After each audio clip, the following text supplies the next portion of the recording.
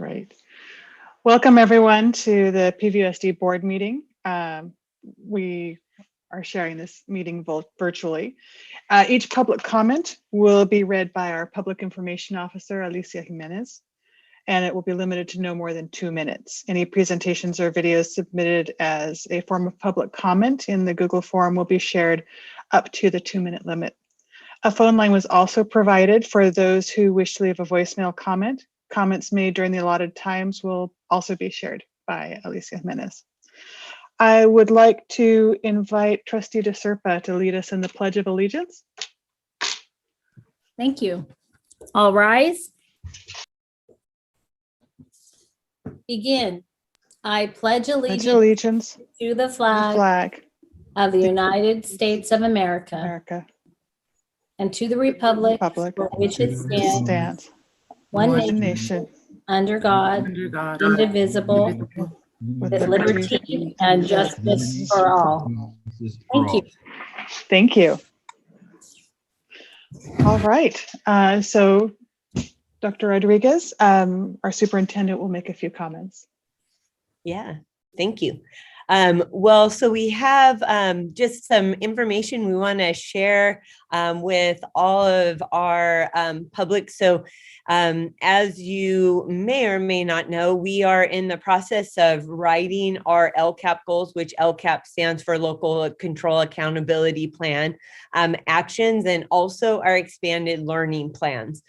So for the next 2 years, through additional funds that we've received from the state, we're going to be able to provide an amplified in-person learning program. And so we want to get everyone feedback. We do currently have 7 goals. And so you'll see those goals on there. And there's multiple ways for you to be able to engage with us. So we encourage you to either attend one of these town hall meetings. So we're going to have 3 town hall meetings for the general public. We'll have one for DLAC parents, for CAC parent leadership group, for the PAC migrant parent leadership group. And we also are already in communications with our 2 employee union partners to identify a date within this time for them to attend. If you cannot attend one of our virtual meetings, then we ask you to join us by providing feedback by completing the online survey. All this will be sent out to you as well, but it will be through Thought Exchange, which is a new process, which is completely anonymous and allows everyone to read all statements and comments in their preferred language, as long as it is a language that's supported by Google Translate. And so we hope you'll receive this in the next packet of parent information, but we hope that you can join us as we have that conversation. And then just so that you're aware, starting on April 5th, when we bring back our students, we are extending meal pickup times. So we are providing additional hours to our food services staff in order to be able to provide you an additional pickup time. So currently there's a pickup time in the morning. You now will be able to have a pickup time at the same time as you are dropping off your child for in-person instruction. So you don't have to go 2 times. So you can see all the additional, all the locations have them, and they have an additional afternoon time. So you don't have to go in the morning. You can do that if you wish. But we're trying to ensure that we make it the easiest for our families. So thank you. And please have a safe spring break coming up. Thank you. Thank you, Dr. Rodriguez. All right, we'll move on to item 3.4, governing board comments. And this is the opportunity for each board member to make a few comments.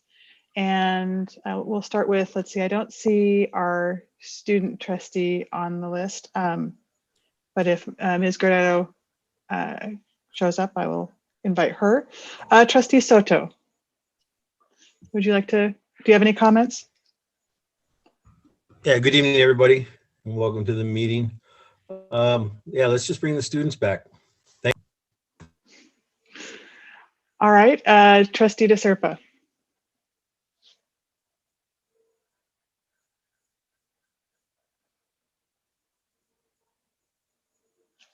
All right. No comments? I'm so sorry. I'm having technical problems. Can you come back to me, Jen? Yes. Thank you. All right.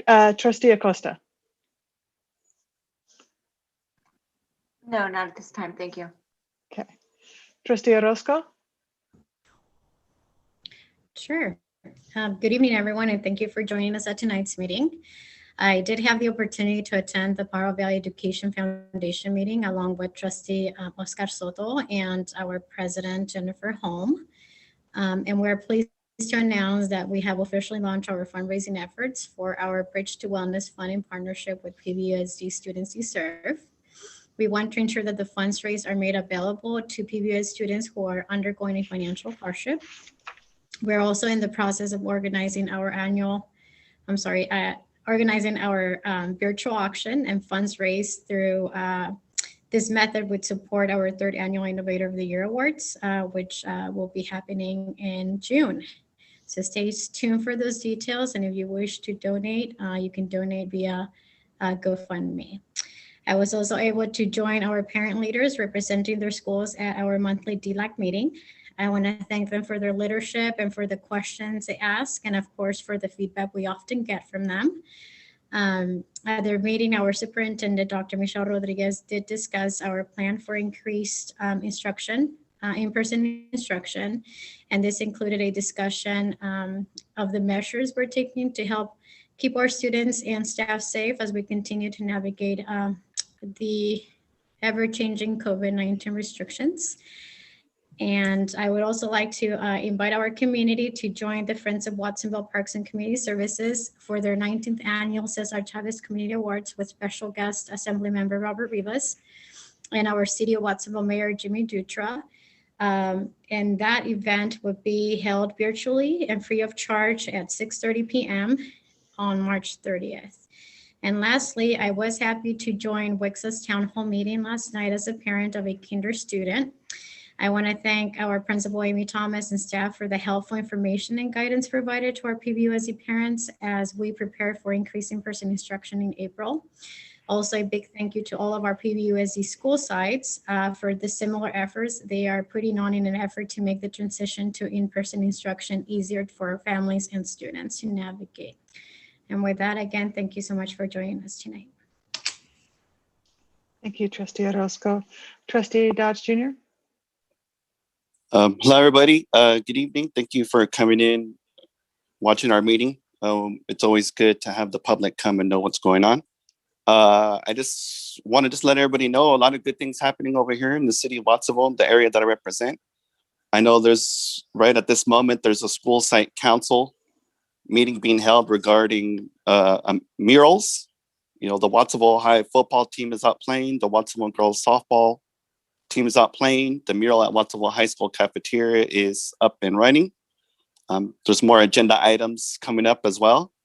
I also just wanted to briefly say, one of the main reasons why I sit on this board is because I told my constituents that I would always do my best to support early childhood education. So I will always object to any type of cuts that would harm our youngest children. So I see what's going on, so I always object to any type of cuts to our specialists on the ground, especially at our elementary schools. I also want to mention that we need to find a way to get any of this release funds that our President Joe Biden has recently signed into law.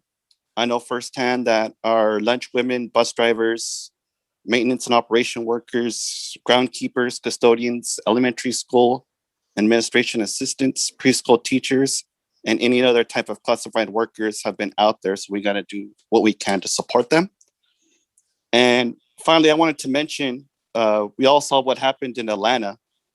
And I just want to say, I stand against any type of racism or violence against our Japanese, Filipino, Chinese, and Korean neighbors, relatives, friends, classmates, and residents. I believe it is our duty as Watsonville and Pajaro Valley residents to get involved or call the police if they see any type of violence against people of Asian descent. The groups of people that I mentioned are woven into the fabric of our city, community, school district in the Pajaro Valley. They were the first field workers, the first to put food on our table. Then they became our teachers, our dentists, our mechanics, soldiers, landowners, and small business people. They were my classmates, and still to this day, they were my strongest supporters. Names like Morimoto, Tsuruyumi, Lee, Ishikawa, Ikegami, Galera, Mamoru, Cove, Wong, Watt, Nakamoto, Shingai, and Akamoto are all part of my history, and I will always stand with them. Thank you. Thank you, Trustee Dodge Jr. Trustee Shocker, do you have any comments?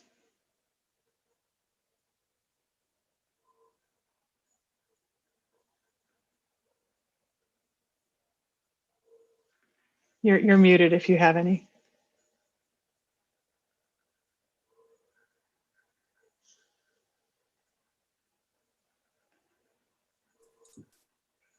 Can you hear me now? Yes. Okay, sorry. Technical difficulties over here too. I just want to thank everyone for all their hard work in getting students back into the classroom. I know that our teachers have been working hard all year with virtual learning. And I know that we've had CSEA workers from the time we shut down over a year ago on the front lines, providing food service, providing help with our special needs children, bus drivers driving buses. So I thank all of them for being on the front line and for helping the district stay running and continuing to service our students, even in the middle of a pandemic. I had the opportunity to attend my first migrant seasonal head start meeting. We talked about the updates of getting children back into the classroom and the COVID precautions that the district is taking to ensure everybody's safety. And I was also able to attend our intergovernmental meeting that talks with the city of Watsonville, Board of Supervisors, and we're just formalizing joint use agreements between the district and the city for the use of some of our school sites for playgrounds and sports. I also echo my fellow colleague, Daniel Dodge. I stand against Asian hate, and I do not condone this type of behavior. Racism is not okay. Blaming and insulting and hurting others is not okay. And we need to all look out for each other in our community. And if we see something wrong, then stand up and definitely say something and do what we can do to help. So thank you very much for all of those out there. I was at the farmers market and saw people out there with their signs in support of our Asian community. Our Asian community is a big part of Watsonville's history, as we all know. Also Santa Cruz County history. There's the railroad that we had through the mountain before 17 was even made or open. We've had farm workers, and we all know what happened here with the Filipino hate crimes, and we do not need something like that in our community again. So I urge everyone to stand up for our community and do what's right. Thank you. Trustee DeSerpa, are you ready?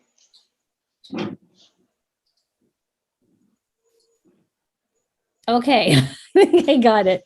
Hi, everybody. Good evening. This month I participated at the PVPSA, Pajaro Valley Prevention Services board meeting, where we have some very exciting things happening. PVPSA is in receipt of a CDC grant that will help improve youth leadership to provide upstream prevention so that kids don't get addicted to drugs and make bad choices, et cetera, et cetera. So it's over $1 million, and we'll be providing services to more kids, giving stipends to kids in the community to provide this really important leadership. So I'm very, very excited about that. The work that is being done there is phenomenal. I was very pleased to see the mural going up at Watsonville High with Guillermo Aranda and all the kids painting. I hired Guillermo Aranda probably 10 years ago at Valencia, and he painted, I think, 3 murals for us there. And it was such a beautiful experience. All the kids got to participate, including the kids in our special day class for moderate to severe. It was just really beautiful. So I have a big heart for Guillermo Aranda. So anyway, it was beautiful to see that on Facebook. The other thing I want to say is I want to congratulate Pajaro Valley High School Grizzlies for their win on their football field. It was very, very exciting to see that. So congratulations, Grizzlies. Thank you. Thank you, Trustee DeSerpa. And I see our student trustee joined us. So Ms. Guerrero Chavez, did you have anything you wanted to say?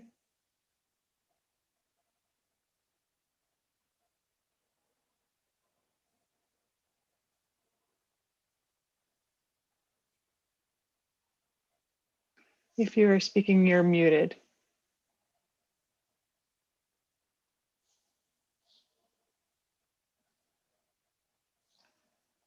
In the chat, she wrote, my Wi-Fi is not allowing me to use my microphone.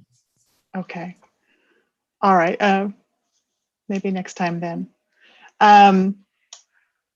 Let's see. So first, I want to extend my gratitude to everyone who is working hard, on our plans to return to school, from our students to, our families, our community, to our staff. It's an incredibly challenging time with guidelines changing rapidly. And I want to thank everyone who is making those pivots in an organized fashion so that we can return to in-person instruction. And I look forward, especially to sending my own child, back into the classroom. And, I know his excitement. And so that's wonderful. I wanted to also mention that I attended the CAC for SELPA, the kind of Community Action Committee Advisory Committee, and we talked about, Dr. Rodriguez, thank you very much for taking time out of your evening to come and talk to our special education community about the return to school and the protocols that we have in place to keep our vulnerable students safe. I want to echo what some of my other trustees have said. Trustee Dodge Jr. said it beautifully. But what happened in Georgia is such a horrific combination of racism and misogyny. And I want to thank everyone who is doing their part to stand up against that. That is how we are victorious against this kind of hate, and how we know that our community, which includes all of us, is safe. So thank you. All right. Do we have any high school student board representative reports? Yes, we do. We have 3. And if I'm going to be sharing my screen so you can see it. So the first one is from Suleima Monjaras of Diamond Technology Institute.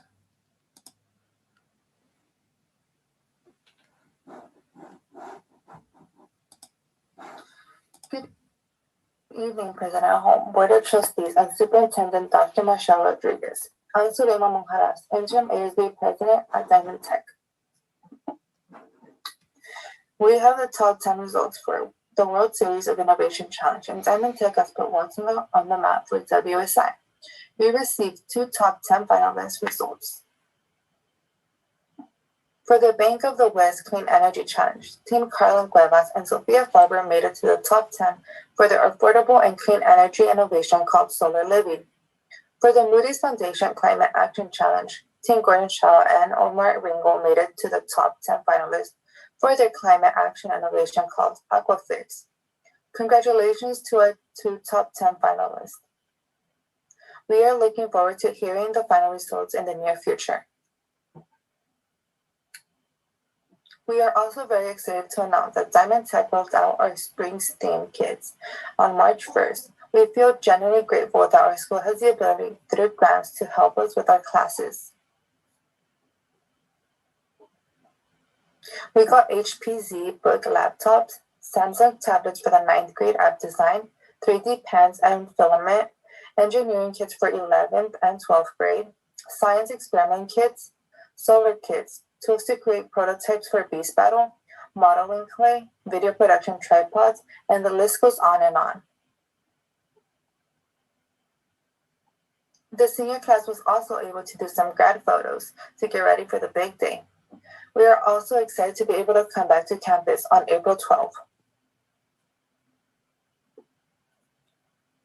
Our Beast Battle Multi-Pathway project is due on April 16th, and Diamond Tech 9th through 11th grade students are working hard to find solutions for global impact on agricultural systems. Diamond Tech will be participating in a new local challenge called Industry Ideas and Innovation Challenge, or I3C. This challenge is being released this week and is for high school students up to college students. It supports career technical education pathway requirements and is a great way for us to showcase students' work. There will be a level 1 and a level 2 challenge, and the categories are product, service, or app. We would like to encourage any PVUSD teachers / students to participate with us. If you would like to know more about this challenge, please visit foundationforinnovation.org.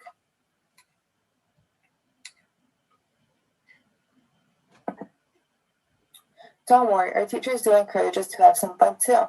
We celebrated St. Patrick's Day and did a movie watch party on Monday. We will be doing our spring fling after spring break and our quarter 3 assembly.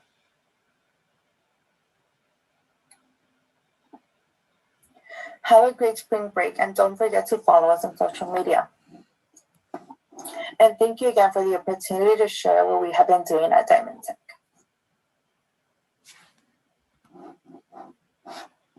Okay. Now we'll hear from Germán Rafael González of Watsonville High School.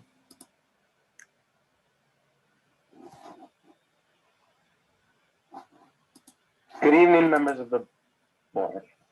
Thank you for your time. Once again, my name is Germán Rafael González, and I'm here to give another update about Watsonville High School. Watsonville High School celebrated National Down Syndrome Day by highlighting some of our students who have Down syndrome. We highlighted them on our Instagram and shared information about National Down Syndrome Day on the Watsonville High School website. Watsonville High School's athletics, despite COVID restrictions, have come back in full swing. This month, many more sports have begun practicing, such as baseball, track and field, swimming, and more. Girls tennis has already begun competing, with them playing up against San Lorenzo Valley High School last week. And tomorrow and Friday, cross country will be having their final race at Pinto Lake, which is our home course. Earlier this year, many community members were shocked to find that Watsonville High's mural had been removed from the renovated cafeteria. Despite the removal of the mural, the work on the restoration of the mural is well underway, with community members and students alike coming together to help restore it with the help of the original artist. They originally signed up with a form called Repainting Sueños. Now, if any community member wishes to help out, they would be emailing Ms. Grants for permission. Watsonville High School will be having in-person learning after spring break, with seniors going back the 12th. For 9th through 11th graders, Watsonville High School will be prioritizing special education students, English language learners, foster and homeless students, and students who need academic help. This will be based on invite. For 12th graders, the same groups will be prioritized alongside seniors who have been adversely affected by distance learning. Safety is incredibly important for Watsonville High School.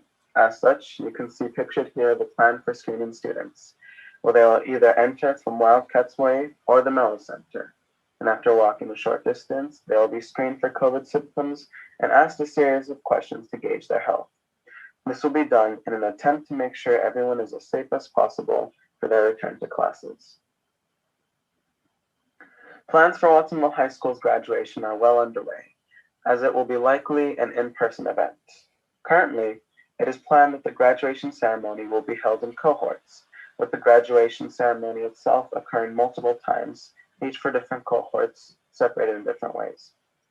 There will be controlled seating for students and family members. As we do not know what safety tier we will be in by then, we are currently unsure how many family members per student will be allowed. This ceremony will also likely be held on the newly renovated Geyser Field, which is slated for completion by graduation time. That is all. Thank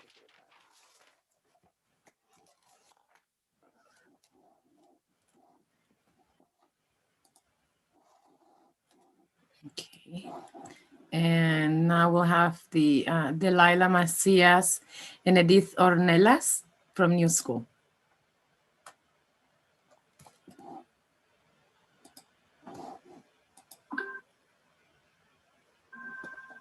Hello, good evening, board members. We are here representing New School Community Day School. My name is Delilah Macias, and I'm a senior at New School. And my name is Edith Ornelas, and I'm a senior at New School too.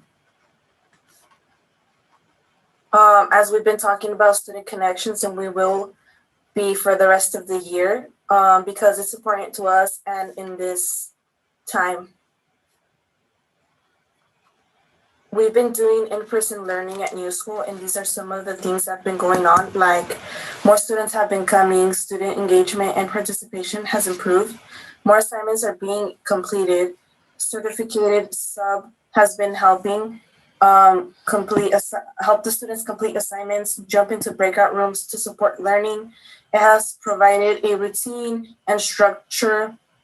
It helped improve attendance. We have 0 distractions. Staff are happy to see familiar and new faces. On this slide, we will be talking about the reopening of New School, April 12, 2021. Seniors are offered the first come, first serve opportunity to come back to school. Seniors can now engage with other seniors, create a welcoming atmosphere, re-engage in a social atmosphere, help seniors graduate on time, and help seniors with college and career readiness, help with graduation planning, and of course, COVID protocols will be in place. Seniors can receive extra support in English, PE, math, fine arts, science, and social studies. On this slide, we will be talking about our graduation planning. Soon, we will be selecting a senior shirt. We ordered graduation baseball caps, swag bag, backpacks, caps and gowns, diplomas. We also ordered window chalk for parents' cars on graduation day. We ordered yard signs for each student's home. We need to plan and prepare for the graduation day. We need to decide on dates, times, locations for the swag bag pickup, cap and gown pickup, and graduation ceremony.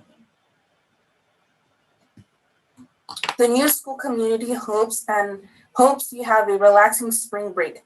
My name is Edith Ornelas, and I'm a senior at New School. And my name is Delilah Macias, and I'm a senior at New School. Thank you for having us tonight. And that is all. Great, thank you. We'll move on to item 4.1, approval of the agenda. And I'd like to ask for a motion to approve the agenda with consideration of moving item 12.1 to before item 7.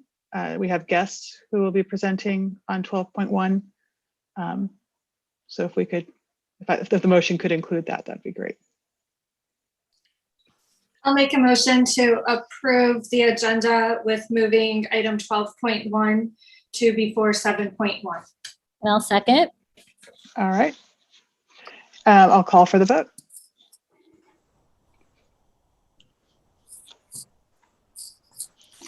Serpa?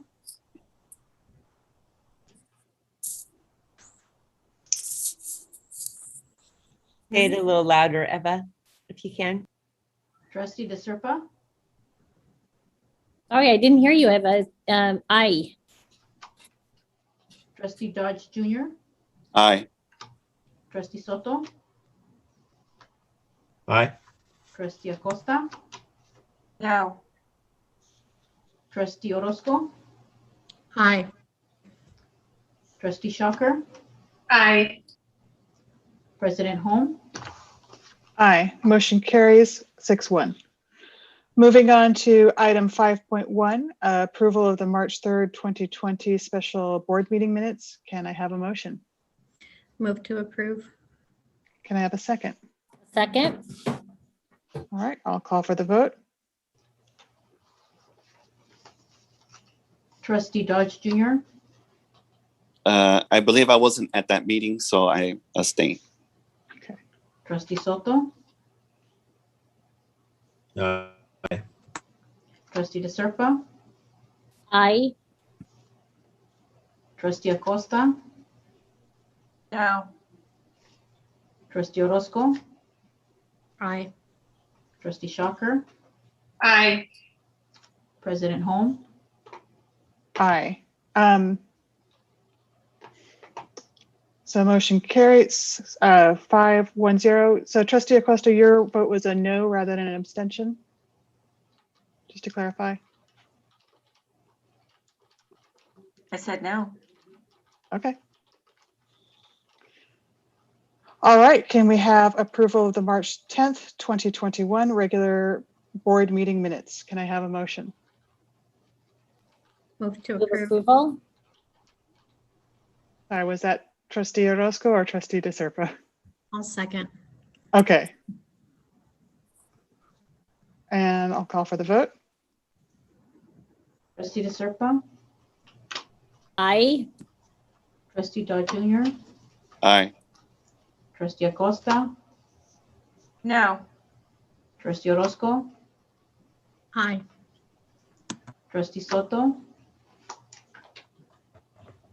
Aye.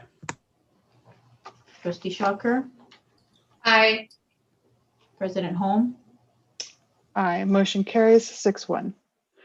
All right, I will close our regular meeting of the board and open the public hearing. We'll start, so 6.1, Resolution 2021-21, temporary borrowing between district funds fiscal year 2021-2022. The report will be presented by Clint Rucker, our Chief Business Officer. Thank you, President Holm, Board of Trustees, and Dr. Rodriguez, and as always, the public for the public hearings.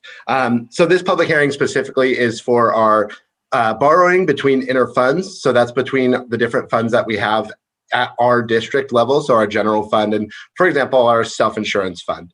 The reason we do this is something we actually do annually. It's something that allows us to adapt to the ever-changing cash flow that we see from the state. The easiest way to explain it is that unlike how a lot of us live, where we see a paycheck month to month, that's pretty similar to what it looked like last month. With revenues from the state, the way they actually give us the cash is on we have a couple that come in biannually as well as quarterly, and those are some of our bigger payments. For example, as many of you know, property tax, you pay twice a year. So December and April, we see those big jumps from property tax, and that's actually when we get that cash to be able to support our expenditures. So I did prepare just a quick slide that I got to kind of help clarify what we see in normal cash flow. So as always, President Holm, are you able to see that? Okay, perfect. So as you can see, the blue is our state aid. So that's our normal revenue and when we receive it from the state. For us, it's about anywhere from like 5 to 8 million each month. Then in September, in December, March, and June, we actually see EPA, which is the Education Protection Act. We see that quarterly. We get a little bit more there. And then property tax, we get the really big spikes in December and April. And for example, December, we see about 55 million in revenue coming in on that month. And then April, we see about 42 million. So that's really where our big chunks come in. The problem is our expenditures do not get to adjust. We don't get to give employees IOUs for salaries, right? So our salaries look at about 20 million across the board every month, with there being a drop in July and a little bit of a spike in June. So really what interfund borrowing does is it allows us to just be flexible with the cash flow. This is not a sign of a poor budget or a sign of the district doing well. A lot of districts actually do this annually. The ones who don't typically already have approval from their county to be able to go negative in their cash balances. So really, this is just us asking the board for some flexibility with how we borrow our cash to be able to effectively pay our bills each month. And again, it's not that in a given fiscal year, we're not going to have enough money. It's just month to month will we have the actual cash on hand. So again, I just kind of want to reiterate, this is not unusual. We actually do this every year. We take this to the board and have a public hearing about doing inter-fund borrowing between our funds. So it is something that's pretty common for most districts to do, especially districts our size that have large payrolls. Again, 85% of our budget, as you know, is salaries. So that's something that we're paying every month, even though, as this shows, we don't necessarily see that kind of cash influx every single month. So this is just for the public to kind of understand why we do it. Again, I just like to reemphasize, this isn't about us being in danger, not having enough money. Really, we have the money in our funds most of the time to be able to cover it. It's just during the times where the cash flows shorter that we are able to borrow between funds. Normally those months are like November, sometimes February or March, just because we've gone a few months without an influx of large amounts of dollars. So that's all I have. Just want to make sure everyone's kind of clear on why we do the inter-fund borrowing.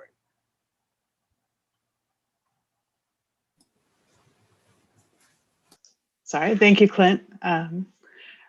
Alicia, do we have any public speakers to this item? We don't. All right. Do we have any questions or comments from the board? All right. So, Clint, this, for the benefit of the public, this is our usual practice, correct? Yep, absolutely. As I noted, it's something we do annually. It's just to be flexible with cash flow because of those spikes in December and April. Great. Thank you very much. If there's no other comments, all right, then I will close the public hearing and reconvene the regular meeting of the board. So we'll take item 12.1 since we moved that to before item 7. So our migrant and seasonal Head Start board training. The report will be presented by Angelica Renteria, the director of our Migrant Seasonal Head Start, and Tony Jordan, executive director of the Stanislaus County Migrant Seasonal Head Start, and Victoria Garcia, director of the Stanislaus County Migrant Seasonal Head Start. Thank you for joining us. Thank you. Good evening, President Holm, Board of Trustees, and Dr. Rodriguez. Head Start requires all programs to have systems in place for shared governance between the Board of Trustees and the Policy Committee. And as the Head Start Director, I appreciate the opportunity to offer this training tonight, especially for new board members to ensure they understand roles and responsibilities as they relate to the administration of the Head Start grant.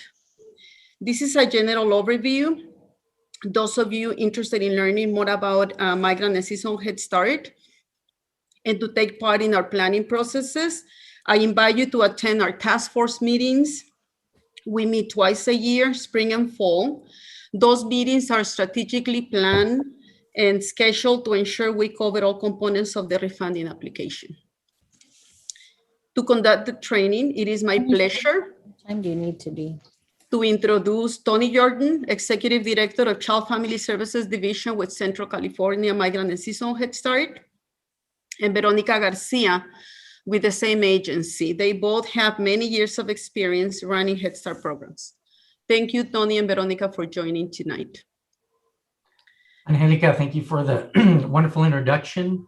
Board President Holm, Board of Trustees, Superintendent Dr. Rodriguez, thanks for having us here with you this evening.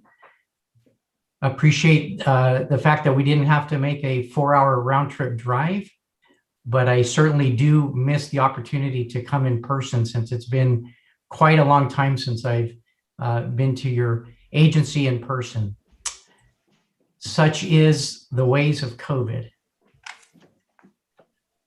Be sharing a PowerPoint with you this evening. I understand you have that in your board packet, as well as a reference book that we won't be going through this evening, but we will make reference to it as a follow-up item for your learning and viewing pleasure going forward as you explore going deeper into this notion of shared program governance for Head Start programs. As Angelica mentioned, my name is Tony Jordan, and I'm the Executive Director of Child and Family Services, a division that's tucked under the Stanislaus County Office of Education, and we are charged with operating the Central California Migrant Head Start Joint Powers Authority across a 7-county region, including Santa Cruz and Northern Monterey, where we have the esteemed pleasure of having partnered with Pajaro Valley Unified School District for decades in this work of serving at-risk and vulnerable migrant seasonal Head Start families whose parents are busy by day toiling and helping us have a secure and safe food source, while we have the honor and pleasure and privilege of providing care, supervision, and developmentally appropriate practices for their youngest children. On behalf of Stanislaus County Superintendent of Schools, Scott Kuykendall, and the other Central California Migrant Head Start Joint Powers Authority board members, it's our pleasure to provide this overview training for you this evening. And a little not so known secret is that PVUSD is one of the agencies that has really put Central California Migrant Head Start on the map across our country. The Migrant Seasonal Head Start program is actually one of the smallest Head Start programs operated on this federal to local pathway that we have.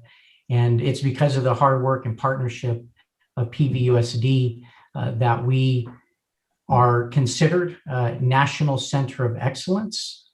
We are not only nationally recognized, but we are an award-winning federal Head Start grantee. And it's because of the decades of hard work and partnership that we have with PVUSD. So I want to thank you. I'm sure that Angelica doesn't go around with the trumpet with that information, because I know how humble of a leader she is, but I think it's important to mention that this evening. PVUSD has been a great and longstanding partner in this work, and we appreciate you, and hope you learn a little something this evening.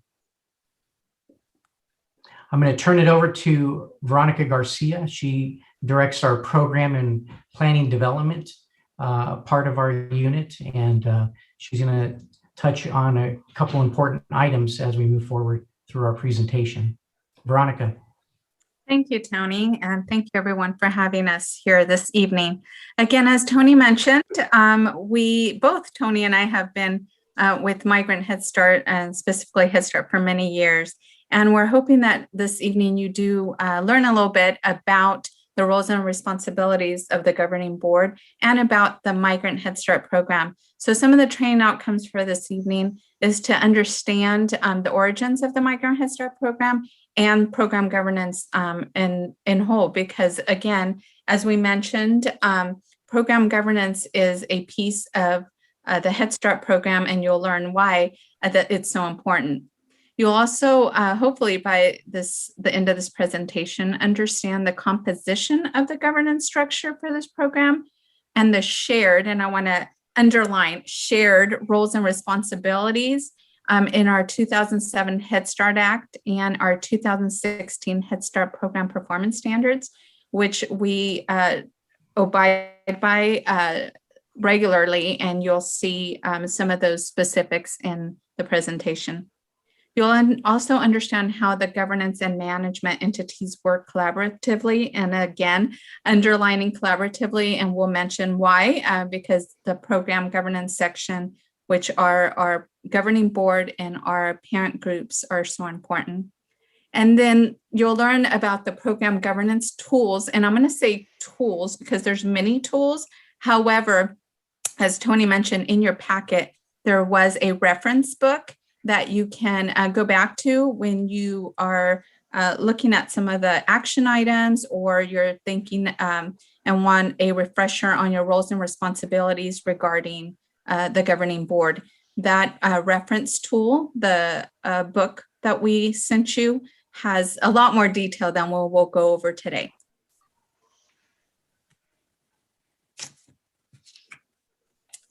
We also wanted to give you a little history about Head Start. I'm sure some of you know, and maybe some don't, that actually Head Start was created back in 1965, and it was created by Lyndon B. Johnson, and it was the War on Poverty. And it was created to give equality and equity to those vulnerable families and children and low income back, many, many years ago. Then 4 years after that, in 1969, Migrant Head Start was conceived, and the Migrant Head Start program began due to the fact that there was a lot of migrant Head Start families that maybe moved across the country and needed specialty services, right? Maybe opening earlier, closing later. And so this was made available 4 years later in 1969. And then from there on, it expanded to include seasonal agricultural workers, meaning that maybe they don't move as often, but they still need those specialized services earlier, later, or even obviously summer hours. And then as witnessed this last year, we just wanted to make sure that we recognize our families, right? Specifically our migrant Head Start families in California and all the nation that help maintain safe and sustainable food source for our country. And this last year, mostly, I would think that everybody was able to appreciate that. So our migrant Head Start families and our farm workers are special and want to make sure that we take care of them.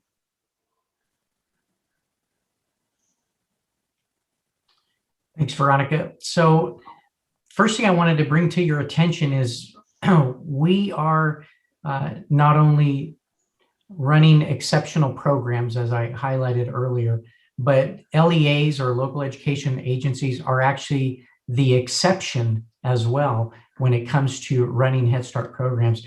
And you see in the bar graph in front of you, only about 16% of the close to 3,000 programs run by organizations throughout our country and in US territories are actually operated by school systems. So sometimes when we do these board trainings, not only for nonprofit organizations, but also for LEAs, some of the things we share are a little bit out of the norm from typical school board meetings, or some of the requirements seem like perhaps additional hoops to jump through. And just remember, a lot of that is by design and not designed for LEAs, designed for the typical type of organization or agency that operates a Head Start program. A lot of the things that are required, as I'll go into a little bit more, are common practice in an LEA. And what we try to do in Head Start shared program governance training is highlight some of those existing practices that school systems, that LEAs already have in place, and show how those already are targeted to meet some of their federal requirements. But we are not in the majority of agency types that run Head Start programs. So I think that's also always an interesting factoid to know about Head Start across our country. Your reference book, one of the tools that we've made reference to a couple times now, actually goes into very specifics about the laws and the regulations that talk about the requirements of shared program governance for a Head Start agency. So again, we're not going to bore you and read the laws and the regulations to you, but we do just want to highlight the laws are covered in the what's fully called School Readiness Improvement Act of Head Start 2007. So that's the law. It's long overdue for reauthorization. Typically those laws are reauthorized every 5 years. As you can see, we're well behind schedule there. Perhaps the Biden administration can get this to the forefront and us get off of a continuing resolution, which is what we've been operating on since 2012. The other is the Head Start program performance standards, and those are the regulations. So between the law and the regulations, both highlighted in your reference book with great detail, those are the two areas that really spell out what is required of this notion of shared program governance. You might be wondering why everything we're referencing is Head Start or early Head Start, and knowing that you have a migrant seasonal Head Start. All that nuance is in wording. Migrant seasonal Head Start has, again, been around since 1969, and we've always served infants, toddlers, and preschoolers. It wasn't actually until 97 that the Office of Head Start officially came out with services for infants and toddlers that they called early Head Start. And they looked to programs such as Central California Migrant Head Start to help set up some of those frameworks, because we had been doing infant and toddler care for so many decades. But everything that's in the law, everything that's in the regulation, typically refers to Head Start or early Head Start, with some nuances for migrant seasonal Head Start and some of the target populations that we are required to serve with those funds. You've heard us mention the composition, and this chart and the next, which is a Venn diagram, really goes into the detail about what's the required structure for Head Start governance, and then what are the responsibilities. So let's go over the structure really quickly. We did put up the 3 major groups that are required in a Head Start grant structure. I'm going to start from right to left, because the left one is really where your focus should be and where we're going to spend a little bit more time on this slide. But you have your management staff. That's one of the required compositions in a Head Start grant. You have your parent policy group at the grantee level, which is what we would be considered at Central California Migrant Head Start. We would call that a parent policy council. At your level, which is a delegate or a subcontractor level, that would be called a parent policy committee. And both of those structures are synonymous within the agency or within the organization operating the Head Start program. So they have to exist at all the different agency levels that make up a Head Start or a migrant seasonal Head Start grant. The parent group must be comprised of parents that are currently in the program, plus some other additional members that you can have, but the lion's share needs to be parents who are currently in the program. And then we have the governing body, and that's you as a board of trustees for PVUSD. And it's interesting in the Head Start Act how the required composition is spelled out. And then in the federal language, there's important excerpt that we've highlighted and read for you. And that's how those 16% of grantees across the country, LEAs, such as us over at Stanislaus County Office of Ed, we all really zero in on that, because we know that's how we operate in compliance of the federal law, but we don't always meet the exact criteria within that, because they've set up an exception for us operationally. So really quickly, as you can see, there's in a typical Head Start organization's board, there are very specific compositions that board members need to have. You need to have someone with expertise in financial management, early childhood education. You need an attorney on your board. So you go through all those requirements, and then at the very end of that law in the Head Start Act, it says, well, except for members of an organization who are essentially selected to their position by public election or by a political appointment. So those of us who work for an LEA, we always zero in on that.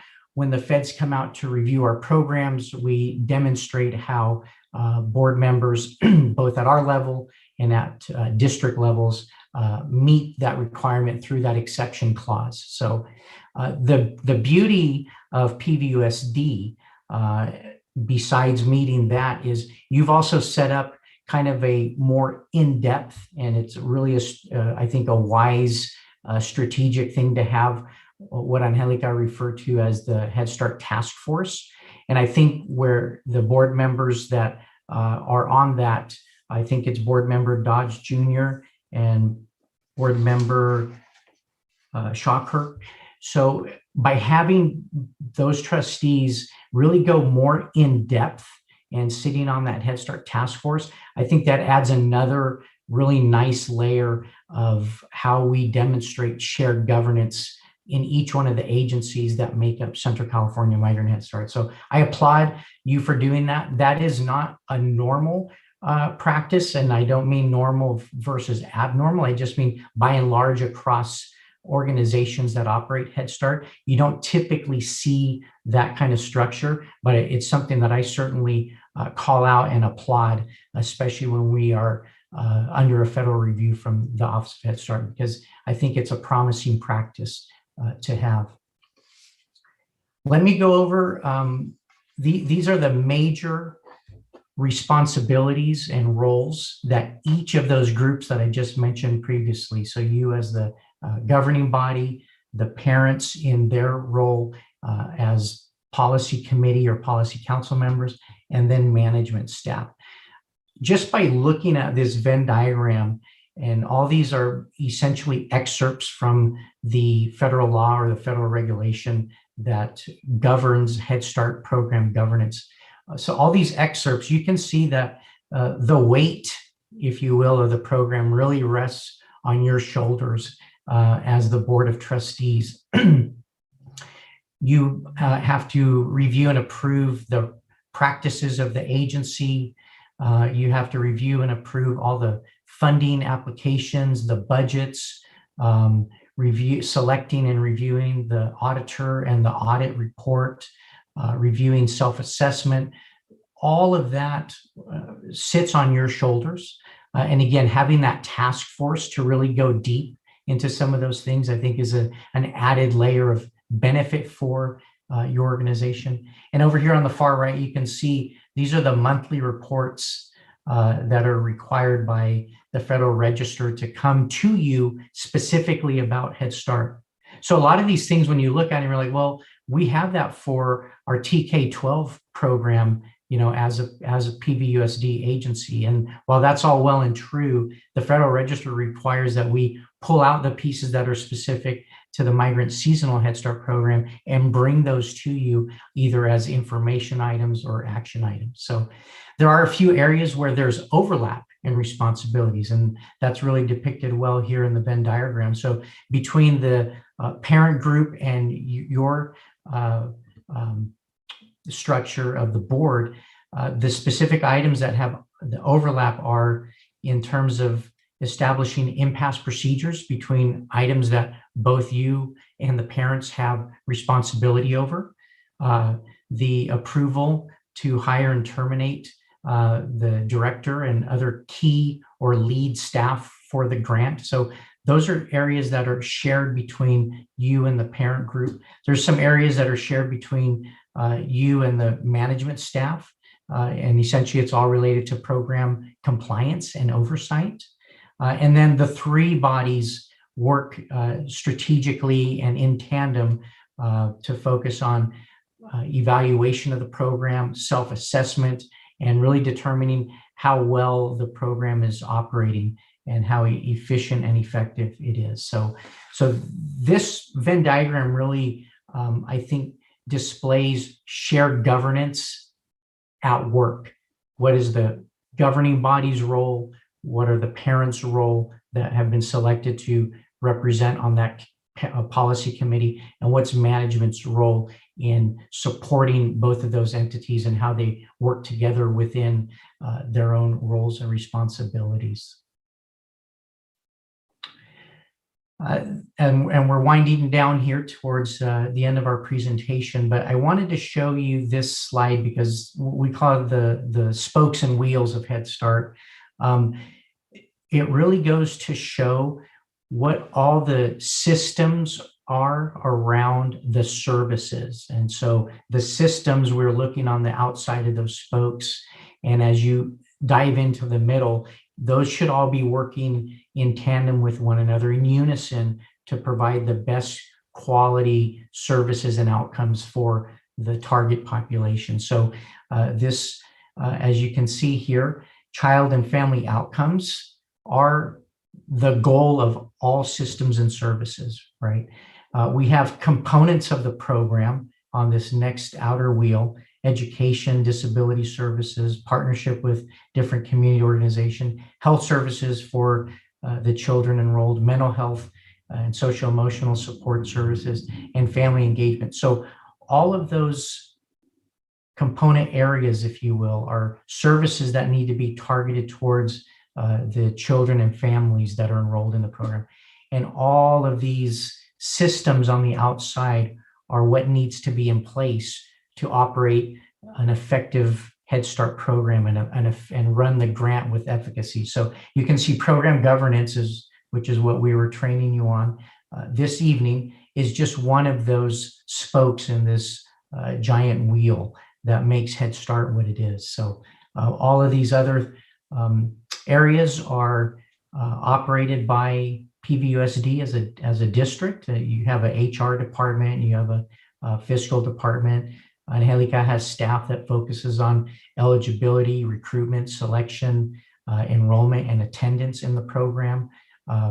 We provide ongoing monitoring and training and technical assistance support. So all of these things all focus in on and go towards supporting child and family outcomes at the center of that wheel. So just wanted you to see kind of the bigger picture of Head Start and what the grant expectations are from the federal office, how your specific roles and responsibilities fit into the larger picture, but all of us are focused in on what are the quality services and outcomes for children and families.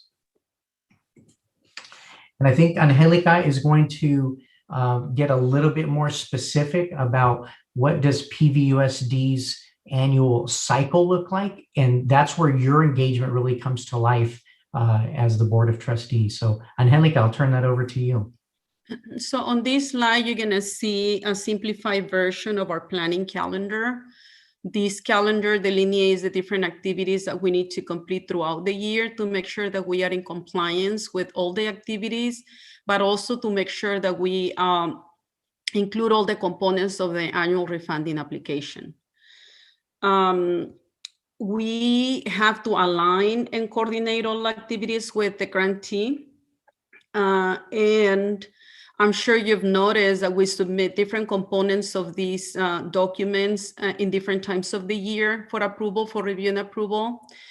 And in this calendar, we also have the 2 dates for the governance task force meeting. One happens in April and the other one in September, just to make sure that when we are planning, we are including all components and making sure that we collect input to support the completion of the refunding application. We also, as part of an internal procedure, we allow opportunities to request and collect feedback from stakeholders. We participate in different local and regional committees to ensure we get input that supports our planning process. If you notice in the calendar, everything is divided by different months of the year. We strategically schedule those meetings to meet timelines for the grantee cycle, and also to make sure that we have sufficient time to bring all the different elements to the table before the end of the annual cycle, the planning cycle.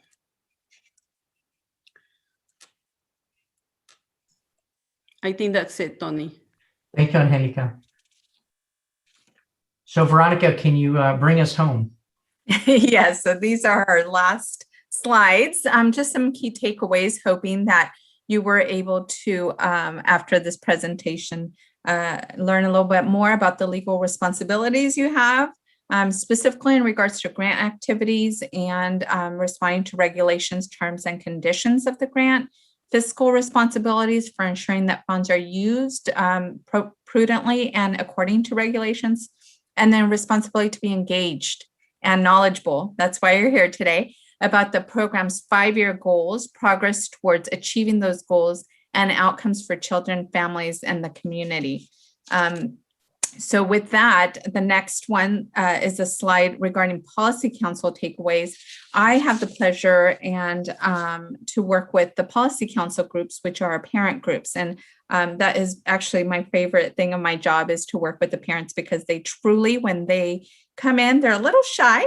By the time they leave, let me tell you, they're ready to run for your school board PTA meetings. So I love working with the Policy Council, and I want to let you know that your parent, one of your Pajaro Valley Unified School District parents, Miguel Perez, is actually our president of our Policy Council, and he is great. He has been so responsible and is truly a gem for us. So hoping he can stay on for another year, but we'll see.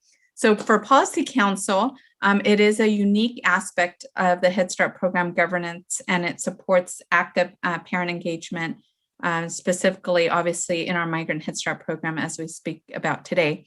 The governance structure and processes ensure that the Policy Council is involved in decision-making in a meaningful way. So as Angelica was talking about, your task force meetings and all those, we have what's called program quality committee meetings and fiscal meetings, where we give a lot of the details prior to them coming to their meetings and approving and reviewing items. They are involved with us in all the goals and objectives and budgets and everything you can think of. So we are preparing them for when they come to the school district K-12. Policy Council members provide leadership and help shape the future of all our Head Start programs, but specifically with Migrants Head Start. So hopefully now you can see the shared governance of Policy Council and governing body with this program governance presentation, and hoping that you will take a look at the reference book that we keep talking about if you want more details. Thank you. So again, on behalf of the Central California Migrant Head Start Joint Powers Authority, and in partnership with PVUSD, we thanks for your longstanding partnership, the high quality programs that you operate, the services you provide to migrant seasonal Head Start families in your community, and how you get them ready for school and start them on the right foot on their TK-12 journey. We appreciate working alongside you, and pending any questions or comments from the trustees or from Superintendent Dr. Rodriguez, that concludes our presentation this evening. Thank you, Angelica, Tony, and Veronica, for that very important presentation. Alicia, are there any public speakers to this discussion item? We don't. We don't have any public comments. Great, thank you. Do we have any questions or comments from the board? From Trustee DeSerpa? Hi, thanks for the great training. This is my 11th year on the board, and so I've sat through a lot of these. And what I'd like to hear just one more time, if I could, is how PVUSD is a benchmark for other programs across the nation. I don't think potentially our new board members know much about that. And if you could just, we don't have a whole lot of time, but it's just, it's something I'm immensely proud of, the work that we're doing here. Yeah, thanks, Trustee DeSerpa. So if I wasn't clear enough, let me be absolutely clear. What one of the major reasons why Central California Migrant Head Start is a nationally recognized award-winning program across the country is because of the fabulous services that are provided by PVUSD. So early on, there was a group of folks that had this idea of partnering with family childcare home providers to have them provide Head Start services in what used to be called daycare home environments. I hope we've all come to really look at those small business owners who are working out of their home, running high quality early childhood education programs as partners in this whole work of education. But Pajaro was a pioneer in some of that work. And, you know, whenever we host programs that want to come out and see high quality family childcare home services, Pajaro is always at the top of the list of places that folks from not only in California, but literally around the country want to come and visit and see the environments and see how the family childcare providers interact with the children, with the parents, what kind of supports are in place.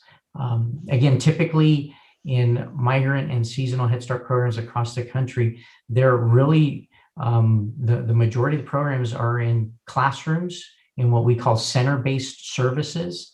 And so we are an anomaly, but we run high quality programs in that. The other thing that's very different from traditional Head Start programs is we can't operate what are called home-based programs, and the difference between family childcare home and home-based is home-based is when you go to the family's home. And I've always told my K-12 partners, think of the home and hospital type service delivery model. That's what home-based services is. So people often get family childcare home confused with home-based. Those are very two different and distinct different types of service delivery. And Pajaro runs, again, one of the highest quality programs in the country. And so I hope you hear that loud and clear. And that's one of the main reasons why our agency is looked to across the country for, you know, being a location for training, being a location to have thought partners when there's new policies being looked at or developed or revised. So we are proud of our partnership with PVUSD. So thanks for the opportunity to brag a little bit more on your agency, Trustee DeSerpa. Great. Trustee Shocker, did I see that you had a comment? Yes, I just wanted to say thank you very much for putting the presentation together and the training together. So thank you. Trustee Orozco? Yes, just really quickly, thank you for the presentation. I do want to emphasize another point that I think is so key. So I served on the Migrant Head Start Committee really on in my, I think my first 4 years of as a board trustee. And one of the things that I was impressed with, of course, the services being offered to students, but also the parent leadership. We have very vocal, educated parents sitting at the table. Always providing feedback, always asking those questions, and always volunteering to take on leadership roles or attend the several different conferences that are offered throughout the year. So I've been so impressed by them in that regard too, the parent involvement component. And I think we need more of that. So when we look at best practices, Angelica, we need to look at your program to see how we can keep our parents engaged the way you do, because it's phenomenal. So just thank you so much for your work. Thank you, Maria. Thank you, Ms. Orozco. I'm so happy you said that, because you can see the smile on my face. That's why I love working with the parents. And Pajaro Valley Unified School District, Angelica and her staff, the reason why they're so engaged and they have great leadership is the support that they provide them. So I appreciate Angelica and her staff for always making sure they get to the meetings, that they have now Zoom links, right? They have the Zoom links and they're prepared. So, you know, them being leaders is part of our support and the support of Pajaro. So thank you, Ms. Orozco. Appreciate your comments. Are there any other trustees that have anything they'd like to add? All right. Well, thank you very much for the presentation. We will move on to item 7.1, public comment. Alicia, do we have any public comments for this evening? Yes, we do. We have, I think, a little bit over 50 comments. All right. Public comments. So I will share my screen now.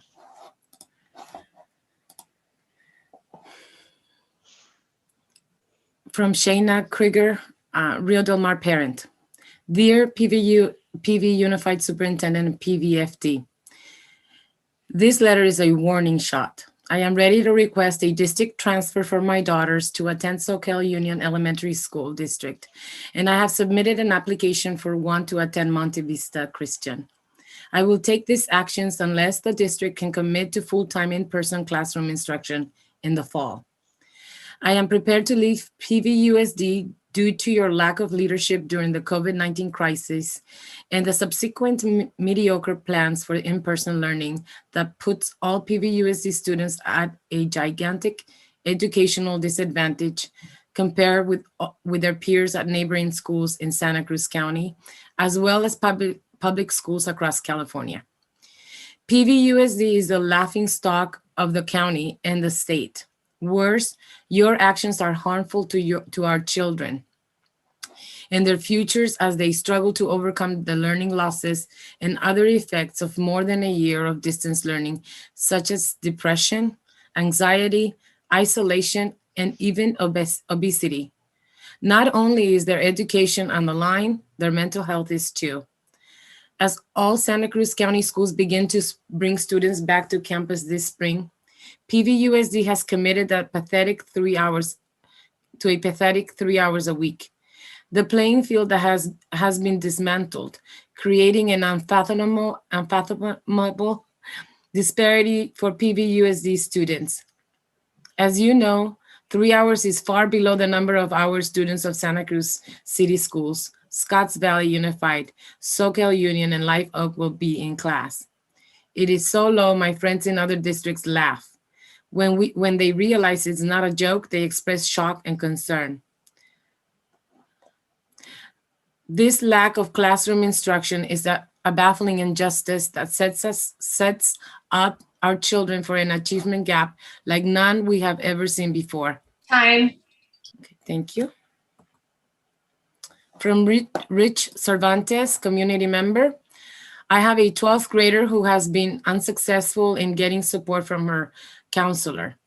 It is beyond frustrational to hear that teachers and counselors were given an option to opt in. It seems that this is the only district that has been allowed to do this at the expense of students.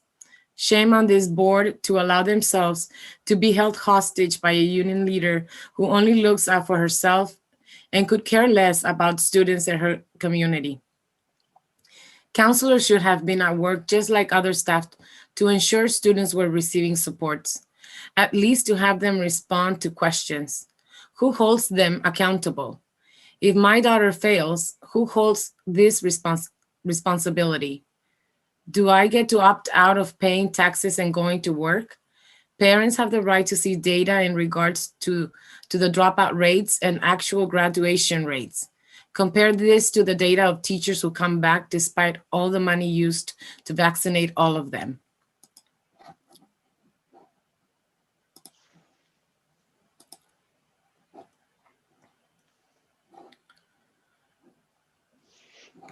Next is from Denise Wheeler, teacher McQuitty. Good evening, Board of Trustees and Dr. Rodriguez. I am writing tonight in defense of our teachers and our teachers' stipend. At the last board meeting, I feel that Dr. Rodriguez stated it clearly that the purpose of our teachers' stipend was to make up for the additional workload that the teachers will be taking on for distance learning and in-person instruction. The teachers have a contract that states specific duties and prep times for our positions. In order for me to return to campus, I will be sacrificing a lot of the prep time that I am entitled to under my contract. I am grateful for all the hard work PVFD and PVUSD has put into be able to create this heavily scrutinized schedule, and I appreciate the recognition of the workload that teachers will take on to make this happen. I am so excited to return to in-person instruction and be able to meet some of my students for the first time.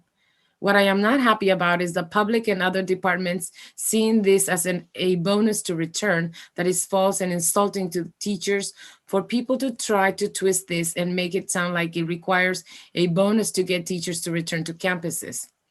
Teachers are not hourly employees. Therefore, when our workload is increased, we negotiate for compensation.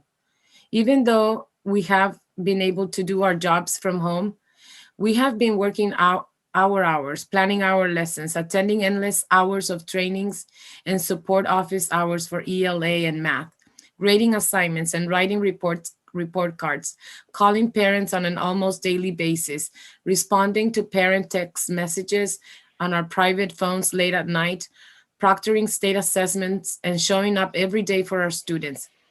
I appreciate all the work that our district has done and every department's contribution to making distance learning possible for my students.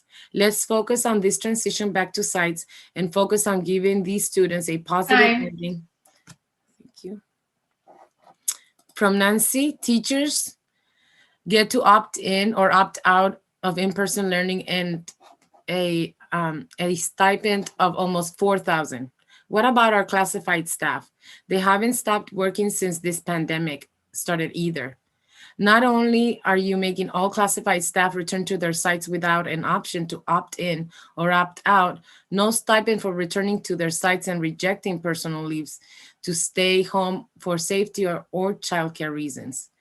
You are sending a clear message to classified staff that they are undervalued. How would April 5th look if all classified staff stayed home? No bus drivers to pick up students, no one making lunches and snacks for students, no one to support students in special education classes, no one in offices to help parents, no nurses to take temperatures, and so on. How would that look? Are they a valuable asset to our district and worthy of a stipend now? And I'm gonna go back to this one because I missed it. From Jason Mersman.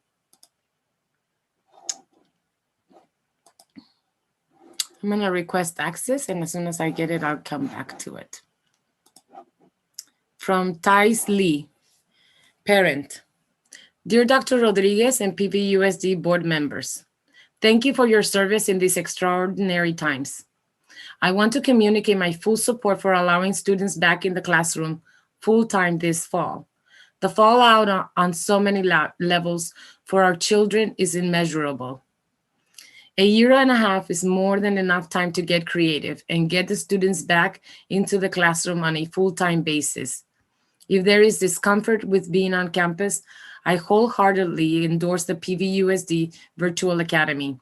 My student is there now having an excellent educational experience. Thank you, Thais Lee. From Emily Tatro, for the sake of our children, families, and community, I need the district to commit to opening schools full-time next fall. Our district has already managed to put our already disadvantaged community in last place in the county for hours of in-person learning, and the loss of engagement, learning, financial stability, and mental health will be felt for some years to come. From Lisa Murphy, parent. I am a parent of 2 high school boys. Please return to in-person regular instruction for our children. The proposed schedule for April is high school students is unacceptable. My 9th grade son is experiencing a mental health crisis due to not being able to attend school. You will lose a child to suicide before you lose them to COVID-19. Finding a note that describes the loneliness and desperation is not what a parent should have to experience. It has been proven in other school districts that we can bring these kids back to school safely. Our teachers are vaccinated. The CDC has provided guidelines for schools for which PVUSD can do and should do now. Please approve bringing our kids back to school for in-person instruction, not an hour and a half twice a week. Anonymous. PVUSD talks about equity quite often. Can you explain to me how it is equitable for teachers, parents, students to have the option to opt in out of in-person learning, whereas classified employees do not have that option? The only option is in. Also, teachers that do opt in are getting a stipend. Where's the data showing students are benefiting from 1.5 hours for 2 times a week instruction? I know that there is no perfect solution, but why are we disrupting people's mental health even more by changing everyone's schedule and putting it on a parents, teachers, employees to make the right decision when it comes to the safety and health of everyone involved. From Missy Hadjak, parent of Aptos High student. I am writing with concerns regarding the current return to in-person instruction. After our children have been out of the classroom for more than a year, I was very surprised to see the plan for return to in-person instruction only 1.5 hours, 2 times a week. How was this decided? Why is the reopening plan approved by the board in the summer not being adhered to? Why is PVUSD not following the same reopening plans as every other school in the district? You want equity in learning, but explain how keeping the students in this district home when all other districts in our county have students in the classroom following a hybrid model similar to the one approved by the board currently not being implemented. Are there plans in place to bring all students back on campus 5 days a week in the fall? With the new CDC guidelines regarding spacing in the class, vaccine allocation, opening up to more and more people, I would expect that we should be returning to in-person in the fall. Our children cannot miss another year of in-person learning. From LP Quran, Aptos High School parents. What actions are being taken now to ensure that all Aptos High School students will have the opportunity to attend classes in person on campus in August when the school year starts? From Kyle Carter, parent. I have 1st and 3rd grade children that need to go back to school full-time. Being that the CDC just updated their guidelines that students can be within 3 feet of each other, there is no reason not to open up schools full-time 5 days a week. 1.5 hours a day, twice a week is not reasonable and makes no sense. I still have not heard your reason for these short hours. Private schools are all over the nation have been open and have shown that COVID transmission is not a problem in schools. Please at least open the schools to 6 hours a day, twice a week now. I hope you have a plan in place to open up schools in full-time, 6 hours a day, 5 days a week, starting in August. From Jose Garcia, parent. As a parent and member of this community, I am appalled by the current teachers union's leadership and this board that continues to support staff and forgets about students. The current president has used social media platforms to boast about getting all teachers vaccinated, yet also continues to advocate for teachers to remain at home and not to have to come back to work. Her messages to the board in previous meetings have all to do with being a person of color and helping our most vulnerable students. But apparently this doesn't mean anything when it comes to the same students getting the short stick and not having access to education. I would like the transparency on the number of teachers who received their vaccinations and those who opted out of coming back to work. These teachers who are choosing to not come back to work have taken vaccines from members of the community who could have been benefited from being vaccinated, and unlike the teachers in this district, have no choice but to go to work. Why should some of these teachers want to return when the union continues to defend them and lower the standards despite the negative impact this is having on our students, both academically and mentally? Nelly Vaquera is not a student-centered leader, and under her, our students continue to suffer. She has a mentality of division of us versus them that continues to be an obstacle for progress in the district. From mom of 3 PVUSD students, hello, I am wondering if any of the funds that have been provided to the district for COVID-19 will be used to hire more teachers to reduce class sizes. What is being done to ensure all students, including high school, will return back to school full-time? I feel that the district has been stringing along the students and families with in-person learning. I am very disappointed with the plan PVUSD has offered for in-person learning this semester. 3 hours a week in the afternoon is not enough time in the classroom and a very inconvenient time of the day. I cannot afford private school for my 3 kids, and I am disappointed with the options PVUSD is offering for their education. Okay, we're gonna stop at 60, continue with 67 next, and go to a couple of voicemails. The first one is from Anna.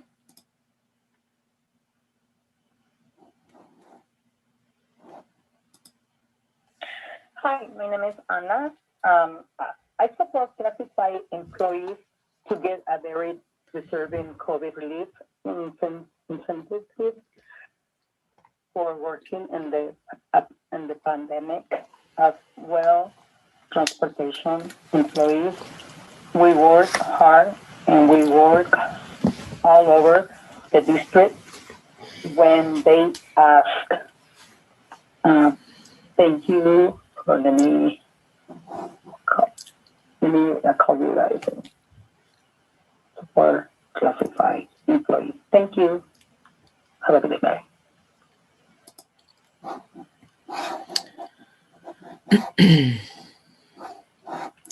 And from Barbie Gomez.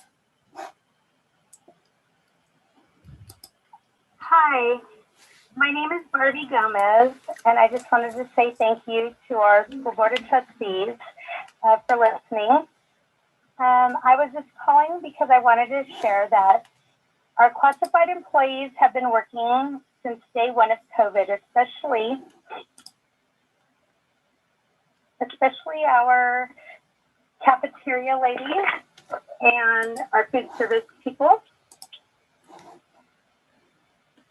They've been working tirelessly on the front lines to feed all children every day. The rest of us have worked out of class to support the district as needed. Our staff has endured loss, and we've all suffered anxieties and fears through the outbreaks during this pandemic. Yet we continue going to work following orders. It really has been a nightmare.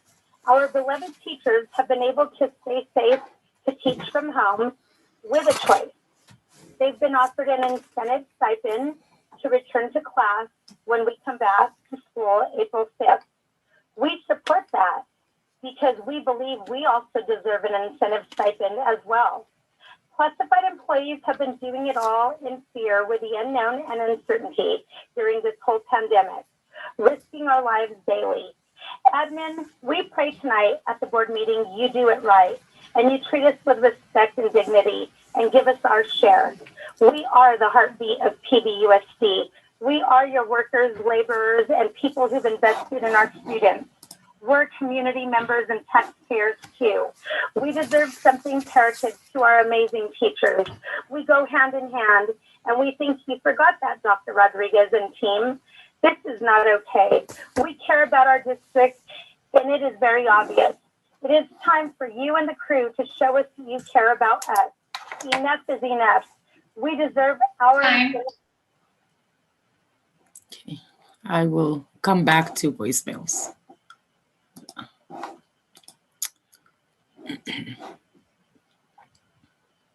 And now I have access, we'll continue with 67, but I have now access to this message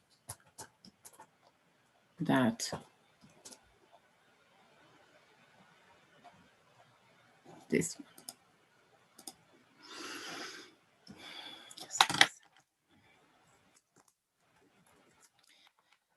Throughout the school year, I have read the words of PVUSD talking about reopening plans and how and when it will happen. I have also witnessed the actions of PVUSD, which was not to allow in-person instruction. The actions put on display the true intentions of the district, and those intentions concern me. Instead of finding reasons to have in-person instruction, PVUSD has found reasons upon reasons not to have in-person instruction. COVID case counts, lack of ventilation, lack of vaccine, distancing requirements, etc. And yet, with the PVUSD district area and many other districts across the state, country, and world, schools choose to open because it is a choice to open or not. Private schools are open within the PVUSD district area.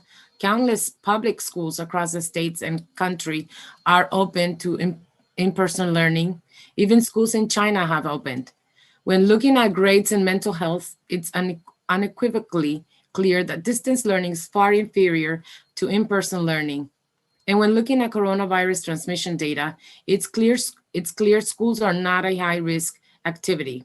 Yet so far, when presented with the data, PVUSD has continued to explain why the schools can't open or why it must be put off.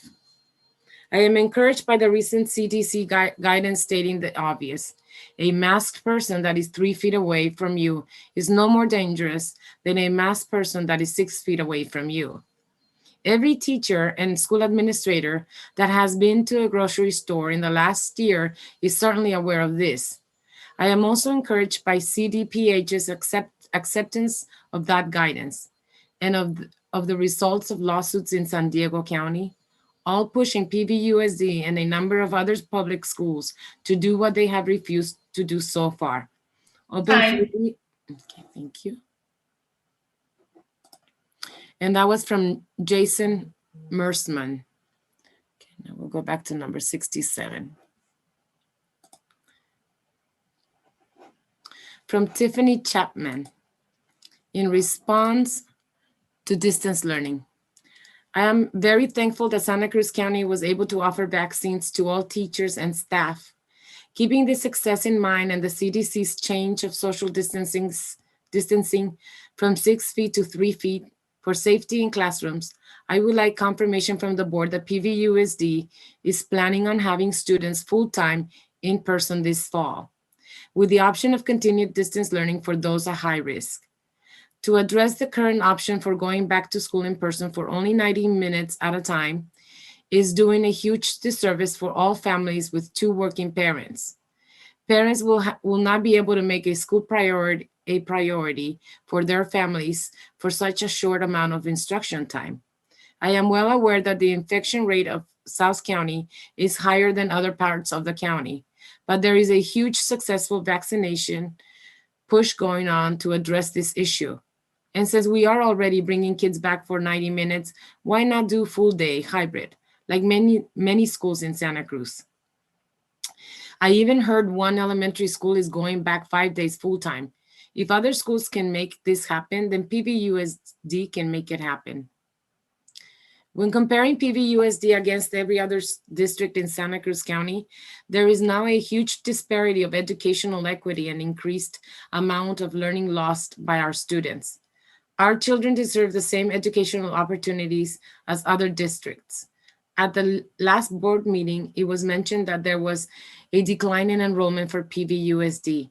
As a parent, I fully understand why parents pull their children out to attend in person at private schools or transfer districts to participate in sports and get more in-person education time. I am tempted as well. If school is not 100% in person in the fall, Time. Thank you.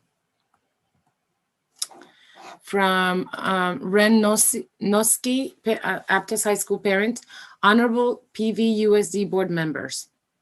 The district's plan to return students to class is a start, but it's obviously an incomplete solution. Major time has been lost, time that kids will never get back.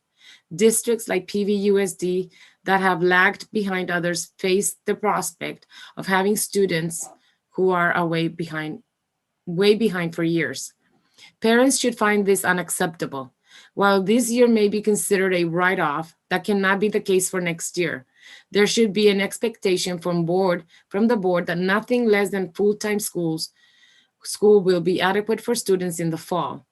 If that is not the plan, then parents have a right to know this as soon as possible so they can make other arrangements for schooling if they choose. Please communicate honestly and proactively so parents can make informed decisions. Respectfully, Ren Noski, Aptos.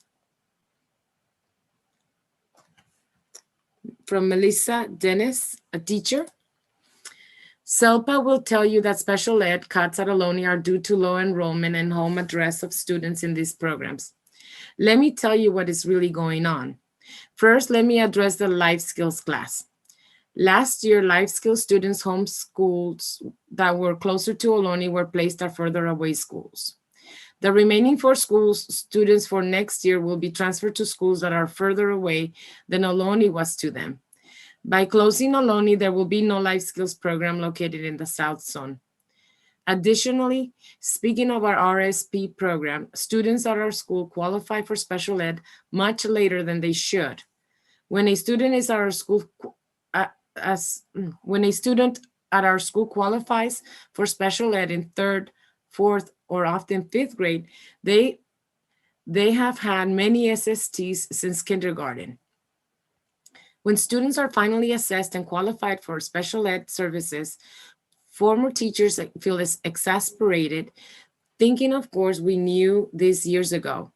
It is too bad students don't receive services when the critical interventions could make a bigger impact on their future academic trajectory.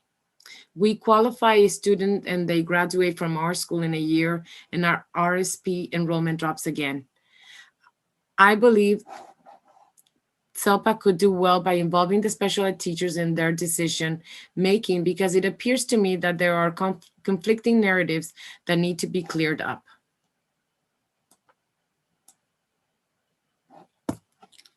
Okay, from Deborah Weisner, parent. PVUSD families have felt powerless with the decisions that have been made between PVUSD and Pajaro Valley Federation of Teachers, PVFT, regarding our kids' education. PVUSD needs to address these important questions.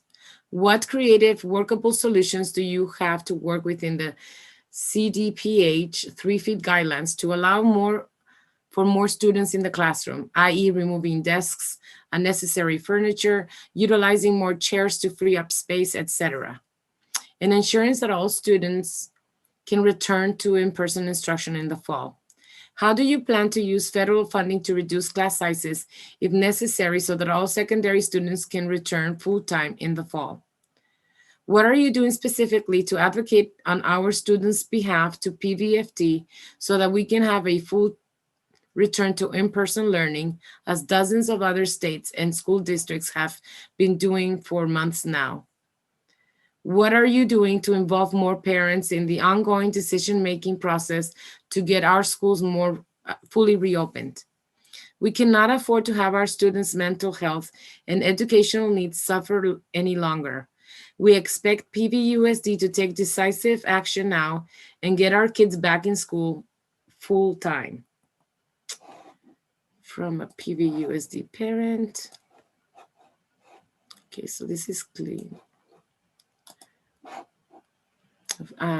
From a parent, anonymous. I am writing in appalled at the actions of Jimmy Dutra last night at our city council meeting. He violated the code of ethics. He was extremely disrespectful and misogynistic to the women on the call. It worries me to hear that he is spilling the tea, as he said to our students during instruction. I understand he's a substitute teacher with this district, and I ask you to reconsider. Does he even have a substitute teacher credential? He is clearly not at capacity to sit on city council or anywhere else that will ask for accountability. He has had combative moments at almost every single city council meeting he's led, and it's clear he cannot control his emotions. He spent class time berating a woman of color to our students. He derailed the class lesson to speak on his personal troubles while clearly manipulating the conversation to get support of his students. What kind of teacher is this? It is one thing to share personal stories here and there, but not to make time to gossip with middle schoolers on how unfair people treat him. He lost his composure last night and demanded an apology from a woman asking for accountability. He attacked this woman and several others after, calling them all liars, cutting women off while allowing men to finish their public comment with no problem. I do not expect city council to do anything about it because it is a norm for them to violate their code of ethics with no consequences. Hope I can expect more of the board. Jimmy Dutra, you should be ashamed of yourself. From Angelina Renell, a parent. I desperately want the schools to open. My daughter is an Aptos High School student who has always had straight A's and been very social and well adjusted. The mental health and learning damage is now outweighed the risk of falling behind during these sensitive and important years. I am seeing A students struggling academically and socially with no real structure in their lives that going to school provided. There's a vaccine I would appreciate and expect to be told that school is opening 100% in the fall and not up for debate or discussion since there's a vaccine. 1 hour here and there is a joke and will have an extremely low turnout. It solves nothing and offers no help. Nothing less than 3 to 4 hours a day is acceptable for transportation reasons, as well as getting back to normal, healthy routine. Please open schools. If you don't know how, look to the schools that are open and learn from them. There's a lot of examples. 7, Anonymous. What solutions do you have to work within CDPH updated guidelines to enable all students return to in-person instruction in the fall or even as early as this spring? Many other schools in the community have implemented removing unnecessary furniture, utilizing the warmer weather and vast outdoor spaces at their school sites to conduct learning outside. Students were asked to purchase yoga mats to create a safe, personal space to hold outdoor classes. Let's be creative and stop making excuses. It's embarrassing when other districts and schools have found solutions and our district continues to fall short. Our students deserve better. They have been asked to be flexible and adjust to on a moment's notice for an entire year, but it does not appear the efforts of the board have been equally reciprocated in recent months. From Frank Barba, community member, invested in Watsonville. Hi to all board members. No more cuts, no more layoffs. Peace to all. Thanks. Frank Barba.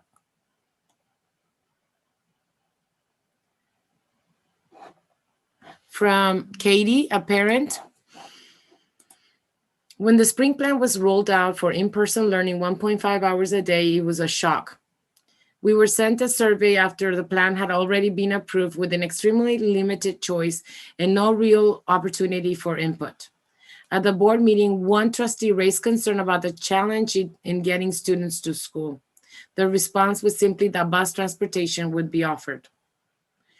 We are a rural district with inherently long travel times along bus routes. How are students expected to eat a healthy lunch and get to school in an hour's time? In addition, many older siblings are responsible for the safely getting their younger siblings to and from the bus stop, while they are also expected to be in class or traveling for their own in-person learning. Bus transportation is not a simple answer or solution. For the many families who do not qualify for transportation, the logistics are laughable. We are expected to drop off students at the elementary school at 1, drop off at a junior high at 2, pick up at an elementary at 2:30, and be back at the junior high to pick up at 3:30. For those of us that work outside the home, this is simply not feasible. Since the July plan, we have seen a successful vaccine rollout, improved research reflecting the safety around high-touch areas, loosening of social distancing guidelines, and increased ability to spend time outdoors, reduced case counts, and a significant improvement in healthy equity quartile positivity rates. Please consider increasing daily hours with a model similar to the one presented in July and give our kids a fair chance to return to in-person learning. They deserve opportunities equal to the rest of the county. Anonymous, classified employee. Good evening, Board of Trustees and Dr. Michelle Rodriguez.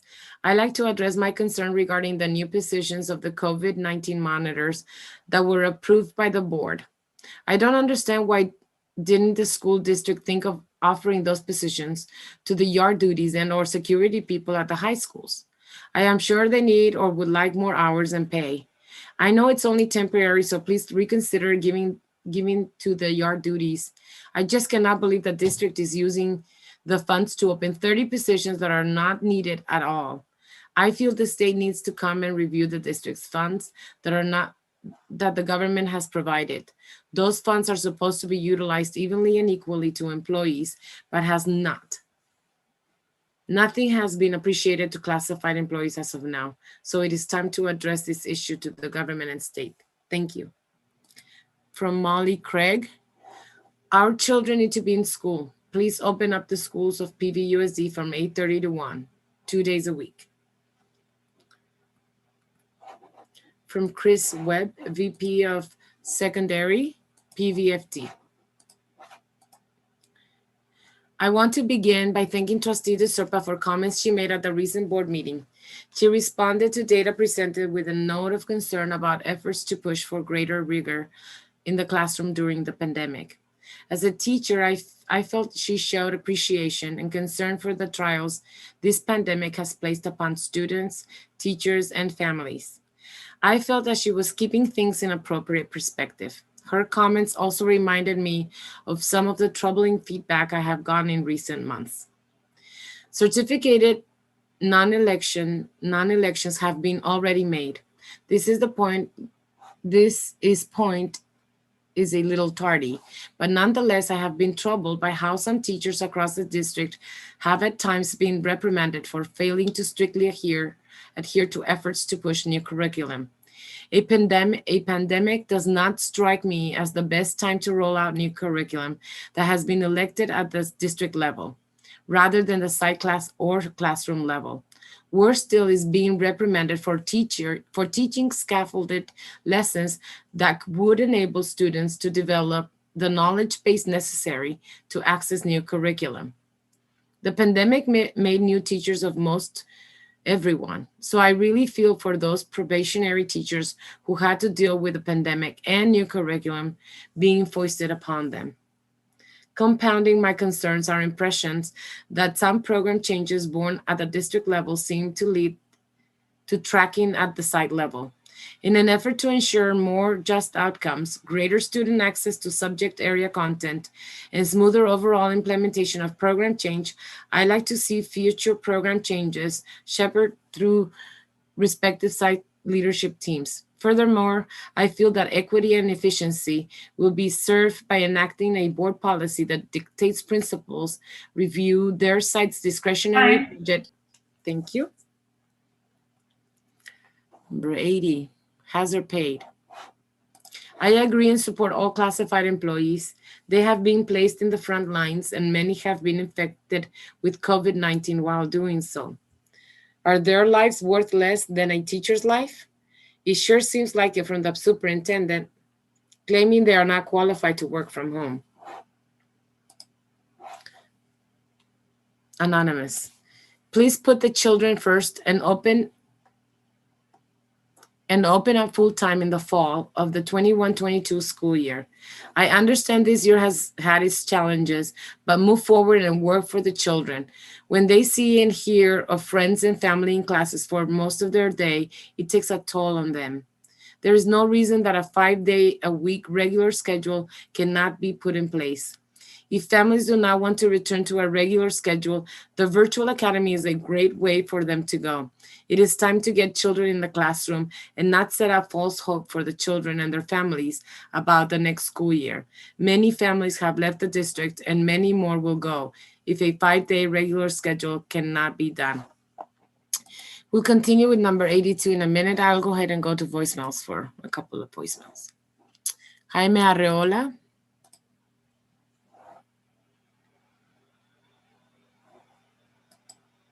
Hello, I'm a classified employee. My name is Jaime Arriola. I'm a bus driver. We are set to return back to full open class for the April 5th, I believe. I think we deserve an incentive because not only we're opening, but we've been open during this pandemic. We've been working at a class, and I think it's only fair to be treated equally.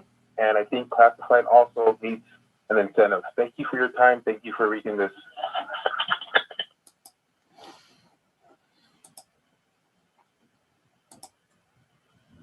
from John. Good evening. My name is John. I am a classified employee, and I work for the transportation department.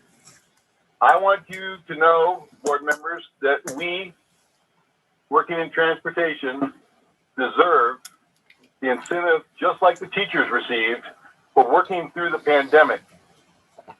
We were subbed out to different sections within the district to help each section, scraping gum off of desks, sweeping floors, rearranging libraries so that when our students came back, school would be ready for them.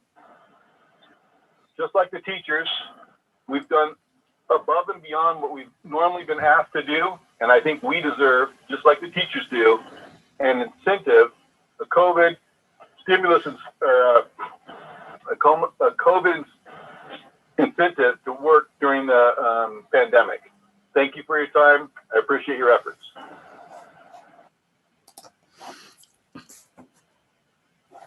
And we'll listen to one more. Lisa.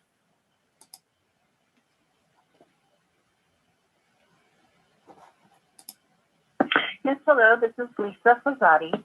I'd like to say that I'm very appreciative that the PVUSD is trying to get kids back into school.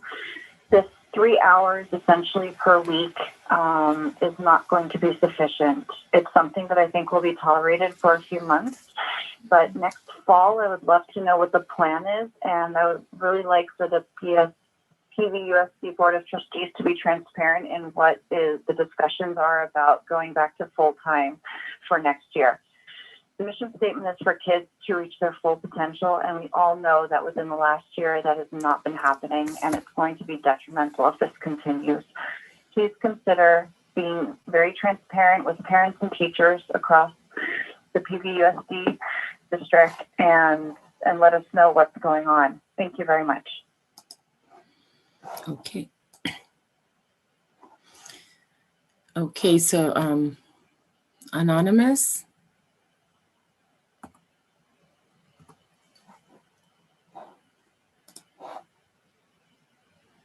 Good afternoon, Board of Trustees and Dr. Rodriguez.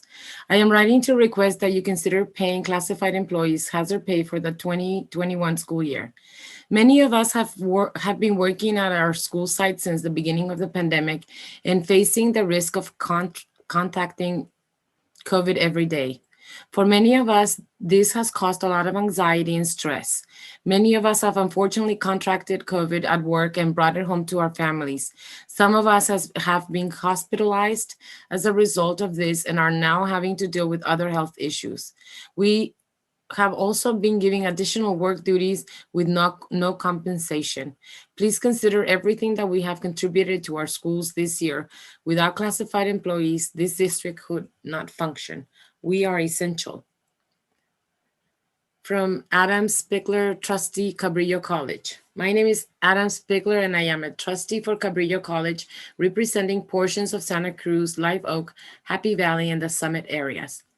I am here to invite PVUSD families, teachers, staff, and administrators to attend Cabrillo College's upcoming virtual public events related to our exploration of a possible name change for the college. The series of community education events was developed in response to a request Cabrillo College received this past summer, asking us to consider whether our college should continue to be named after Juan Rodriguez Cabrillo, a controversial historic figure who is the namesake of many California landmarks and institutions. Since last fall, a board subcommittee that includes me, fellow trustee Cristina Cuevas, and student trustee Amidia Frederick has worked with an advisory task force to create community education events to learn about the history of the college namesake, the decision to name the college after him, and how his legacy affects the communities served by the college. You may be aware of some understandable controversy over the first speaker in our discussion on the history of Juan Rodriguez Cabrillo held last week. Cabrillo College's leadership strongly rejects the opinion stated by last week's speaker, and our public statement is both attached here and can be found on our website. Our remaining community education events will include more diverse and culturally respectful perspectives by historians, panel discussions with Indigenous scholars, a Cabrillo student debate on whether the name of the college should be maintained or changed, and a student award competition that includes student speeches, art, and performances reflecting on the college's name change question. We value your opinions on the name change exploration. Please join us in one or more of the upcoming. Thank you. Chris Wheeler, mechanic and transportation. I would like to address the bonus for classified employees.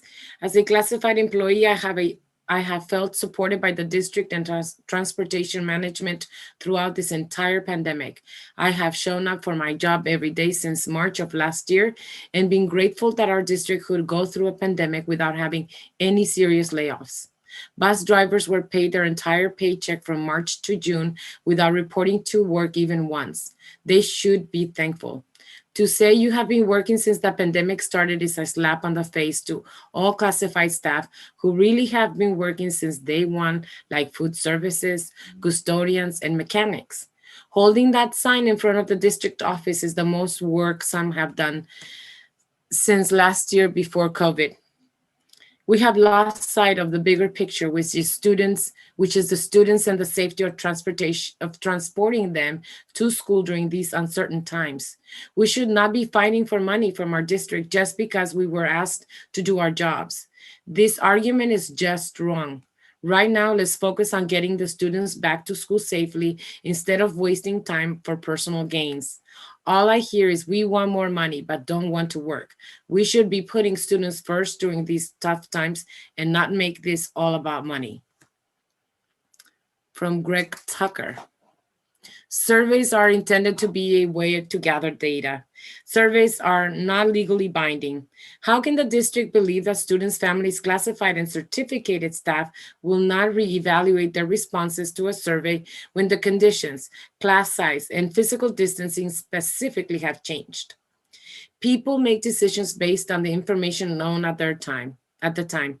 When the information changes, sometimes the decision and choices do as well. To state that parents and families can shift between opting in and opting out whether they desire is legitimate. However, employees should also be allowed to shift their opt-in, opt-out status, at least when there are major changes to the parameters they agreed to. Opting in with 17 students in a classroom is very different than opting in with 24. To be blind to that means that people are completely unfamiliar with the size of human bodies and the physical confines of a classroom space. From Uma,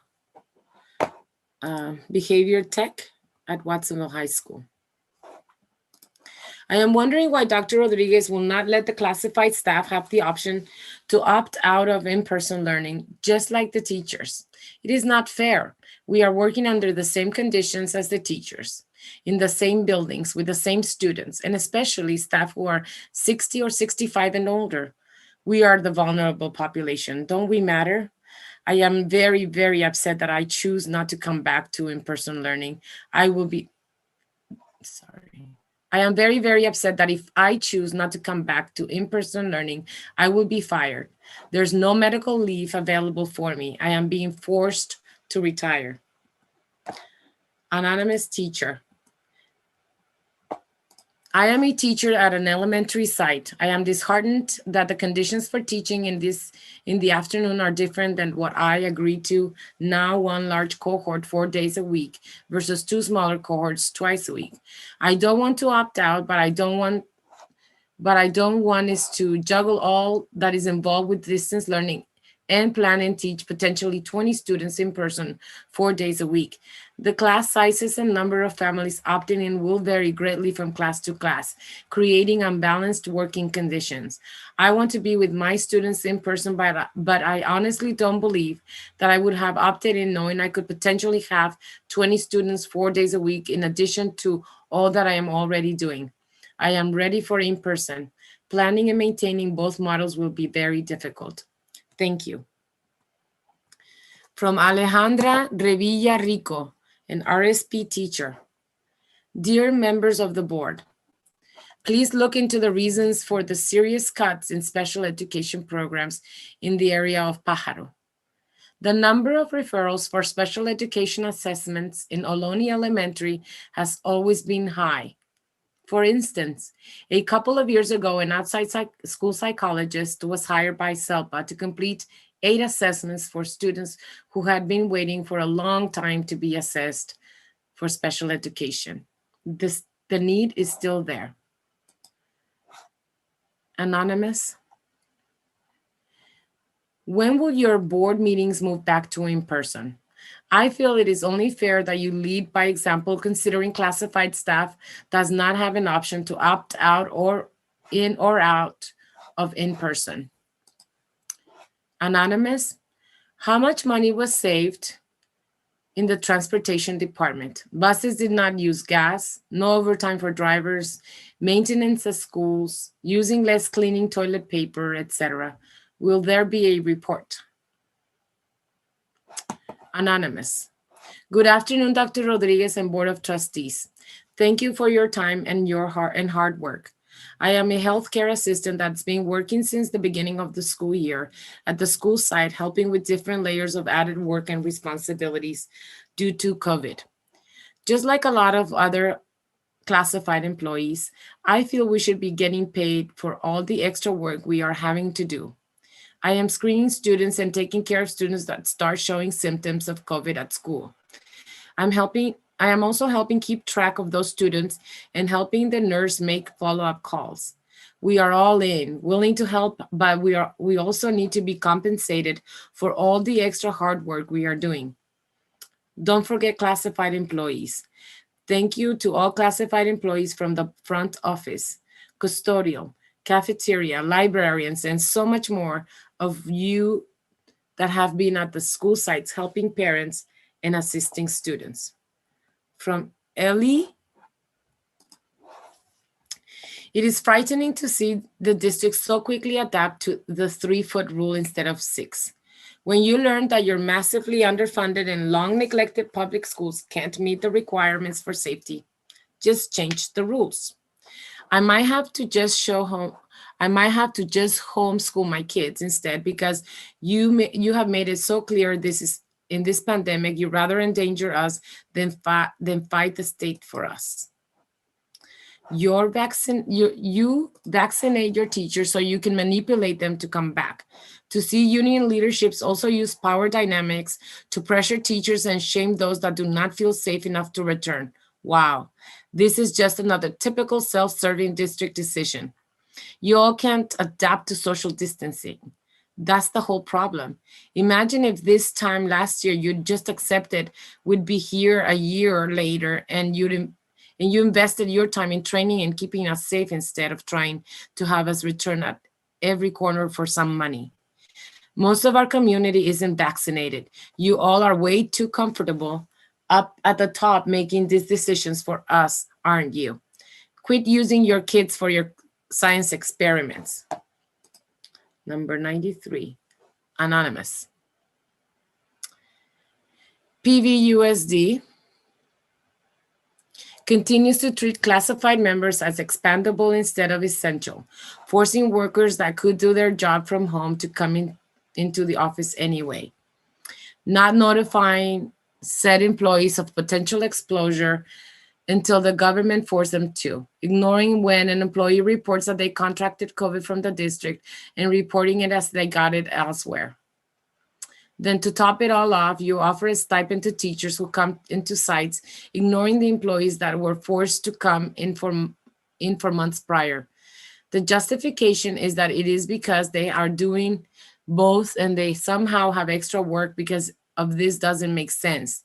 They will actually be doing less because of travel time and to and from the sites. This is a slap on the face for classified workers. Please address the inequity between CSEA and PVFT. Okay, so those are the ones that were received on time. There's a couple more that voicemails. So the first one, I didn't hear a name.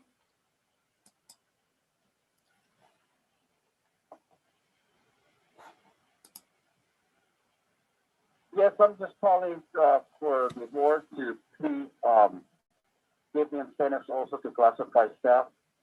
We're all together in this COVID pandemic, and a lot of families were affected, especially the classified, due to the fact that, you know, they don't earn a lot of money, hourly wage, and they do need to pretty much, you know, be alive and safe, and not only them, but the families as well. So please, can you add classify the incentive money as well? Thank you. Okay, another anonymous one.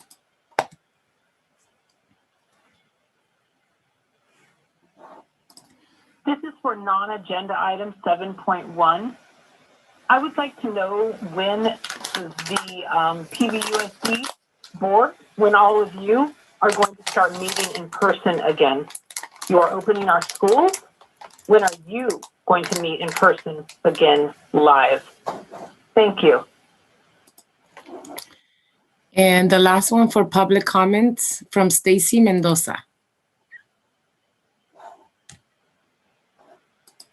Dear Board of Trustees, my name is Stacy Mendoza. I am a classified employee, and I'm asking for the classified employees to get a COVID relief stipend.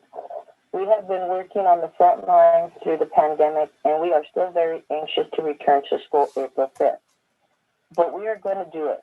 It is time for our district to support us classified staff. We work hard for our students, and we take pride in our jobs. The time is now to bring us together and support one another, as many have faced lives lost. Thank you very much. Okay. That's all the public comments, President Holm. I'll stop sharing for fun. Thank you. Thank you, Alicia. All right, so we will move on to item 8, employee organization comments. So now is the time we hear from our employee organizations. Each will have 5 minutes. Alicia will share comments from our union leaders, unless they're here in person. I see Ellie Vaquera Boggs. So go ahead for PVFT. Hi, good evening, board. Dr. Rodriguez, buenas tardes. So we have been working with the district since February 19th, meeting with groups of teachers and the district leadership on how to safely return to the classroom. So I want to start with some of the things that we do as a union, and that is, you know, we advocate for health and safety, for workload, hours, class size, benefits, wages. There's all these things, that the protections of the working person. And, you know, and aside from that, a lot of social justice issues that we also advocate for, because those are important. We are a community-centered organization. So what we have done in this time, in this year, is advocate for improvements at our sites that benefit everybody, all employees and our students. For instance, the HVAC. That was one of our agreements in our memorandum last summer. Those got repaired or upgraded. So that benefits our students. Being a person with asthma, having had students in my classroom who have asthma, watch them begin to have severe reaction, especially in the winter time when we would use the HVAC.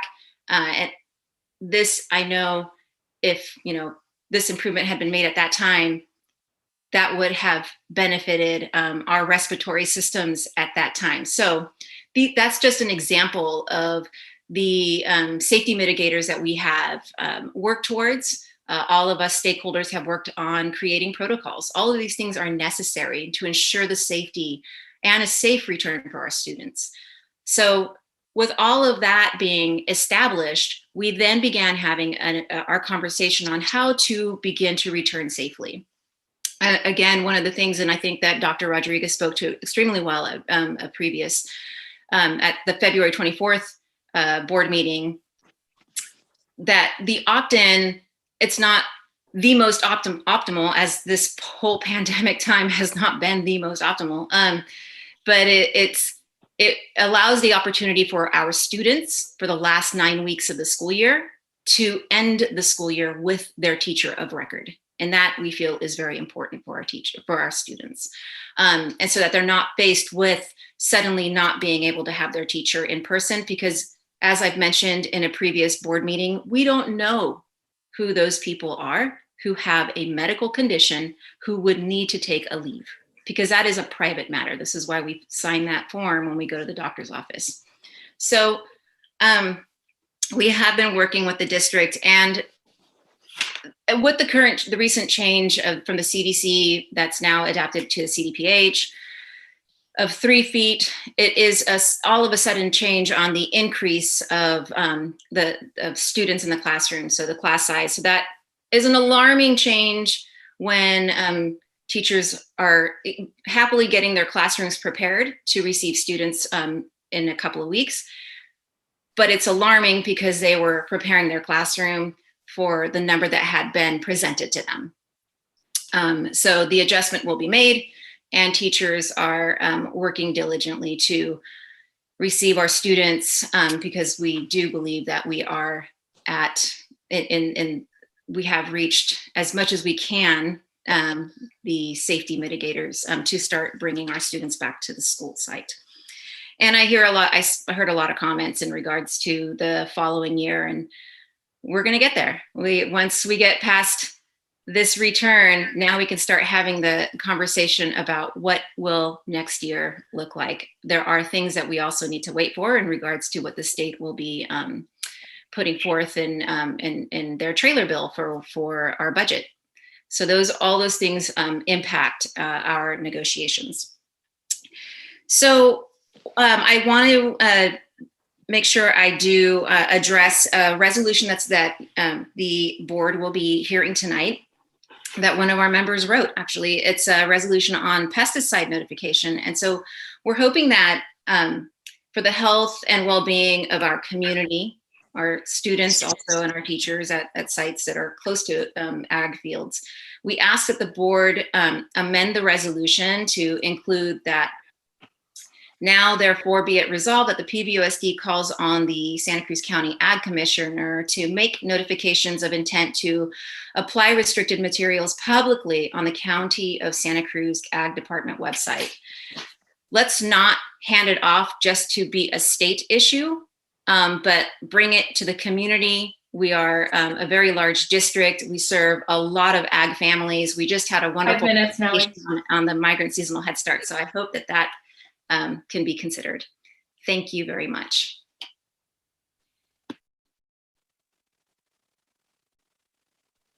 Thank you, Nellie.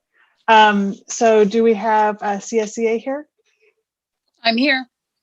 Great. All right, Leticia, go ahead. How about that? I was able to log in. Good evening, President Holm, trustees, Dr. Rodriguez, cabinet, and esteemed audience.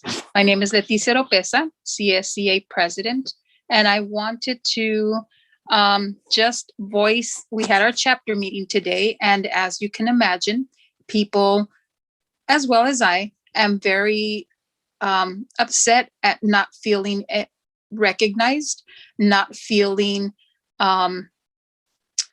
respected, and we want you we to direct the district to find something, some type of an incentive for classified. We are, after all, we were not given an option. We were directed to come back to work. We may not be doing the same jobs. Some departments are not doing the same jobs that they were hired to do. In fact, they are supporting other areas of district need. Let's not forget everyone who's working at the district office, everyone working at the school sites. There's still accounts payable, accounts receivable, there's still purchasing, there's technology. There are administrative assistants and secretaries who are working and executive assistants working for assistant soups, different directors, CBOs. Everyone is out there doing their job, greeting parents and families, which are coming in by the load into student services. Many of them requesting documents from when their children and they themselves for DACA purposes, hundreds of them. I see them go by our office every day, all the time. We're conducting home visits, everything that we love and that we want to continue doing so that our children who are the future, the children where we work, where we've dedicated our lives to, making this community better by educating the children and by showing them the right way. So don't forget us. We're out there. We want to be respected, and respect goes a very long way, and I appreciate it very much. Also down later this evening, Director Pam Shanks will be presenting our selection for Personnel Commissioner, and would like your support. I know there's a few more meetings that this person will have to be either attending and or her name will continue to come up, but we are in full support of this individual who we are very thankful that has accepted to be part of the commission, and that is Rebecca Valdivia Casey. I thank you again. Have a good evening, and it's a long night. Bye. Thank you, Letty. Thank you. Bye. Take care. All right. Do we have anyone from PVAM? Hi, President Holm. I'm here. Great. Good evening, President Holm, Dr. Rodriguez, Board of Trustees, and PVUSD community. It's my privilege to be able to address you tonight on behalf of PVAM. My name is Michael Berman. I'm the Director of Equity, State and Federal Programs and Accountability. Our team mainly addresses 3 essential components of district operations. So I thought tonight I would take this opportunity to highlight some of the pieces and some of the great work our teams are doing. Number 1, parent engagement and education. During the pandemic, our team has been even busier and more involved than ever. From the start, they played a key role in preparing, supporting, and connecting with families regarding distance learning, technology support, obtaining crucial resources, providing ongoing trainings and workshops, individual case management, and much more. In addition to our standard supports and workshops, we participate in the District Wellness Team Initiative, bolstered our outreach and communication with our Mixteco community members. We've amplified our online presence and resources, including videos and links to the most pertinent distance learning and COVID-related resources. We've also taken advantage of the increased digital presence of our community and created more learning opportunities, including social media, social emotional, technological, and curriculum-based workshops in collaboration with other district departments and community partners. Another innovation we've initiated is our parent newsletter that we distribute to all of our sites and community partners. As you heard from Dr. Rodriguez last week, we recently completed our annual parent conference, which pivoted to a series of online workshops as requested by DLAC. Since you heard more of those details recently, I'll just echo Dr. Rodriguez's appreciation to all of our community partners, local businesses, and PVUSD staff that made this successful series possible. So bucket number 2 is our EL services. And as most of you likely remember, the adoption of the Master Plan for English Learners' Success called for an implementation that would greatly impact instruction and programming for all of our students, especially our English learners. Under the leadership of our coordinator of English Learner Services, Marwa Yousafzoi, we're seeing great gains on these fronts. The dual language leadership team has deeply examined our practices and worked to define and refine our offerings, including establishing a plan around components like branding and parent outreach and communication, program alignment, and systems building to support the establishment of and propagation of dual language programs throughout our district. The development of such systems, including a dual language handbook and other materials, are being used to guide and support our current dual language sites, which will serve as the trailblazers for our dual language pathway expansion. We're also working on supporting instruction for English learners via distance learning by providing things like best practices workshops to our English learner leads meetings, where site admin and ELSs can take these chunks to their sites. Mara was also leading the teams responsible for creating the ongoing professional development called for in the master plan's language development approach. And this work will truly move the needle for years to come. A couple other highlights around ELs and LPAC testing and reclassification. This year, we established a new, more robust process to ensure students receive every possible support to meet reclassification criteria. The new process, it's not a very good name, but we call it Window 2 for now. And really what it is an opportunity to look at our students who meet the LPAC criteria, meaning they demonstrate proficiency in English, but they haven't met one or most of or the other criteria. And so what we do is we have site-based EL leads meet with the students and their teachers to establish goals and determine the strategies and supports needed to meet those missing criteria. We're finding that this process is proving very successful, and we're really excited to refine and continue it in the future. And then the last bucket is our state and federal programs. This is the piece that supports sites and departments to ensure funding follows intended purpose and that we are in compliance with federal expectations. Our big highlights in this area are in regards to progress we've made to standardize and improve systems, including the release of our updated handbook and supports that we're providing to sites regarding their school site councils and their school plans. Thank you for allowing me this time, and have a great evening. Thank you, Michael. Do we have anyone from CWA? We don't.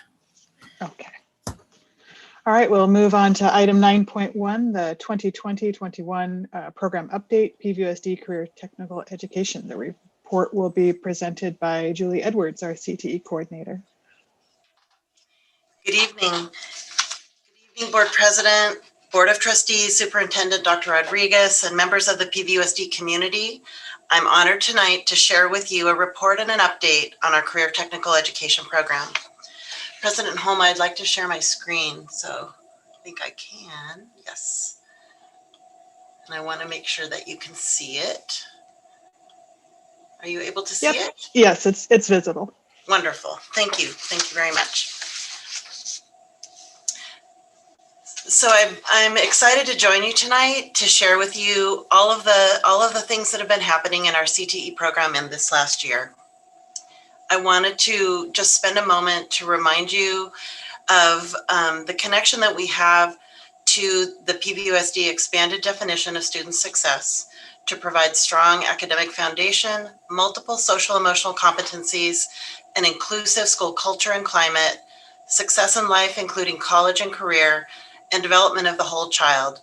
In support of this, all of these, our PVUSD Career Technical Education Program provides pathways aligned to high skill, high demand, high wage professions within our regional industry ecosystem, and that also validate our students' inherent cultural capital and their persistence, leading to a habit of lifelong learning and post-secondary choices that include 4-year and 2-year colleges, technical training, and/or certification-based employment.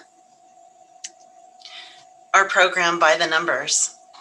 We have 45 teachers in our program, more than 3,600 students.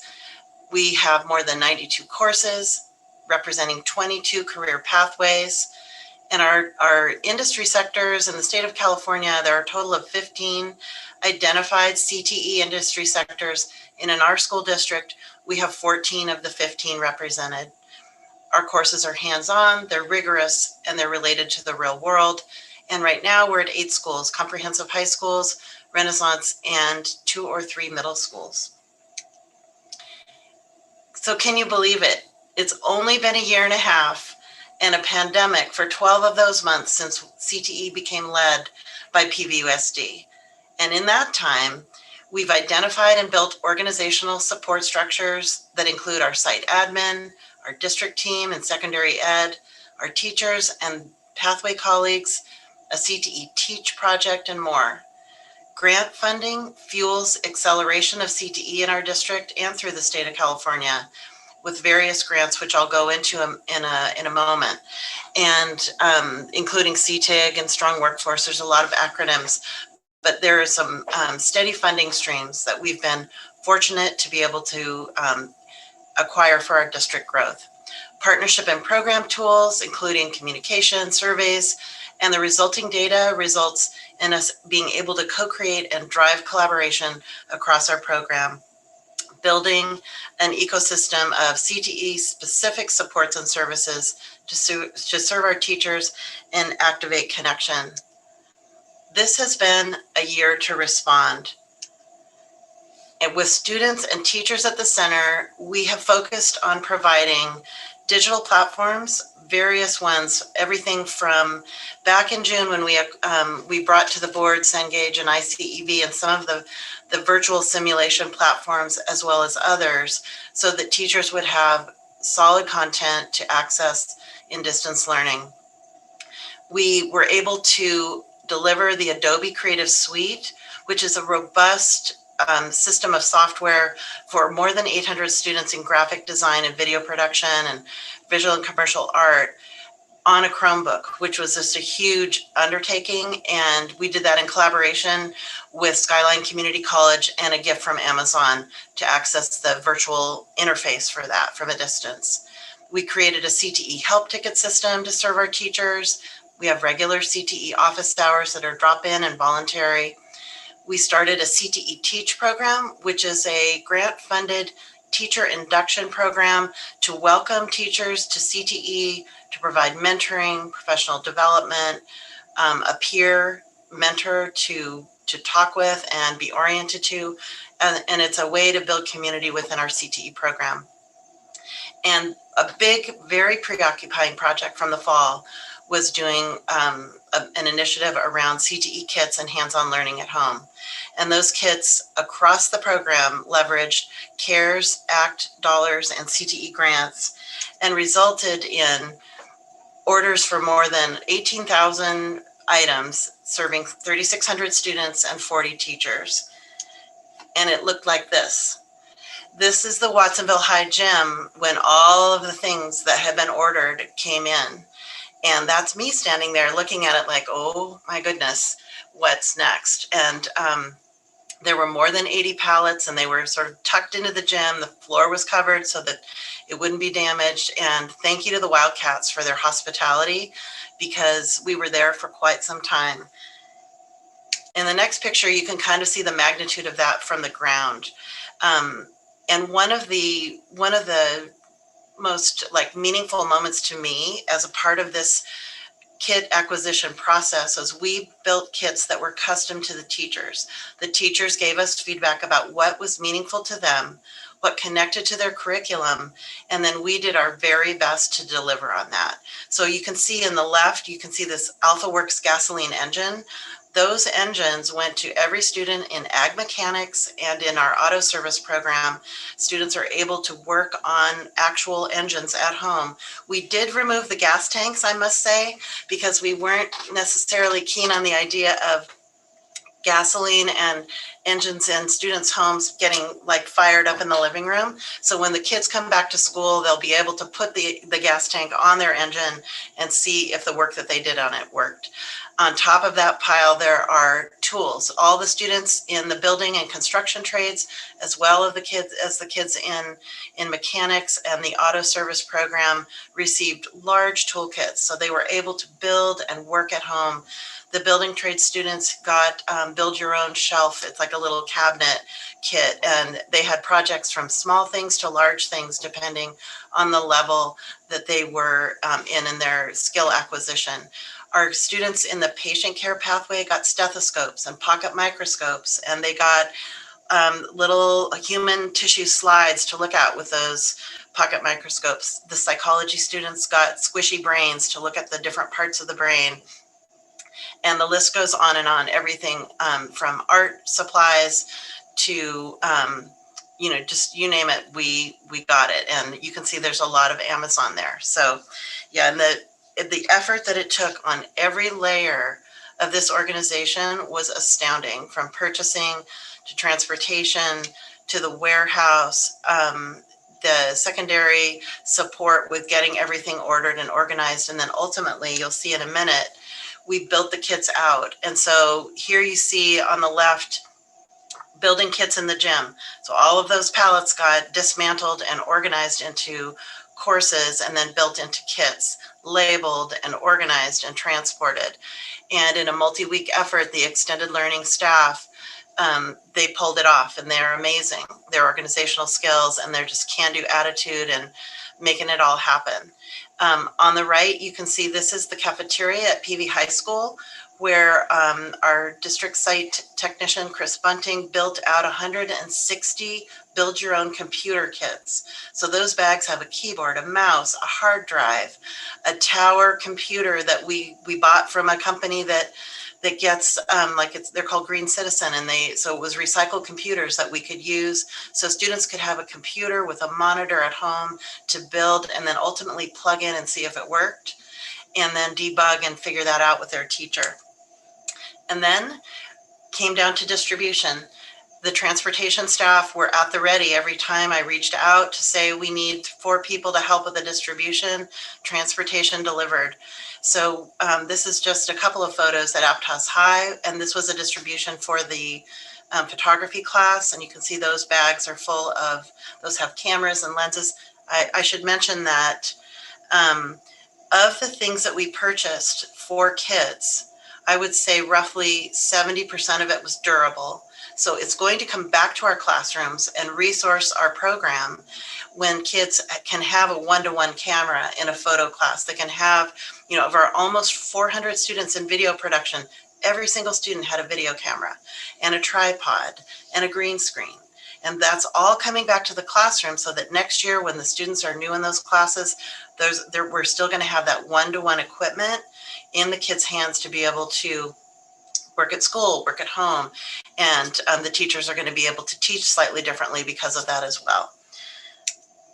And then just a little bit of an outtake here. One of our teachers in the ag department at Watsonville High shared with me some of the things that she's seen from her students. You can see at the bottom, the kids are able to see plants growing in a visible way. And one of the teachers said they were, as a teacher, I was impressed and thankful to have such engaging and instructive hands-on projects. It was immediately apparent that the students were learning, engaging, and benefiting from the challenges and the successes. So I just wanted to share that because that's been a huge undertaking this year and a super gratifying process. So then a time to reflect and reimagine as we head into the next part of the school year and into next year. I'm not going to read all this. I just wanted to give you a sense of the funding that's attached to CTE. There are several consistent and repetitive funding streams right now for CTE in the state of California. One of those are the Career Technical Education Incentive Grants, and those are in multiple rounds, and we're expecting several more rounds to come, and we've been successful in acquiring those. Working with Andrea Willie, she and I, button up in a room with masks on and windows open, and we bust out these grants and imagine the future for our students in CTE. Strong Workforce Program grants are another funding stream that flows through the community college system, and that connects us to Cabrillo College so that the pathways that we're building connect tightly with pathways at Cabrillo, and we work in concert with them. So I'm not going to go into all the details about this. If you want more information about the background on these grants, I'm more than happy to provide it. And so moving on, but I would like to share just a little bit of detail on 2 that we've gotten recently that we are very excited about. The Strong Workforce that I mentioned, which is connected to the community college funding system. We have just received our 3rd round grant, which is the one that's referenced below. We received the one in the 2nd round in the fall, and that one is $671,000 over a 30-month period is the work plan timeframe.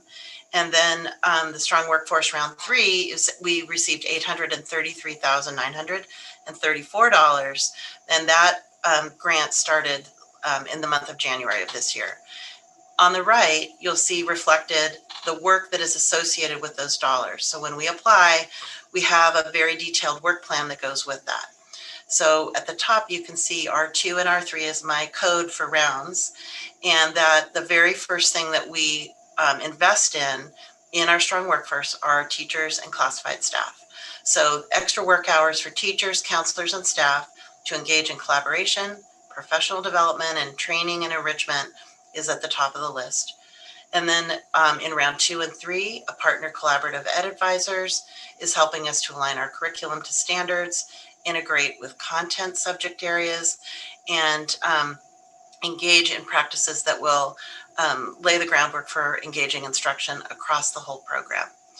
In addition, that work has included creating a course called Exploring CTE, which is meant to be over time a 4-semester, 2 years, 7th and 8th grade CTE course at our middle schools and junior high that helps students understand the pathways that lie ahead of them at the school they are most likely to attend and our signature pathways, so they can make informed decisions in the spring of their 8th grade year when they're choosing their courses.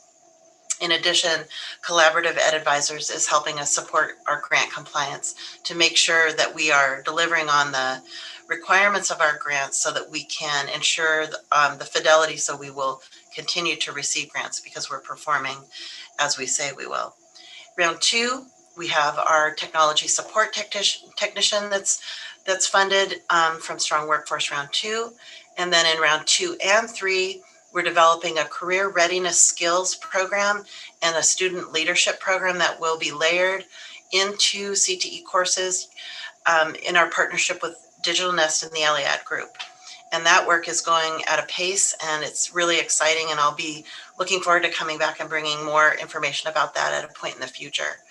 And then additionally, in round 3, we are going to be, round 3, it's going to be great fun because it is the glue that is going to pull our kids, their families, our teachers, and our community and local industry together through a platform that will enable students to access work-based learning.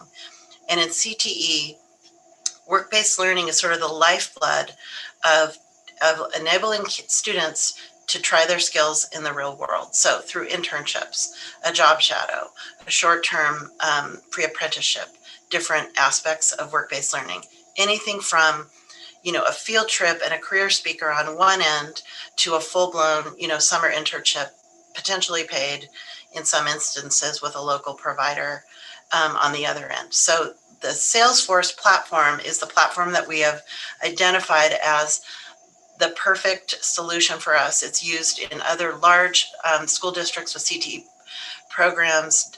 Denver Public Schools and Chicago Public Schools use it for work-based learning. So that is a new big project that's a part of our round 3 work. And then re-engaging in the next year. This is what's happening in our district as we emerge into the 21-22 school year. At Aptos High, the biotechnology signature pathway is expanding to include the technology of biology, which is the intro course, leading to a higher level biotech class. We're looking into building and construction trades 3, it's in development. And with Cabrillo College, we're offering IT essentials and networking as dual enrollment courses, which are college courses on our high school campus, going at the same pace as they would be on a college campus. At PV High, our systems programming signature pathway is adding a brand new intro course called Intro to Computer Information Systems. That's going to cover a little bit of robotics, hardware and software, networking, programming. It's just a buffet of fun, engaging learning around all aspects of the computer information systems industry. And we're also adding our capstone course, which is programming 2. So that will be a fully fleshed out pathway in the 21-22 school year. We're adding entrepreneurship 2 with Project Bike Tech, film and video production 2 with the U Cinema Project. At Renaissance, our signature pathway is graphic design, and we'll be adding the second course in that pathway, graphic design 2. We're adding agricultural business 2 and product innovation and design 2. At Watsonville, the signature pathway is sustainable ag, and it is fully built. We will be adding the same intro to computer information systems and programming 2 at Watsonville that's being established at PV High, and those teachers are collaborating and working together with their Cabrillo colleagues. Also, the building and construction trades 3 in development, intro to environmental resources, and then environmental resources 1 and 2. And then the dual enrolled, just like at Aptos High, with Cabrillo College medical terminology, and potentially a pairing of another transfer level course to go with that, so that students, when they get to Cabrillo, or if they go to a four-year college, will already have at least 8 transferable credits in their back pocket when they get there. And then middle grade CTE at Aptos Junior and Pajaro Middle, the Exploring CTE 7 will be in its pilot year 2. We're also exploring partnerships and initiatives in our community. I've met with the Watsonville Municipal Airport, and I'm also working with Casey Klappenbach on elementary engagement around the airport, as well as high school engagement.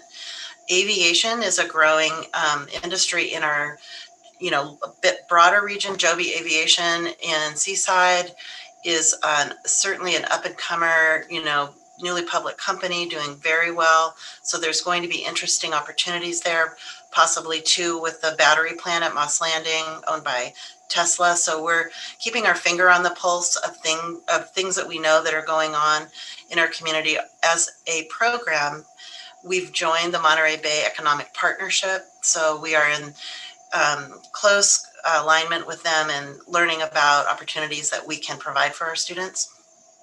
In the residential and commercial construction pathway, which is the Building Trades 3 that I just referenced, we are looking at tiny home projects for our capstone courses, which we're really excited about. And we've been meeting, and I've talked about even how we can start to have students working in the very entry level course on aspects of tiny homes or shelters, depending on where their end sort of home, so to speak, is going to be, whether it's a project in conjunction with Habitat for Humanity or with a local municipality like City of Watsonville, Santa Cruz, to see where the need is for tiny homes and see about making that community connection for students to be able to learn all aspects of building a home while at the same time serving our local community in a way that's meaningful. Also, the Legacy project, the culinary kitchen and teaching garden at Starlight Elementary, will have connections to our culinary arts pathway, as well as other STEM pathways that we have. And then I wanted to share with you that one of the goals that I personally, because it's meaningful to me, is that all of the courses in CTE, not only that they deliver on the promise of the equity audit, which was to align our graduation requirements to the A through G minimum eligibility standards for the UC and the CSU, but that all CTE courses would become A through G. And I'm happy to say that in the 21-22 school year, we're going to be 100% A through G.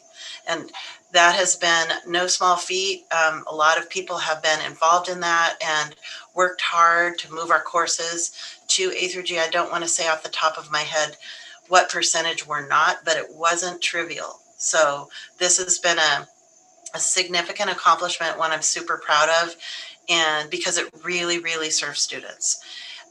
We're seeing an increase in our courses that are articulated with Cabrillo College by at least 3 in the 21-22 school year, and potentially 5, which again, students that graduate with college credit on a college transcript are more likely to go to college, persist, and graduate. And so anything we can do to align our courses to Cabrillo courses and give our students that opportunity is money in the bank for them. We have also are looking forward this fall to expanding our Cabrillo College dual enrollment opportunities with American Sign Language, medical terminology paired with a humanities course, biotech level 2, and IT essentials in the fundamentals of computer networking.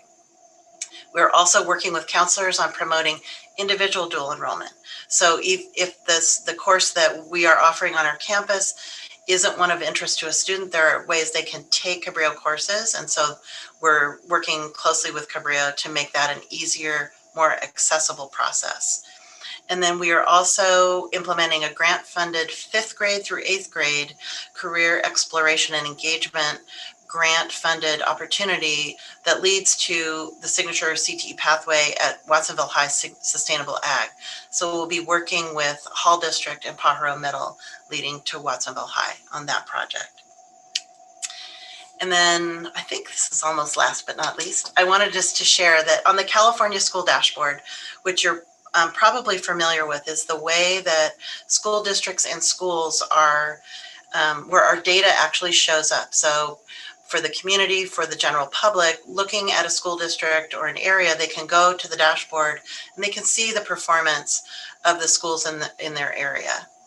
And on one of the speedometers, if you will, is the college and career speedometer. It has 8 data points that inform it, and 3 of them are CTE. One of them is that the number of CTE pathway completers that we have, and the completer is a student that takes 2 courses in the same pathway at an intermediate and a advanced level, and then providing college course credit attainment through dual enrollment. So by offering more dual enrollment opportunities, we're offering students the real meaning of it is for them individually. 8 will also show up here as a data point on this dashboard, and also our A through G completion rate. So with all of the CTE courses being A through G, students that complete a CTE course with a grade of C or better are going to influence this indicator in the upward position. And then before I wrap up, and I'm really sorry I didn't set my timer, I was juggling a lot of pieces of paper here, hoping I'm not over time. This is a 1-minute video, and I'm hoping that that we still have time for it. President Holm, do we? I think we have gone. Yeah, you're 4 minutes over. But, okay. Okay, so that's all right. At the very beginning. I think they've seen this though. Okay, so I will. This is the one that was at State of the District. State of the District, yeah. Yep. Okay, so I will say thank you very much for letting me share this. I love this program. I love the work. I get to work with amazing people and teachers, and I can't wait to get our kids back in the classroom so we can do hands-on learning both at home and in the classroom. So thank you. Thank you, Julie. Elisa, do we have any public speakers to this discussion item? We don't, President Holm. Do we have any questions or comments from the board? I'd like to, hi, can you hear me? Hey, yes, I can. Great job, Julie. Thank you. I'd like to make a motion though to extend our meeting to 1 a.m. I'll second. Can I have a second? All right, so I have a first and a second. Eva, can you call the vote? Trustee DeSerpa? Aye. Trustee Dodge Jr.? Aye. Trustee Orozco? Aye. Trustee Acosta? No. Trustee Soto? Aye. Trustee Shocker? Yes. President Holm?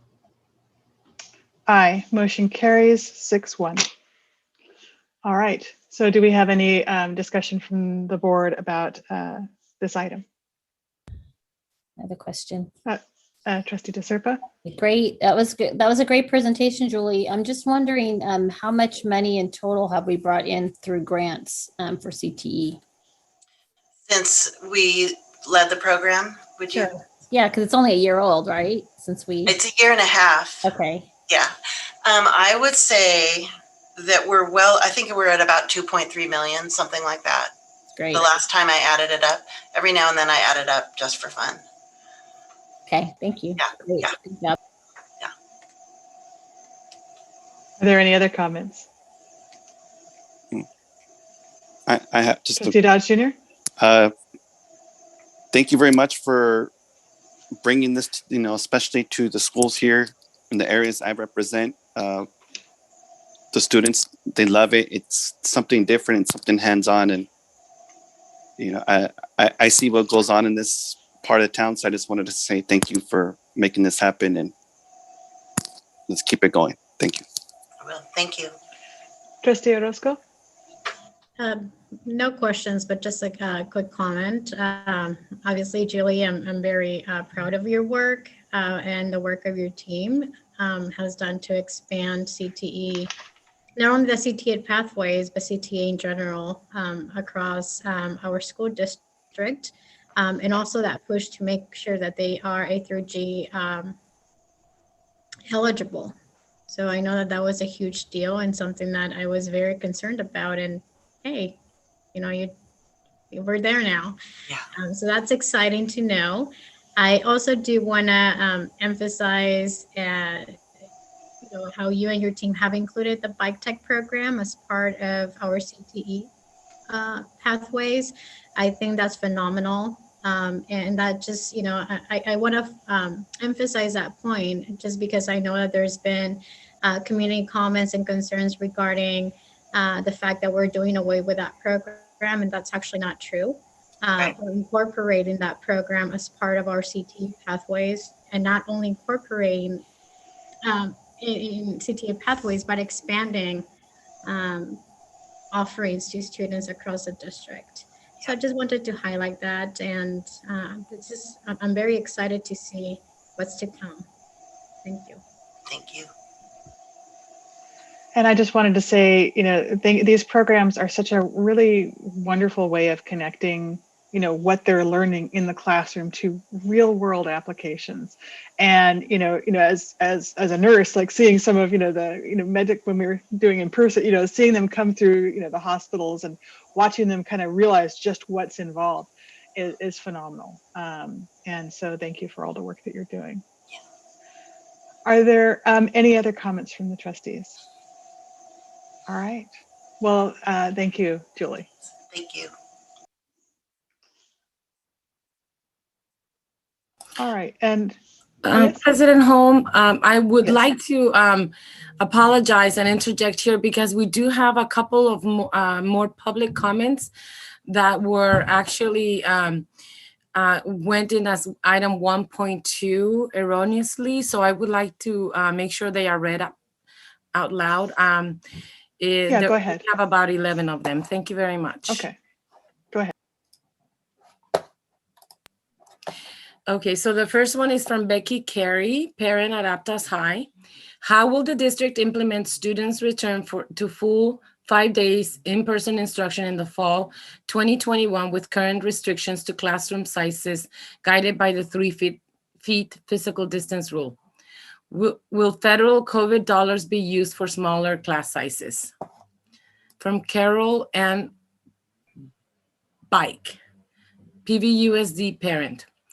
Please consider the repercussions to the children of PVUSD if they are receiving the least amount of in-person instruction of any other group of students in the county.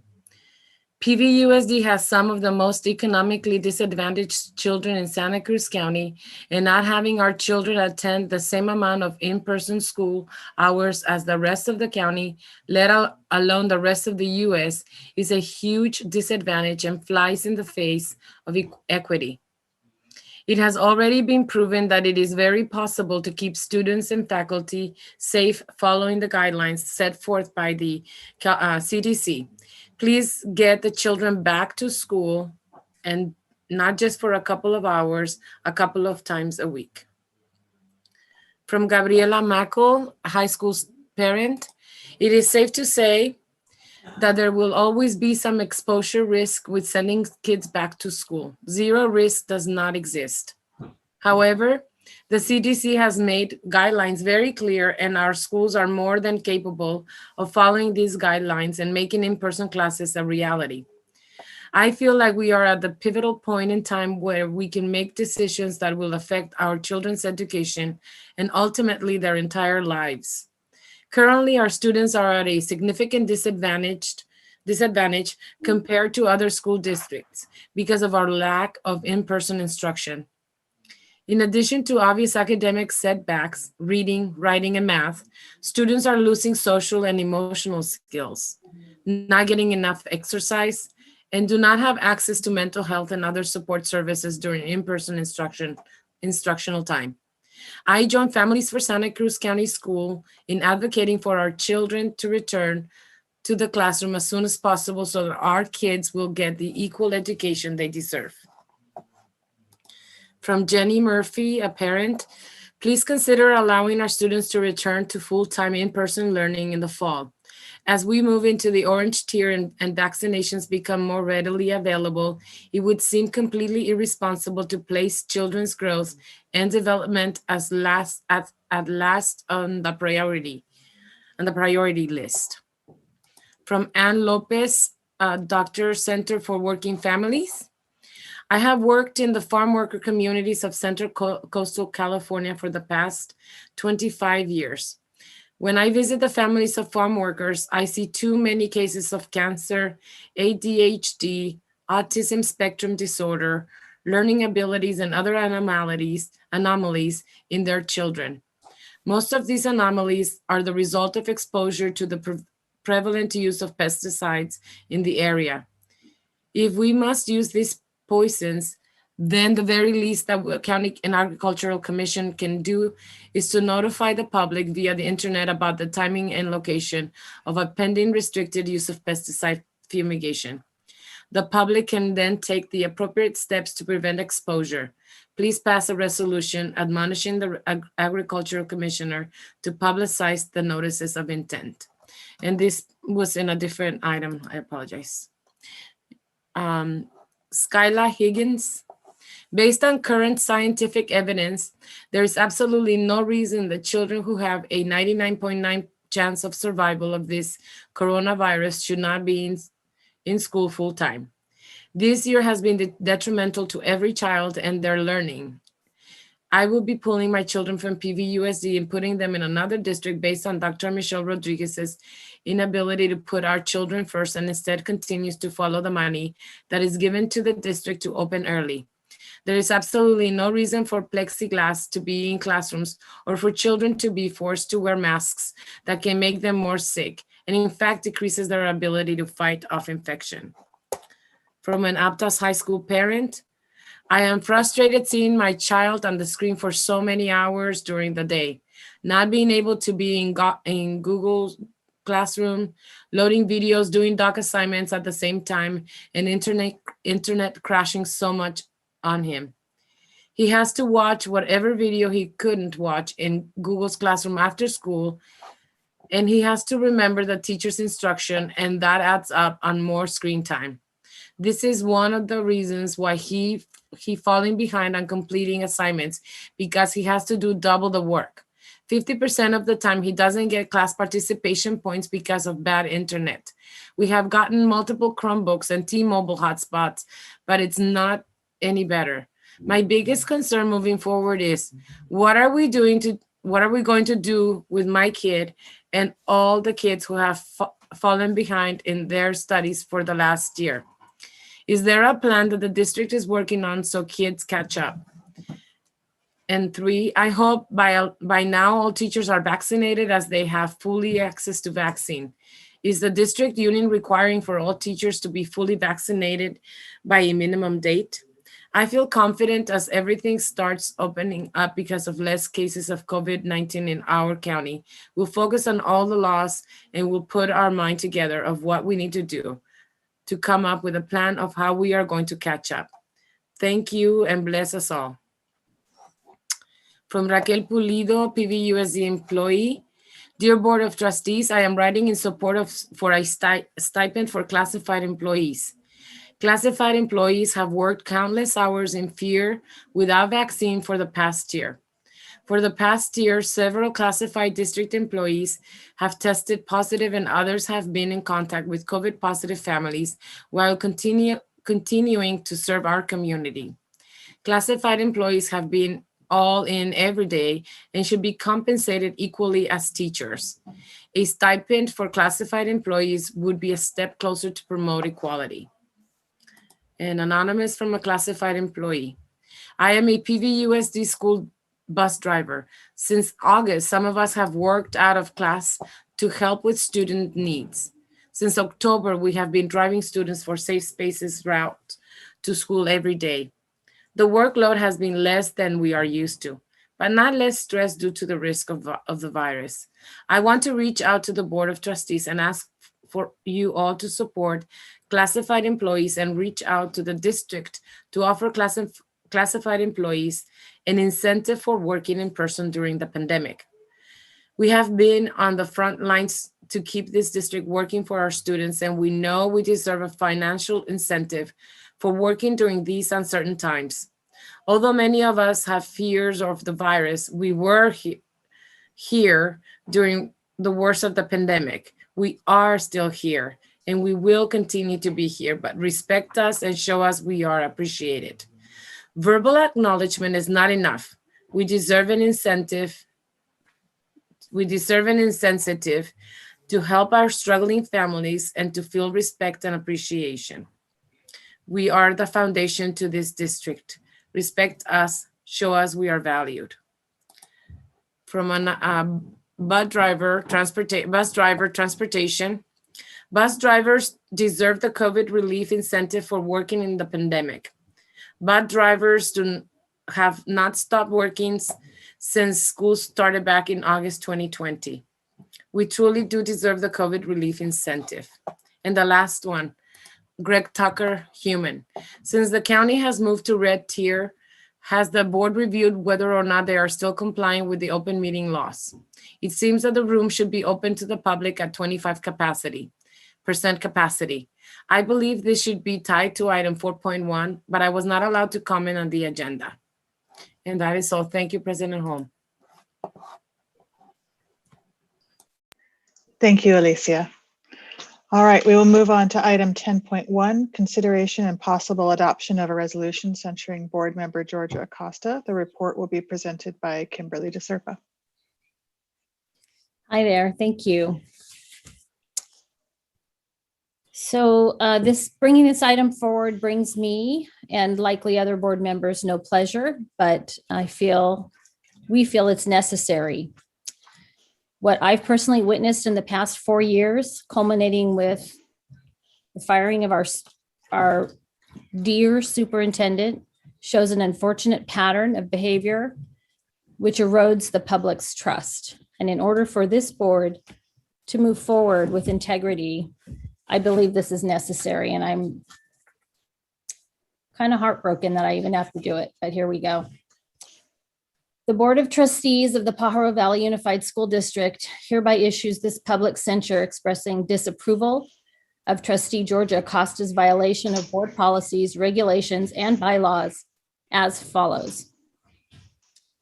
Whereas Board Bylaw 9005A states that the Board of Education believes that its primary responsibility is to act in the best interest of every student in the district, and whereas Board Bylaw 9005A also provides the board also has major commitments to parents and guardians, all members of the community, employees, the state of California, and laws pertaining to public education and established policies of the district. And whereas Board Bylaw 9005 further provides to maximize board effectiveness and public confidence in district governance, board members are expected to govern responsibly and to hold themselves to the highest standards of ethical conduct. And whereas Board Bylaw 9005A lists as among the duties of the board in order to implement its responsibilities to, number 4, act with dignity and understand the implications of demeanor and behavior. 6, participate in professional development and commit the time and energy necessary to be an informed and effective leader. And 8, understand that authority rests with the board as a whole and not with individual board members. Also shall assume collective responsibility for building unity and creating a positive organizational culture. To operate effectively, the board shall have the unity of purpose by, number 1, keep the district focused on learning and achievement for all students. Number 2, communicate a common vision. Number 3, operate openly with trust and integrity. Number 4, govern in a dignified and professional manner, treating everyone with civility and respect. Number 5, govern with board adopted policies and procedures. And 8, ensure opportunities for the diverse range of views in the community to inform board deliberations. And whereas Board Bylaw 9130 provides with the authority to establish committees, and whereas Board Bylaw 9140 provides the governing board recognizes that effective performance of its community leadership responsibilities may require its participation in district or community committees on matters of concern to the district and its students. As needed, the board may appoint any of its members to serve as its representative on the district committee or committee of another public agency or organization of which the board or district is a member, or to which the board is invited to participate. And whereas Board Bylaw 9200A provides the Board of Education recognizes that the board is the unit of authority over the district and that a board member has no individual authority. Board members shall hold the education of students above any partisan principle, group interest, or personal interest, unless agreed to by the board as a whole.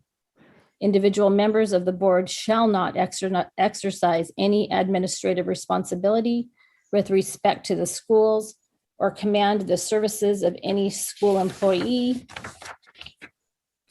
And whereas Board Bylaw 9310C provides the board shall prescribe and enforce rules for its own government. Sorry. I can't see that word.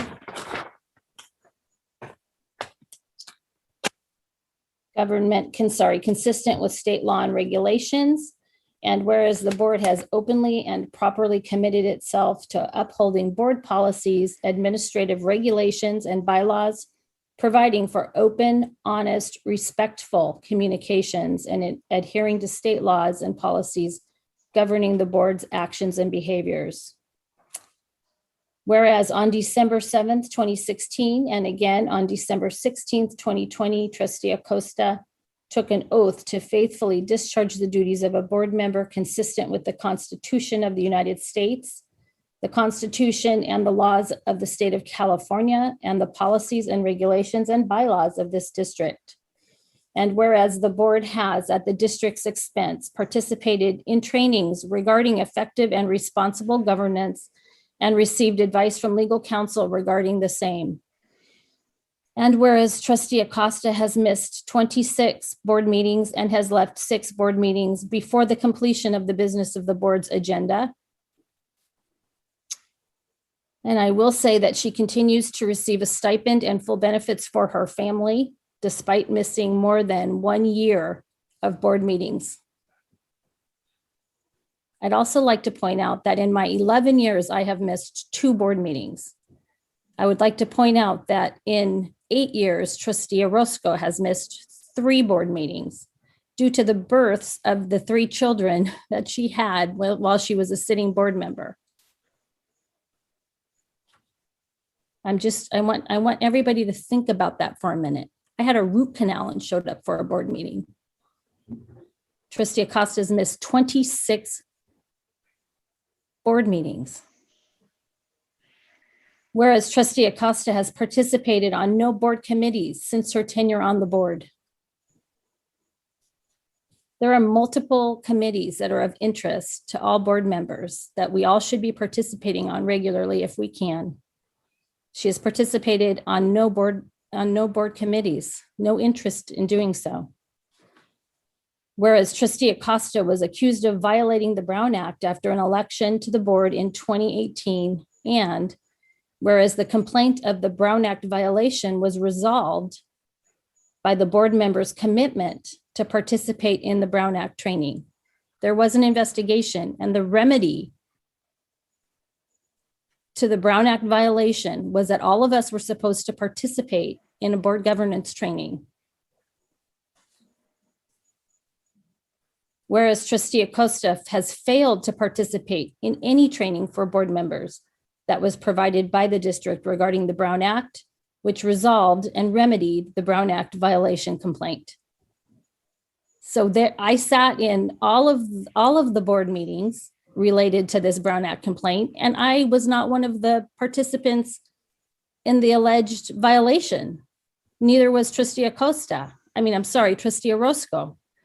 Yet we showed up and participated. Where was Trustee Acosta? She was thumbing her nose at all of us, didn't ever show up and participate in the remedy.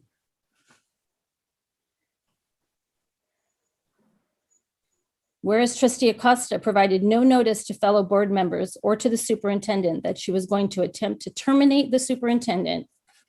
And whereas Trustee Acosta has failed to participate in any closed session special board meetings to evaluate the superintendent and has only completed 1 of 4 of the evaluations.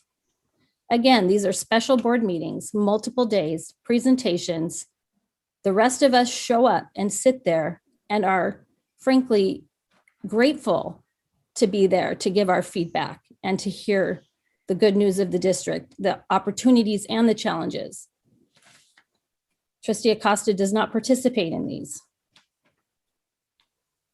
Whereas Trustee Acosta divulged confidential information to a former employee and community member regarding her efforts to terminate the superintendent and sought their advice on the procedure to follow before any information was conveyed to other board members. And at this point, I do have a slide I'd like to put up. So I don't know who's putting it up, Alicia or Eva. I'd like everybody to take a look at this email sent from Trustee Acosta on her CSUMB email, not on her sanctioned email from our district, but from her CSUMB email to an ex-employee who may or may not have an axe to grind, I don't know, but he's an ex-employee she sends to Joe Dominguez, making a fatal error of sending it to his PVUSD email, which he no longer worked at, and to Victor Morani. These are 2 members of the public that really have no business meddling around in our district affairs. So let's just read it. Hello, Joe and Vic. Attached is the revised agenda just sent to us. This needs our immediate approval for her. Best regards, Georgia. Why would Joe Dominguez and Vic Morani be giving any direction, counsel, or approval of an agenda that is confidential, that the agenda setting committee is supposed to be setting along with district administration, and it's supposed to be sent to board members and then to the public? I don't understand why these 2 men are being asked by Georgia for counsel. I don't understand this. Can you please put up the next slide? There is an attachment to this. This is the agenda that was sent as an attachment with that email. And at first glance, it seems fairly benign. But what is notable about this agenda is what's not on the agenda. On this agenda was supposed to be an item about the budget and actually when this went out of agenda setting committee, this agenda did have an item on the budget and Trustee Acosta removed it.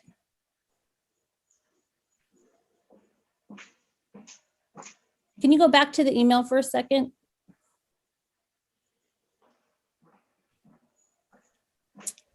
The date of this email is Saturday, January 23rd. Had our board been able to receive the presentation on the budget, we would have been given information that our budget was likely going to be positive. The budget presentation was withheld from the board members. For what reason? I'm not sure.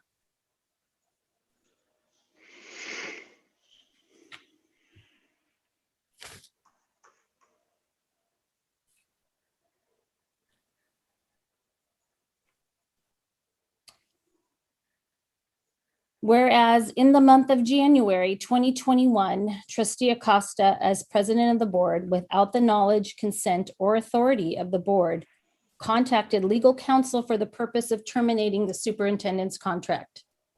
And whereas on January 27th, 2021, Trustee Acosta arranged on her own for a virtual board meeting on an unauthorized and unsecured platform and prevented the superintendent from attending and participating in that board meeting.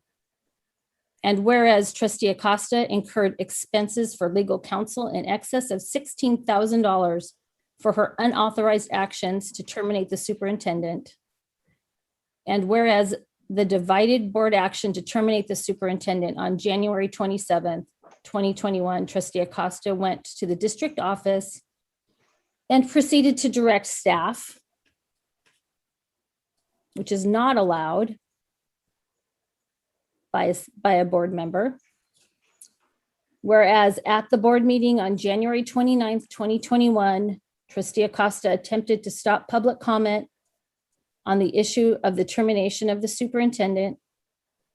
And whereas the board on January 31st, 2021 unanimously reinstated the superintendent and removed Trustee Acosta from her position as board president for her unauthorized actions.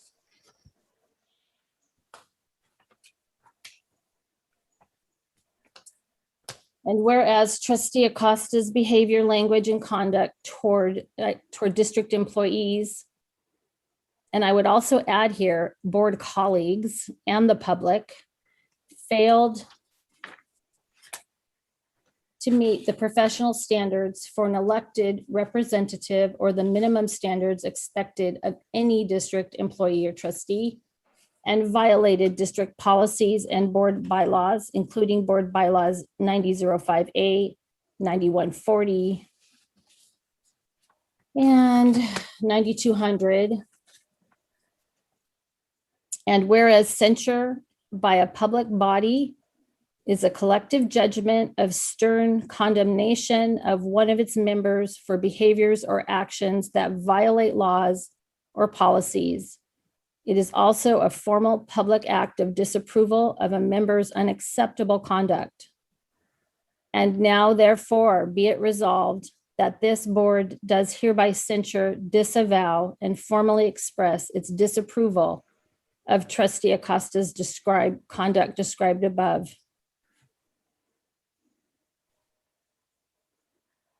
Be it further resolved that this board does hereby direct Trustee Acosta to properly perform her duties as a board member by attending meetings unless properly excused, participating on board committees, and participating in district training for board members, understand her role as a member of the board, of this board, not engage in it should say unauthorized conduct as a board member, and comply with all its applicable law, board policy, regulations, and bylaws, and cease and desist from engaging in disrespectful treatment of district employees and members of the public and fellow board members.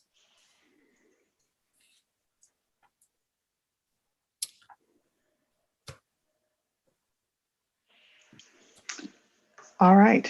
I do Lisa, yeah, I'm sorry. I have one more thing to point out. We've had multiple public inquiries, information inquiries from media, from members of the public around emails, etc. This email that I put up earlier was not publicly disclosed and not turned over. That's the only email we know between she and Joe Dominguez and Victor Marani. I'm guessing there are others. Those have not been turned over, and those have not been disclosed per Public Information Request Act. And I'll open it now for maybe public comment. Alicia, are there any public speakers to this item? We do. We have approximately 17 written comments and 2 voicemails. So from Bobby Marchesalt, parent and community member, faith leader. For the special meeting on January 31st, I submitted the following as part of my public comment. Trustee Acosta, I hope you have had the opportunity to reflect on your actions and can genuinely apologize to the community and your fellow trustees with a commitment to do better. If that is not possible, I ask you to consider resignation for the sake of the students so that we can have a board that works together effectively for positive outcomes moving forward, even when there is disagreement. This continues to be true. Unfortunately, I think we have passed the point of an apology being satisfactory. I ask the board to vote to censure, and I also acknowledge this is still not enough.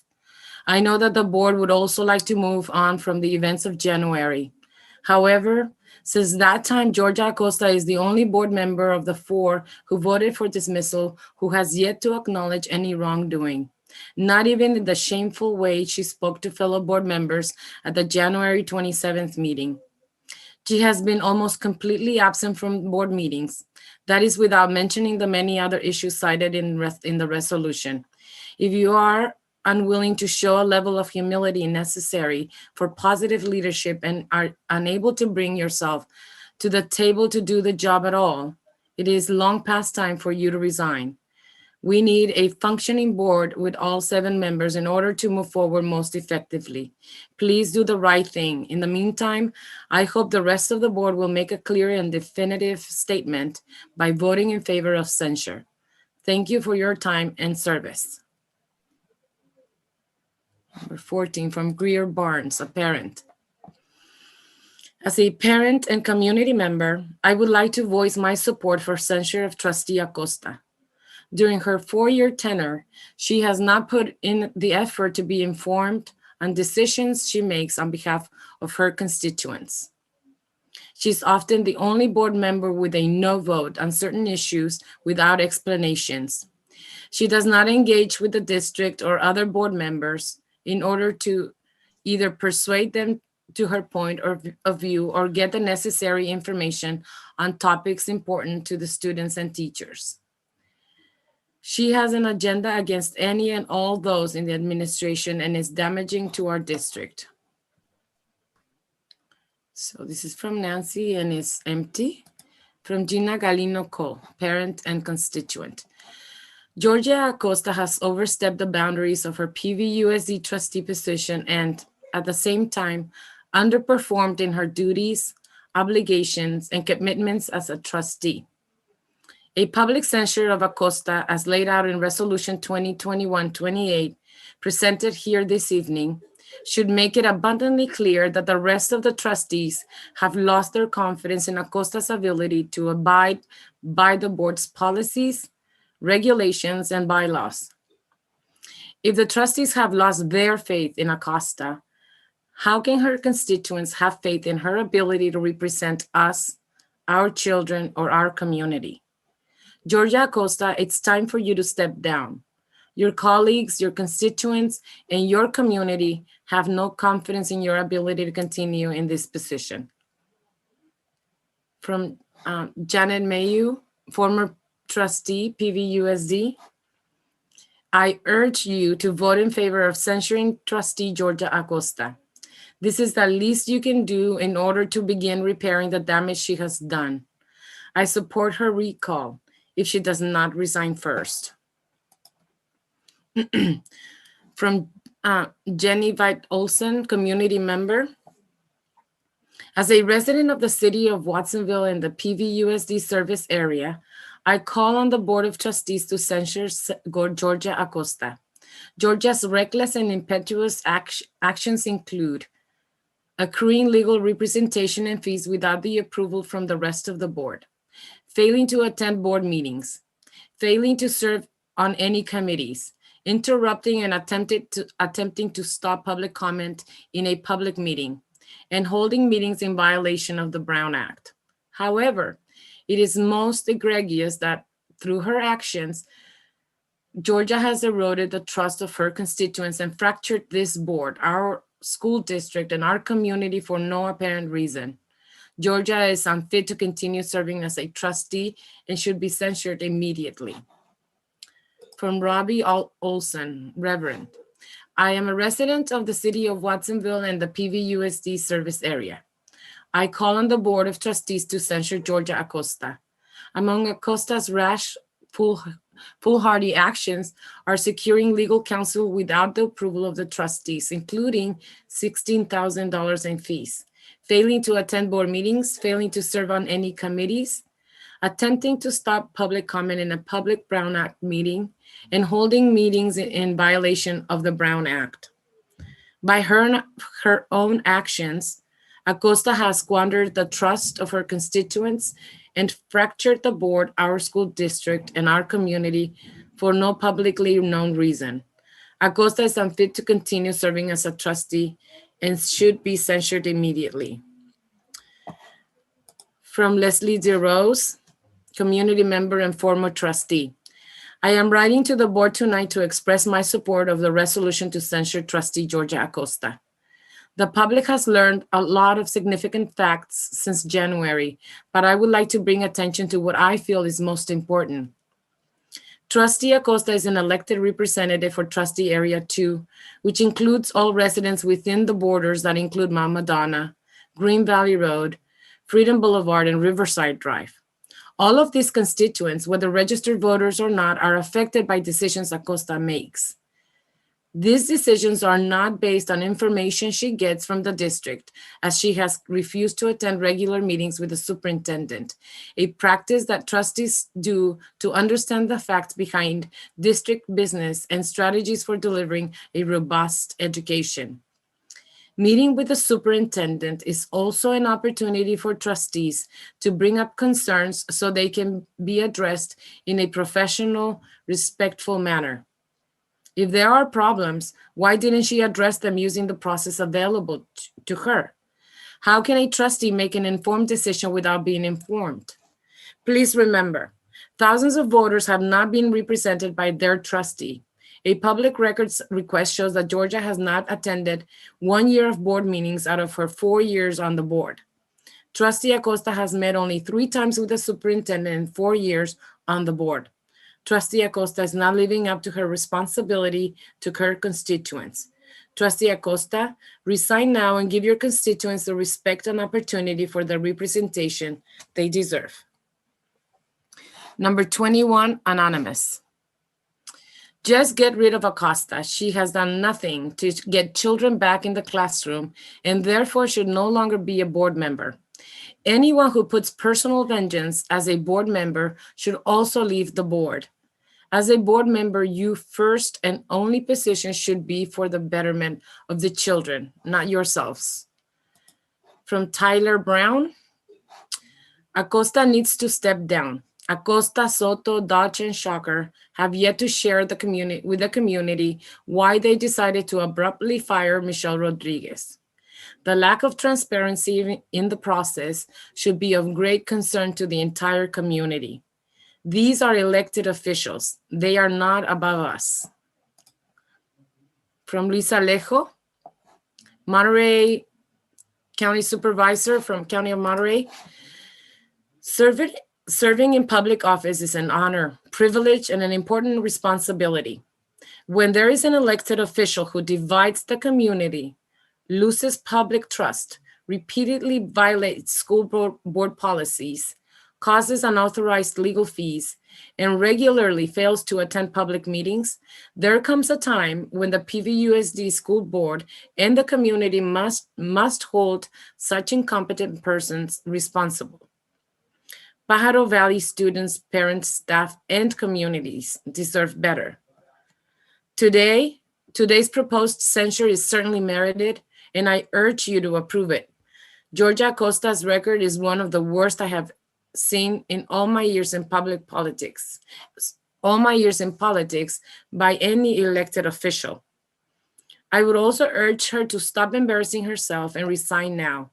Trustee Area 2 deserves better leadership and someone who will take this school board role seriously.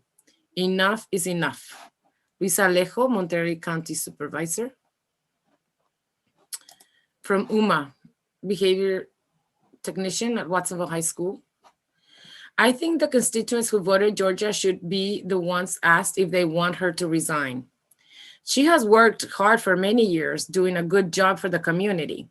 I think there was a reason for her actions in firing the superintendent. Yes, it could have been handled differently, But I don't believe it was just a power grab or because she didn't like her. And now, when she needs the community support, you should stand behind her instead of screaming and attacking her and saying you won't stop until she goes. Sounds like a bunch of children to me. I stand behind you, Georgia. From Bill Beecher. Trustee Acosta missed 50% of the meetings her first year. She missed 27% of the meetings over the last 2.5 years. She is on no committees and does not meet with the superintendent. Why is she on the board? Was it a way to get out medical plans and have several operations? We need trustees who are engaged, not disinterested. We need a positive trustee who is supporting academic improvement. Number 26 from Ms. Ana M. Ibarra. From Pajaro Valley, Georgia Acosta should not be censored for doing her job. The issue of being absent 26 times should have been addressed long before today. She did one mistake, close the meeting and reconvene the minute Jimenez disobeyed. Both were wrong. Alicia Jimenez was also disrespectful and out of order. Most comments read on that day came from people who do not live here. The board needs to take responsibility too. She is the only one that is not afraid to ask questions. Every single trustee needs to take responsibility for that day. We still do not know the why Dr. Rodriguez was fired. We can only trust that 4 intelligent trustees made the right decision, though the process was wrong. Maybe the public relation officers contacted Alejo, Olmos, etc. That day, Jimenez and Acosta were wrong.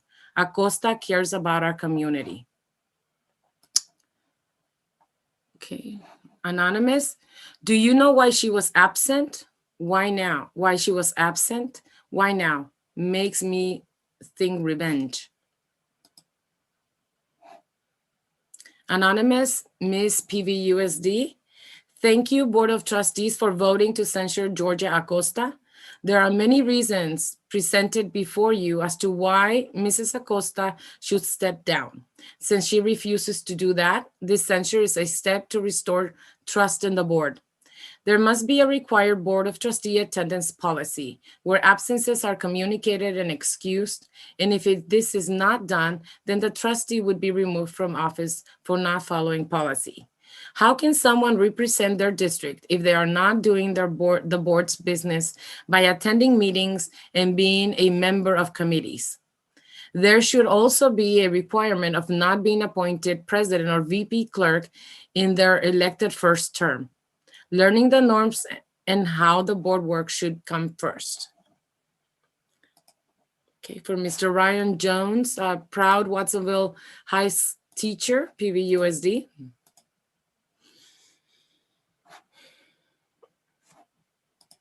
So did you guys watch House of Cards? Frank Underwood, and that I will well and faithfully discharge the duties of the office on which I'm about to enter. And how he was like all fake on TV and on the campaign trail, but then like when he looked at the camera, he'd be like, democracy is so overrated. His wife, Claire Underwood, and then all of a sudden Claire becomes vice president. And everyone found out that Kevin Spacey was actually a rapist, so Netflix pulled a Roseanne Barr and killed Frank Underwood off, and then I, Claire Hale Underwood, do solemnly swear that I will faithfully execute the office of President of the United States. And then she was like, my turn.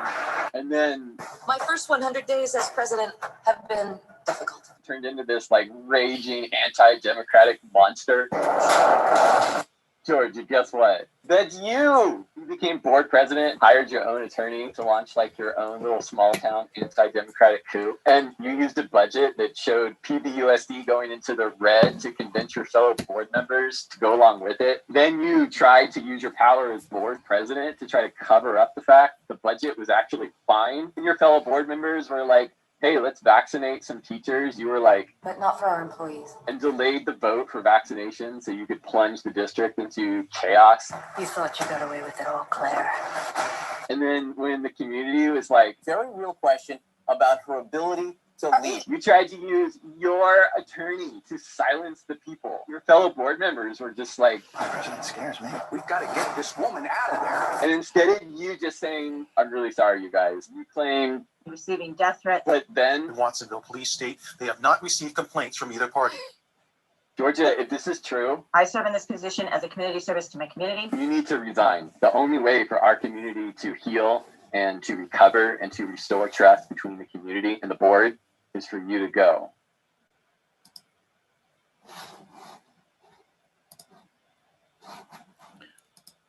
Okay, and this is the last one, and then we have 2 voicemails. Anonymous. Can we censure Dodge and Soto as well? Soto is an anti-masker that never has a full process thought. They so quickly let Acosta be the lone scapegoat too. You too, shocker. What happened to those death threats? Soto? No one? Not even your cop friends believe you ever received them. It's so clear you try to save face and throw Acosta under the bus instead, while accusing the community for threatening you. The action is disgusting. You clearly had your friends send in public comments to back you up too.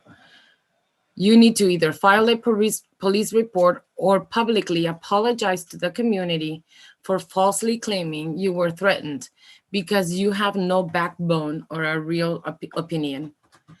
Typical Karen behavior. You truly are not prepared to be on this board.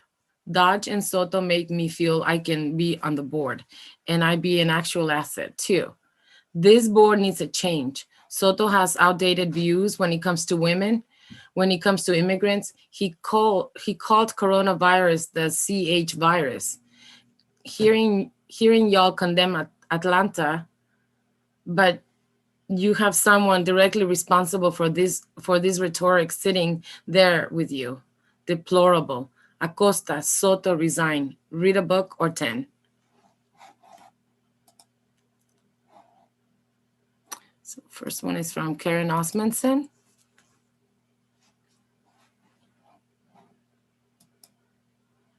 Hi, this is Karen, who was on the school board for 16 years.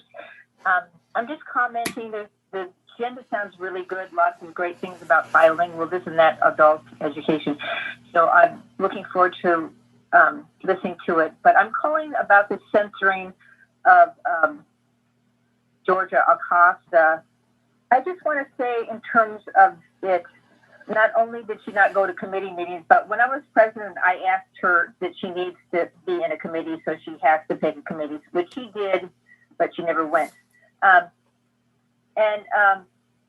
only has she not gone to committee meetings, but she never, ever, ever once met with Superintendent Dr. Rodriguez in her 4 years, never.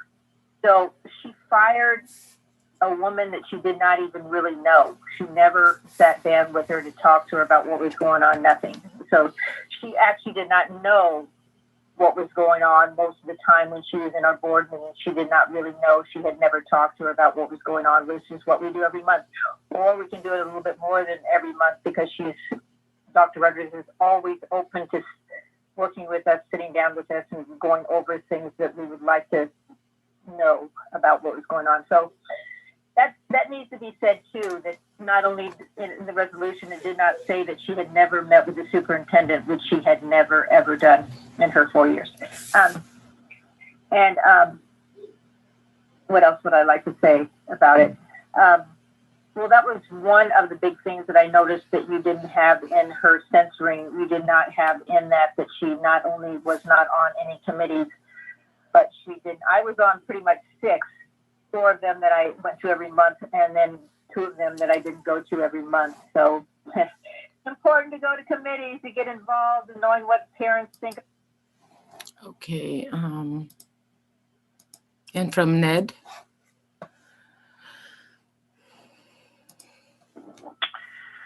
Good evening. I am calling in regard to agenda item 10.1. Dear board members, I am a voter, a taxpayer, the parent of multiple children that have come through the school system, and the husband of trustee Kim DeSerpa. I am calling to express support for the board to censure trustee Acosta. I have been amazed at the amount of time and resources that have been wasted as a consequence of the actions of trustee Acosta in her inexplicable effort to have Dr. Rodriguez unjustifiably fired. I don't doubt that there are some well-intentioned people that would like to put this whole sad episode behind us and just move on. And I can understand that feeling, but I don't think it's time yet. There was damage done to our community, and I feel that some measure of public accountability is mandatory. At a minimum, I think this should require a board censure of Trustee Acosta. Sincerely, Ned McNamara. Thank you. And that is all, just President Holm.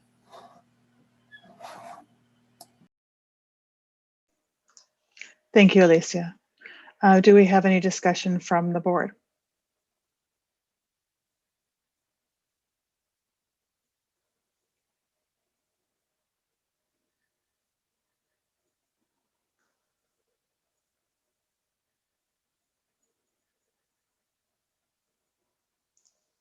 All right, hearing none, I'll ask for a motion. I move to approve. I'll second. Ava, can you call the vote? Yes. Trustee Orozco, Aye. Trustee Dodge Jr., I was not there when she missed all those meetings, so I abstained. Trustee Acosta, No. Trustee Soto, No. Trustee DeSerpa, Aye. Trustee Shocker, Aye. President Holm. Aye. Motion carries 4-2-1, excuse me. All right, we'll move on to item 10.2. All right. Good evening, President Holm, Board of Trustees, and Dr. Rodriguez. On behalf of Special Services Department, I proudly bring this resolution forward for your approval, proclaiming April as Autism Awareness Month. Almost 50 years have passed since the Autism Society held the first National Autism Awareness Month in April 1970. Autism as a diagnosis has changed radically over the past several decades. Through the years, our increased understanding of autism has grown, as well as our understanding of evidence-based practices that support learning for students with autism. Autism Awareness Month kicks off on April 2nd with World Autism Awareness Day. Here are just a few things that are happening in PVUSD that's in celebration of autism awareness. Dr. Rodriguez has recorded herself reading All of My Stripes by Shana Rudolph and Danielle Royer. This is a story for children to promote awareness of autism and other related disorders. This recording will be shared with teachers and principals. In addition, on April 5th, we can light up blue. The Light Up Blue initiative was created by Autism Speaks in 2010. Since that time, joined by the international autism community, hundreds of thousands of landmarks, buildings, homes, and communities around the world light blue on World Autism Awareness Day in recognition of people with autism. And lastly, Rio Del Mar, H.A. Hyde, and Duncan Holbert, the sites with our Autism Nest programs, will be planning weekly activities that will include live links for teachers to incorporate into their synchronous and asynchronous instruction. And those are just a few things. So for these reasons and many more, I request that you approve this resolution acknowledging April as Autism Awareness Month. Whereas students with ASD can achieve success in school when provided with well-implemented evidence-based practices and inclusive educational opportunities.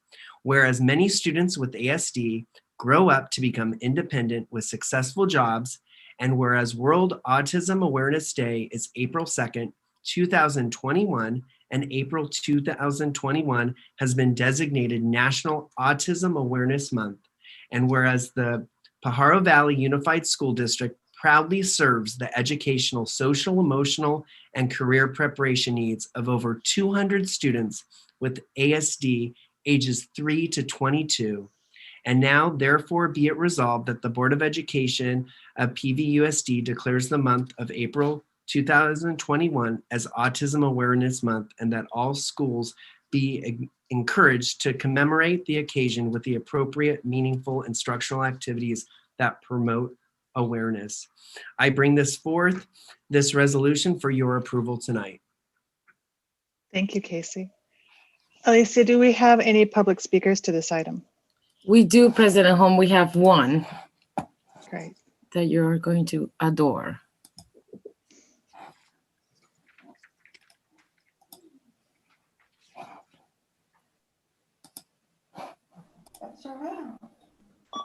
My name is David. Where do you go to school? I go to the day school.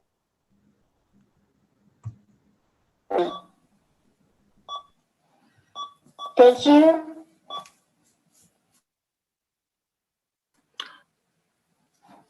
Ooh, I'm not sure what's happening. That is all. Okay. All right. Do we have any discussion from the board? Trustee Orozco, do you have something you wanted to add? Yeah, just really quickly. I think I just want to reiterate the fact that, all students, regardless of their disability or special needs, deserve the best possible education. And I think this district is moving in the right direction through the different initiatives that have been implemented. And I'm just very proud to see that, that the long way we've come and where we're going to go as far as the services provided to all students with special needs. I do want to make one amendment, if I may, on the last whereas. I think instead of having all signs be encouraged to celebrate this resolution, I think they need to celebrate it, not just be encouraged.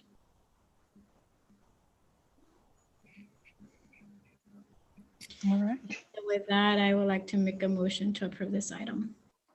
A second. With that, all right. Trustee Dodge Jr., did you have a comment? Oh, no, I'm sorry. Trustee Shocker, did you have a comment? Yes, I just want to say that I agree with Trustee Orozco that this should be required for all sites to celebrate. It's important for children to realize that people that are different from them aren't scary, aren't abnormal, that they can make friends and be friends. And it's also important for children with autism and special needs to also feel part of the community. And I think that this resolution is a step in making everyone feel part of community. And we know that PVUSD has a large population of special needs students. And I know some of us personally know children with autism. And I think that having sites celebrate this resolution encourages the sites and the children at different sites to get to know what exactly autism is and to maybe reach out to someone with autism and get to know them better. And for myself, what I appreciate about resolutions like this is that it really is an opportunity for us to celebrate neurodiversity, that, there are gifts that come from being neurodiverse. And so I'm in full support. Are there any other comments before we call for the vote? All right, Ava, will you call off the vote, please? Trustee Dodge Jr. Aye. Trustee Soto. Aye. Trustee DeSerpa. Aye. Trustee Acosta. Aye. Trustee Orozco. Aye. Trustee Shocker. Aye. President Holm. Aye. Motion carries unanimously. All right. Item 10.3, Resolution 20-21-20, After School Professionals Week. And the report will be presented by Carol Ortiz, our Director of extended learning. Yes, thank you. Good evening, President Home Board of Trustees, and Superintendent Rodriguez. This year and this unprecedented school year, our extended learning staff have stepped up to provide a wide variety of supports, be it providing instructional material packets at the beginning of the school year, CTE kits, and now helping with the kits for return to in-person instruction. I am proud of the fact that we have stepped up and helped the community with all of our services. We also planned and implemented our 7 safe space sites in the community and are very proud of that fact as well. So I would like to take this brief few minutes to show you a clip of a video that I put together of our safe space sites to see our students in action, because ultimately that's what it's all about, providing services to our students. So I'm going to go ahead and share my screen, and it'll just take 1 minute.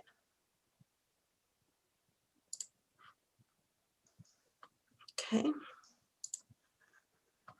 Can you all see that video? Yes. Okay. Yes.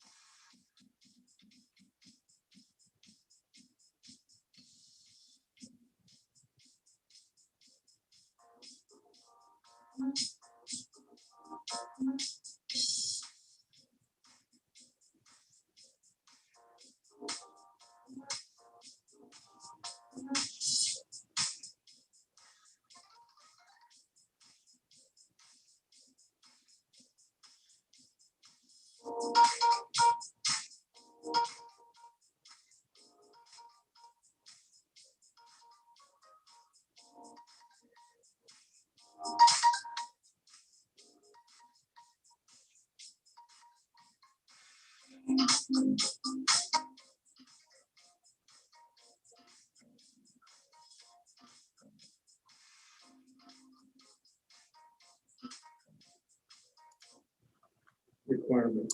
So the access point is there along with the. All right. So thank you for the opportunity to provide this resolution, to bring forward this resolution to you all tonight. Thank you for the opportunity to acknowledge safe space staff, after school staff. And I'd like to especially acknowledge extended learning department staff, who are the backbone of this department and all of our programs. I really appreciate all of the work that my team does together to provide the best service we can to our students and community. Thank you. Thank you, Carol. Do we have any public speakers to this item? We don't, President Home. All right. Do we have any discussion from the board? I'd like to make a comment. Oh, sorry. Sure. I just like to thank you, Kirsten Schaust, and thank you, Carol Ortiz, for these projects that you do in our community. I've seen firsthand the children that you serve, especially here. I'll always remember the gardening supplies giveaway you had at Watsonville High. You know, it was just amazing. You know, people still came out in their cars, people wearing masks, it was hot. To see all those supplies that you pulled together, all those portables that were full with books, rulers, plants, just the way everything was pulled together in a drive-through fashion. I think that our people in our community kind of overlook you sometimes, and I just wanted to be the first person to acknowledge your work, and I'd like to say thank you very much, and I hope we still can continue to do things before this school year is out. So thank you, and I'd like to motion to support this agenda item. Thank you. I'd like to make a second on that, but I just wanted to comment real briefly as well, Carol, and echo what my colleague Trustee Dodge Jr. has said. Your work has extenuated years in this community of what you've done for it and what you've continued to do to rise above in the midst of these times of COVID. And we got to see a bit of that in the presentation you did. And thank you for all the wonderful work you're doing. And I do agree. I think that the work of a lot of our extended learning, our after school program, it's overlooked. it's really overlooked, but it's very needed and essential. So thank you for your work, Carol, and all those within your department as well. Thank you, Trustee Acosta. Thank you. And that was a Anyone else? second. Yes, I got that.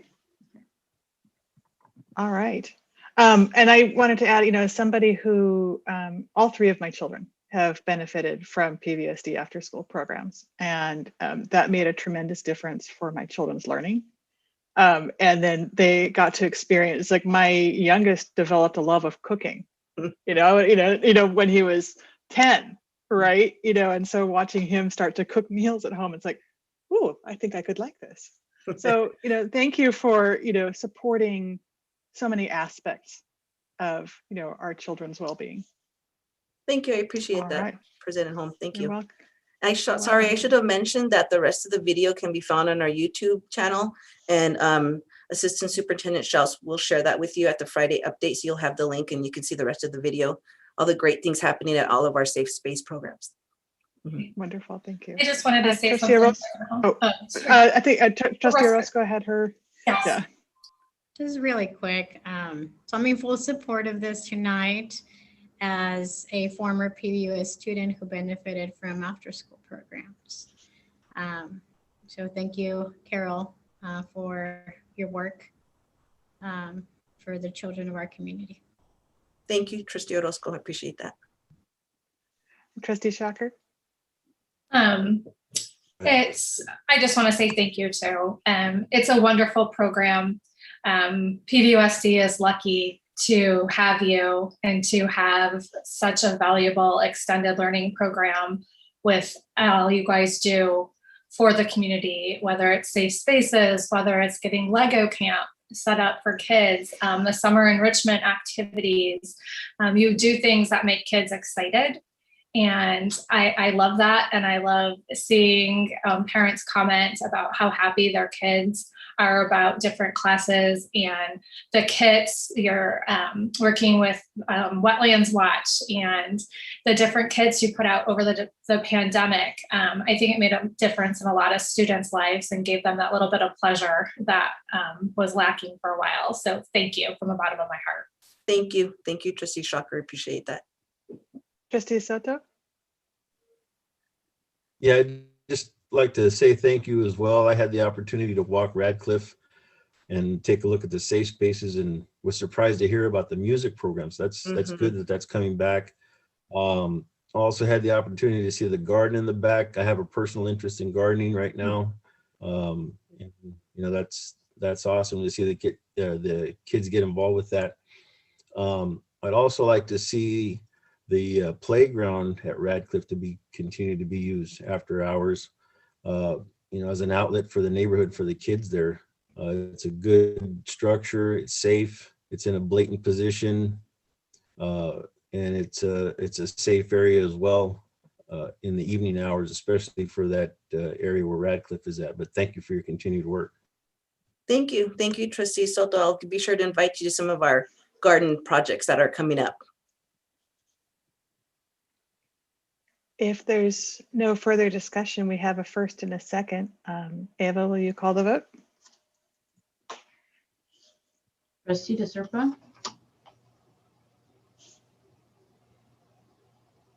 So sorry, aye.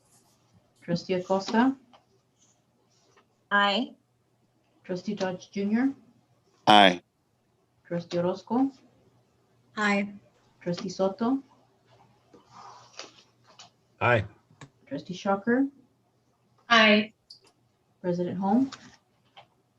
Aye. Motion carries unanimously.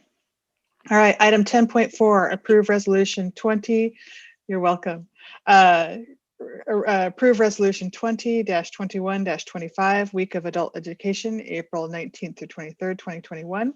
Report will be presented by Nancy Bilisich, Director of Adult Education.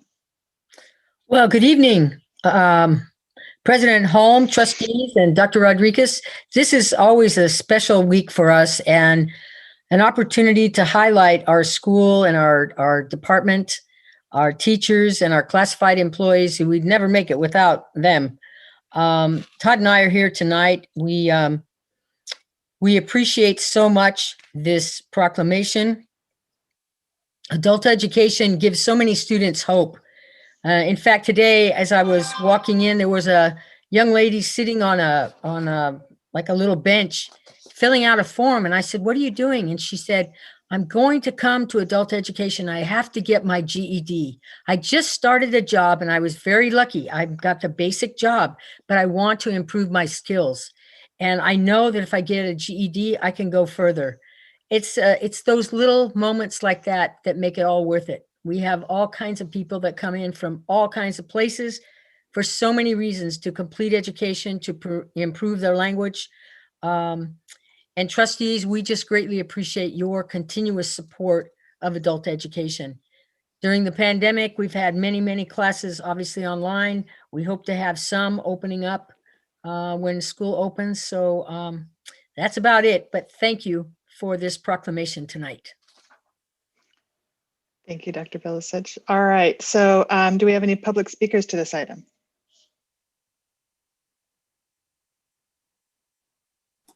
Sorry about that. No, we don't have any public comments, President Holm.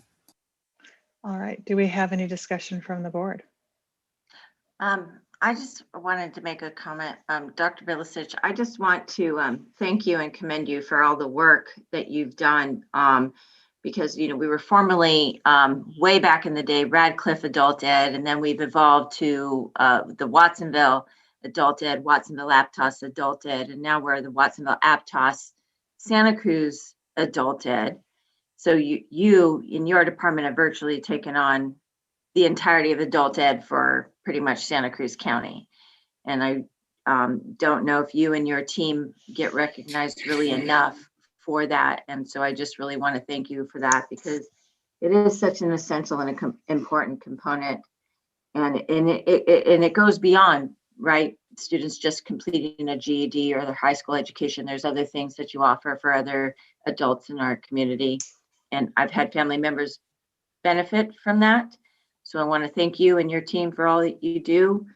And you know, with that, I would like to be the one to make the motion to approve the resolution recognizing the Week of Adult Education for April 19th through the 23rd of 2021.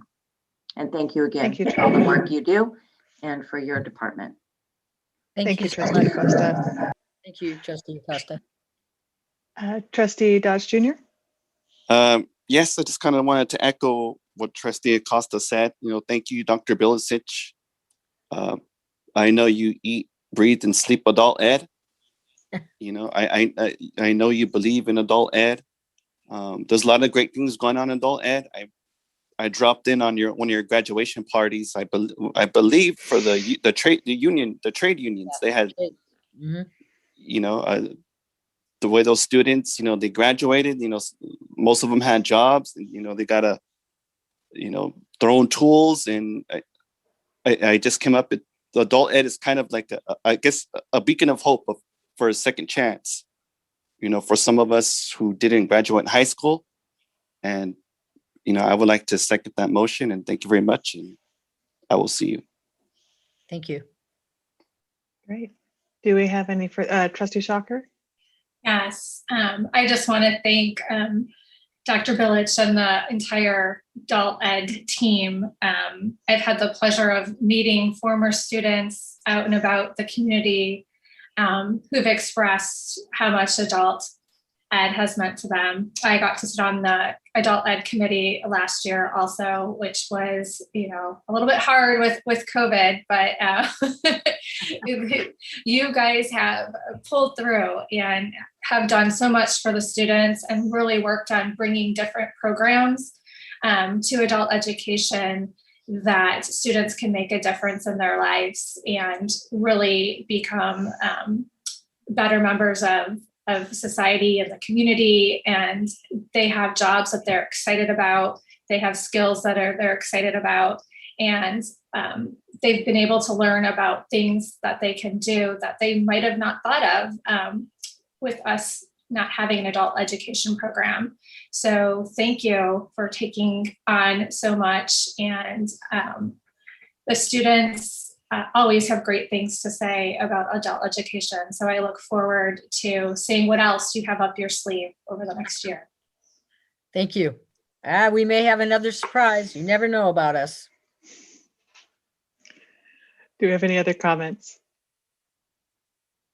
All right, well, seeing none, again, echoing what my fellow trustees have said, thank you for all the work that adult education is doing for our community and for the students in the community. All right, so we have a first and a second. Ava, can you do the roll call? Trustee Soto, Aye. Trustee DeSerpa, Aye. Trustee Acosta, Aye. Trustee Orozco, Aye. Trustee Dodd Jr., Aye. Trustee Shocker, Aye. President Holm. Aye. Motion carries unanimously. Thank you. Thank you. All right, so on to item 10.5, approve resolution 20-21-26, recognizing April as National Bilingual Multilingual Learner Advocacy Month. Report will be presented by Michael Berman, our Director of Equity, State and Federal Programs and Accountability. Good evening again, President Holm, members of the board, and Dr. Rodriguez. It's my honor to present this resolution to you tonight, which celebrates multilingualism and its many benefits to individuals, our community, and our greater society. As I mentioned earlier tonight, we take great pride in the strides we have made to provide our students more and more opportunities to gain proficiency in multiple languages. We see these strides in our continued yearly growth in the number of recipients of the Seal of Biliteracy, the increase in schools already providing and beginning to provide pathways to biliteracy. We see it in the great work being done by the dual language leadership team, the dual language leadership teams at the sites, and the increased emphasis with which we engage families and communities. I just wanted to read a few of the whereases. Whereas National Bilingual and Multilingual Learner Advocacy Month highlights a commitment to ensure educational equity and access, leading these learners to thrive academically and become productive biliterate, multiliterate global citizens. Whereas National Bilingual Multilingual Learner Advocacy Month recognizes the significant languages and cultural assets that bilingual and multilingual learners bring to schools. And whereas Pajaro Valley Unified School District recognizes the more than 23 languages and more than 13,545 students and their families within our district that are or are becoming multiliterate. Now, therefore, let it be resolved that Pajaro Valley Unified School District is committed to strengthening bilingual education and implementing our English Learner Master Plan to improve the articulation of our instructional models, our commitment to valuing languages as assets, and supporting all learners in reaching their greatest potential. Thank you very much. Great. Do we have any public speakers to this item? We don't have any public comments, President Holm. All right. Do we have any discussion from the board? All right. Trustee Shocker? Yes, I just want to say that I support this resolution, and I'd like to make a motion to approve the resolution, especially with the goals that we have going forward with having majority of our students be bilingual, right, by 2030, and recognizing our community is made up of many different families and people that speak different languages. I just think it's wonderful that we have so much support for our bilingual families. Sit on the Migrant Ed Head Start Committee, and I also sit on DALEC with Trustee Orozco, and the parents are very excited, and they're also very appreciative of the work that the district does. And I just think this is really important that we support this at our sites and in our community. Trustee Orozco? I would like to echo what Trustee Shocker just shared. I think we're on the same boat. I think we're very much in support of this resolution and expanding bilingual programs across the district. And I know that's one of the goals in place through the pilot programs that we currently have in place. So yeah, I think this is something to celebrate. Is that a second? Yes, of course. Do we have any further discussion? All right, hearing none. Eva, can you call the vote?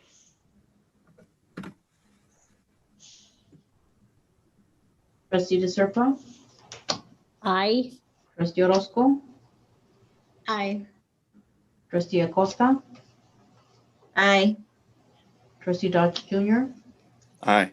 Trustee Soto, Aye. Trustee Shocker, Aye. President Home. Aye, motion carries unanimously. All right, item 10.6, approve resolution 20-21-27 statewide public bilingual pesticide notification website. Report will be presented by Dr. Michelle Rodriguez, Superintendent of Schools. Yeah, so thank you very much. So for many years now, PVUSD has had a commitment to ensure that our students and our families are safe as we live within this agricultural treasure that we have. In May of 2016 was actually our first resolution where we supported the Monterey County receiving a grant in order to do a notification process due to us having 3 of our schools within that area. So this resolution today is a combination of the previous resolution that we had. Now that we have many new board members on the board, so it's a reaffirmation of what we had put forward previously, and it is also in combination with a resolution which Chris Webb brought to us.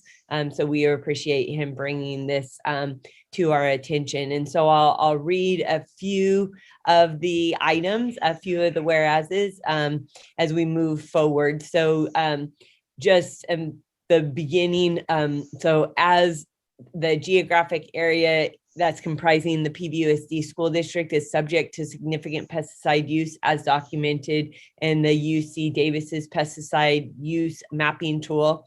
And more than 1 in 4 Santa Cruz and Monterey County children attend schools within close proximity to agricultural production.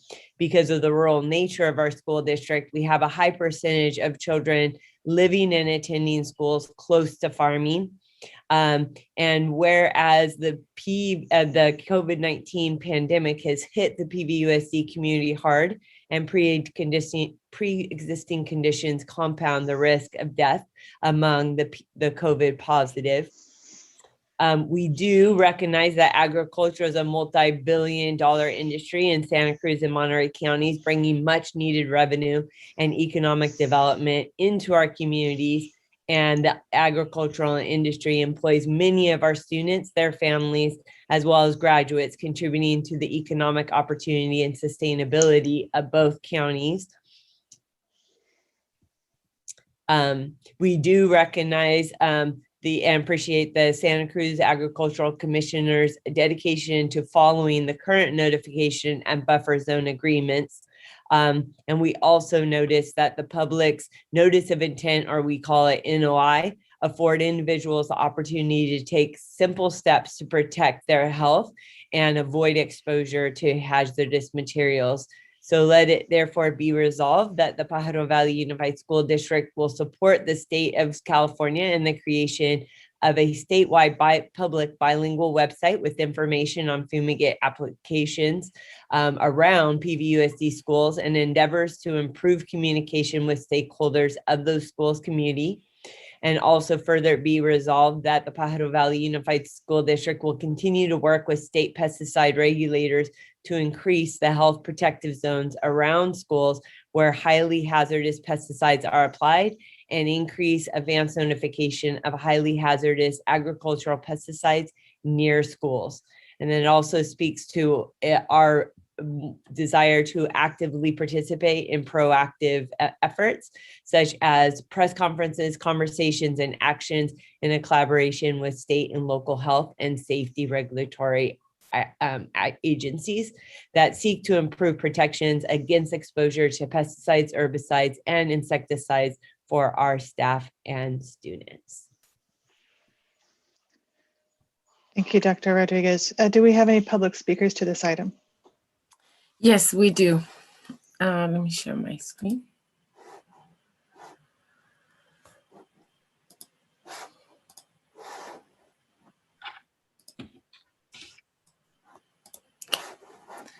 So for 10.6.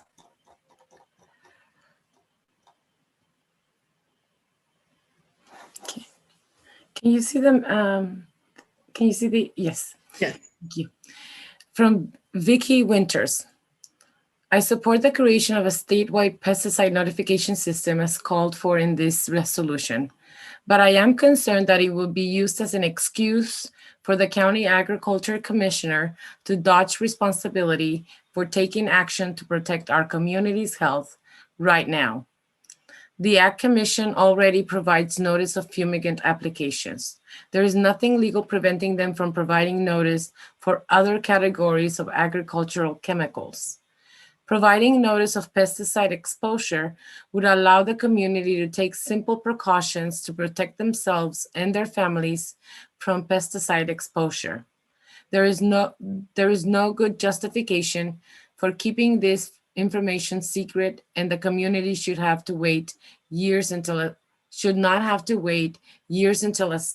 notification system can be developed. From Melissa Dennis. What happened to the original resolution that put the responsibility for sharing public pesticide information on our local Ag Commissioner? The original resolution was created with teacher and community input. Where did it go? It seems to me that someone gave an editing pen to the Ag Commissioner. This new resolution appears to be highly influenced by the Ag Commissioner himself, who would rather not endure the headache of a public that is aware what toxins are used around them. The city of Watsonville had the courage to pass a resolution similar to the original document, but it appears that the Board of Trustees has been influenced. While I'm not opposed to the statewide notification system, such a project will likely take years, and it relieves county Ag commissioners of the responsibility to their community's health. Both the Santa Cruz and Monterey County Ag commissioners have said it is the state's responsibility as a way of passing the buck. The fact is, both of these commissioners provide schools with 5 days advance notice for one category of pesticides called fumigants. The state doesn't do that at all. There is nothing legal that stands in the way of the Ag Commissioner simply web posting notices about future toxic pesticide applications when they receive them from the growers. They just don't want to do it. We have the right to know, and we should demand it from our local leaders now. From Alejandra Revilla Rico, special ed teacher. While I support this resolution to improve public notifications of dangerous pesticide applications, I am disappointed that the original resolution was watered down. The original resolution called on our local Ag Commissioner to share the pesticide information with the public. I'm not opposed to a state notification system, but that could take years. From Mark Drury, teacher at Renaissance High, PVUSD. We absolutely need the local Ag Commissioner to share pesticide information with the public. This is just a basic issue of transparency and the health of our community. There is no need to wait for the state. From Marcy Mock, teacher and PVUSD employee.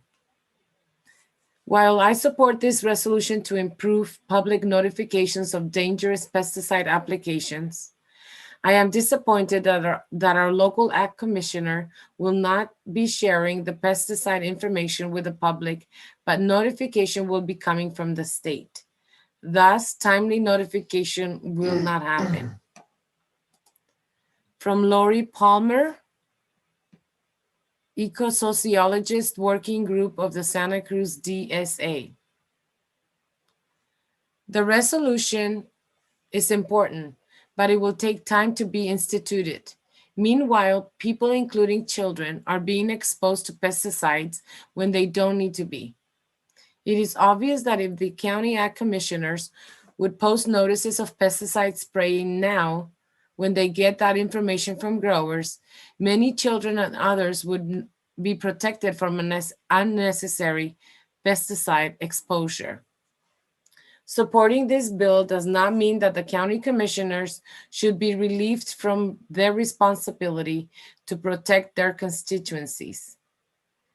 The refusal to do so appears to be a blatant disregard for people's health for the sake of what?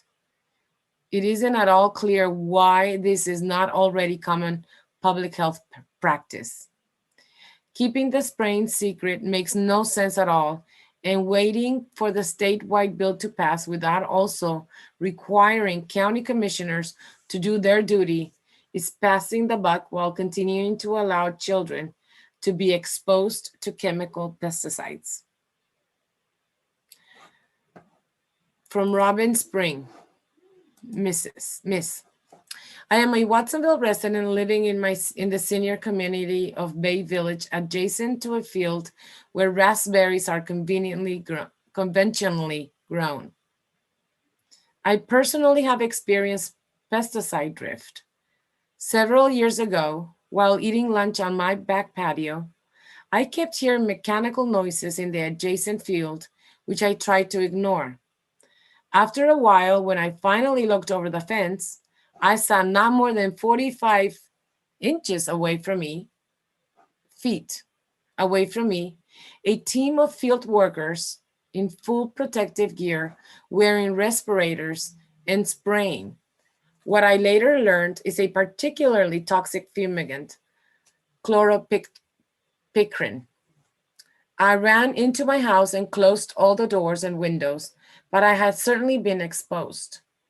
Later, when I asked our ag commissioner why the homes directly next to the fields were not notified in advance of the intent to spray, he said that since he personally was on site during the spraying, there was no need to advise any of us residents. This is incomprehensible to me. Pesticide drift doesn't stop just because the ag commissioner is present. Seniors, farm workers, school children, community members, we all have a right to know in advance what, when, and where toxic pesticides are sprayed on ag fields so that we can take precautions to protect our health. Currently in California, the ag commissioner already provides schools with a 5-day advance notice for this category of pesticides called fumigants. Why can't they do the same for the rest of us? We are sick and tired of waiting. We want immediate action now. I appeal to the PVU. Hi. Thank you. From Michael Gasser, Science for the People. I support the proposal to require publication of pesticide use across the state. But until this takes effect, we should have the same requirement on a county level. The Santa Cruz County and Monterey County Agriculture Commissioners have the power to make notices of intent public. So there is nothing standing in the way of this policy except the resistance of the commissioners themselves. Let's do what we can to protect the health of those who live, work, and go to school near farms where these chemicals, many of them known to be harmful, are used. From George Feldman, teacher at PVFT. Thank you for the work that has already been done to create a public notification by PVUSD. I hope that we can push for a short-term county program sharing information, as well as the long-term statewide program. From Chris Webb, teacher at Renaissance High. I would like to thank the PVUSD School Board for bringing this resolution forward and urge the passage of it with an amendment to include the following original resolution text. Now, therefore, Be it resolved that the Pajaro Valley Unified School District calls on the Office of the Santa Cruz Agriculture Commissioner to make notifications of intent to apply restricted materials publicly available on the County of Santa Cruz Ag Department website. This language is critical, and without it, the value of the resolution writ large is severely diminished. In fact, without that original text, this modified resolution is detrimental to the community because it would send a message that the governmental bodies charged with protecting the public, like the Santa Cruz County Agricultural Commissioner's Office, have PVUSD's blessing to shirk their immediate responsibility to the public and defer to a higher level of government. Please insist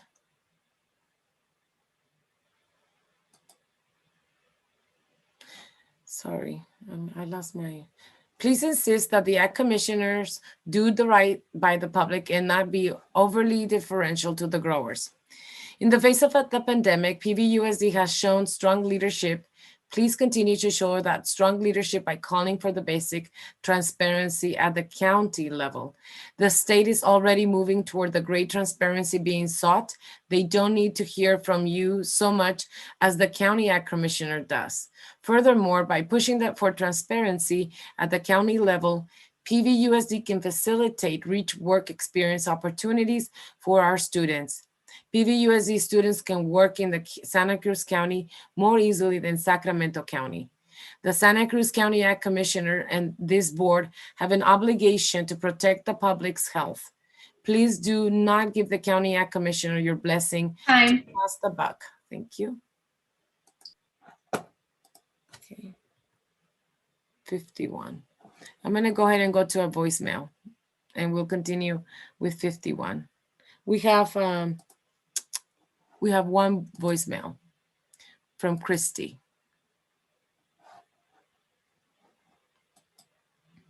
Hello, my name is Christy Toronto, and I live in Salinas, and I'm a member of Watsonville and Salinas SAS, Safe Ag, Safe Schools, and I would like to address the aspect of the public NOI that has been proposed that will be statewide before it's countywide. And I think that is not a good way to go because we already have a system in place that both ag commissioners in Santa Cruz and Monterey County already give up to 5 days notice of intent for fumigants. And my feeling is that there are vulnerable communities in our town and in the area in our counties that would benefit from having advance notices of pesticides, and that should happen now and not later. If we wait until the state starts to do it, it's going to take a longer time. And since we already have the NOIs, the notice of intent, in place already for the fumigants, it seems logical that we could also do that for some of the most harmful pesticides. The reason to do that would be to alert certain communities, parts of our community that might be more sensitive to chemicals. We could close windows ahead of time, close off the drying racks outside. We could keep sensitive children and people inside. There's ways that we could address the exposure. Thank you. From Hector Calderon, organizer, Safe Ag, Safe Schools, SAS. Dear PVUSD trustees, my name is Hector Calderon, and I'm with Safe Ag, Safe Schools. I am here tonight to giving my public comment on 10.6 on tonight's action items. While we're not opposed to a statewide notification system, such a project will likely take years, and it relieves county ag commissioners of the responsibility to their community's health. We have heard from Santa Cruz County Ag Commissioner Hidalgo say it is the state's responsibility as a way of passing the buck. The fact is that the Ag Commissioner provides schools with the 5-day advance notice for one category of pesticides called fumigants. The state doesn't do that at all. There is nothing legal that stands in the way of the Ag Commissioner simply web posting notices about the future toxic pesticide applications when they receive them from the growers. They just don't want to do it. Again, we'd love a statewide system, but we demand that our Santa Cruz County Ag Commissioners immediately stop keeping pesticide notices of intent, NOIs, secret from us.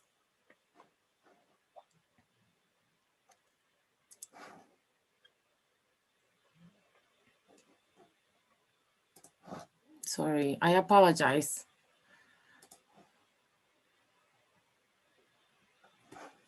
Secret from us.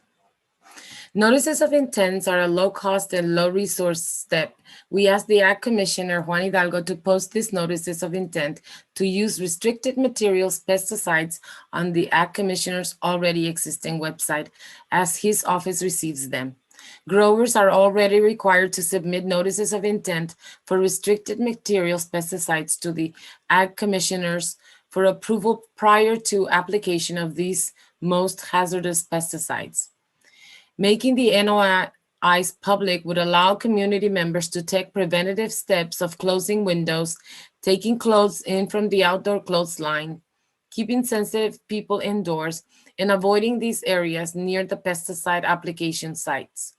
We could take those precautions, and if we knew that, when and where pesticides are applied. We are simply asking that the Agricultural Commissioner, Juan Hidalgo, to post these with no more excuses, no more delays, by simply posting pesticide warnings now so we can better protect ourselves. Thank you. Number 52. Well, you make sure that's correct. Okay, from Woody Rehanek. Retired specialist, ed teacher, PVUSD, Safe Ag, Safe Schools. Dear PVUSD trustees, my name is Woody Rehanek. For 18 years, I taught a special class for children with mild, moderate learning disabilities in PVUSD. Many of my students' parents were from farm workers. Since retiring 4 years ago, I have been studying the potential negative impacts of pesticide exposures, particularly organophosphates, on learning. I am convinced that advance notice of hazardous pesticide applications would be a positive state in proactively protecting public health, including farm worker families, students, vulnerable seniors, and in fact, all residents of agricultural communities. In October 2020, our Watsonville City Council passed a symbolic and non-binding resolution in support of this notion. Since then, a significant number of NGOs and citizen groups have signed on to a letter affirming the public's right to know. 2 weeks ago, the Greenfield City Council passed a resolution supporting advance notice of hazardous pesticide applications. The events of the past year in particular have highlighted the need for transparency, applied science, and accountability in public discourse. Advanced posting of NOIs on the Santa Cruz County Agricultural Commissioner's website would allow farm workers, schools, and other residents to take precautions to protect themselves before hazardous pesticides are being applied. Otherwise, the data is delayed by weeks, months, or years. The Tracking California Pesticide Mapping Tool just released 2018 data for California. 1,135,998 pounds of pesticides were applied in Santa Cruz County that year. Okay, number 53, Arden Rosenthal. There needs to be immediate postings of pesticide use while creating a more formal database. Safety over systems. From Ellie. We absolutely need NOIs. We need the district to help us pressure our Ag Commissioner, Juan Hidalgo, to do the very least of his job and use the website already created. The announcements at farms aren't even bilingual. This is an environmental racism and Hidalgo's decision to actively harm our community, but appease farmers is embarrassing to say the least. I am tired of people doing the least and asking for the most praise. I ask you to take Chris Webb's original proposal with no change. We need safe ag so we can have safe schools. I ask the board to join this fight across multiple districts, not just with this resolution, but with your time. Email the commissioner personally. Ask why he continues to dismiss us and pretend changing a website is a hard thing to do. This isn't Windows 95. From Greg Tucker. While this is a legitimate goal, I think we should hold our county ag commissioner responsible in the interim. A statewide system isn't going to happen quickly, but the county ag commissioner can begin posting these notices almost immediately. Could the board move to request that immediate action while we await the development of a statewide program? And the last one for 10.6 is from Sarah Rigler, MPH, NMS, retired PVUSD public health professional, safe agriculture, safe schools. Sorry, I didn't realize I didn't have permission.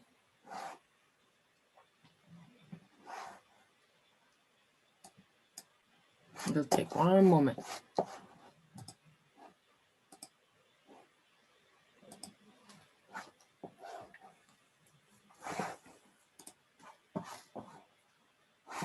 Okay, thank you.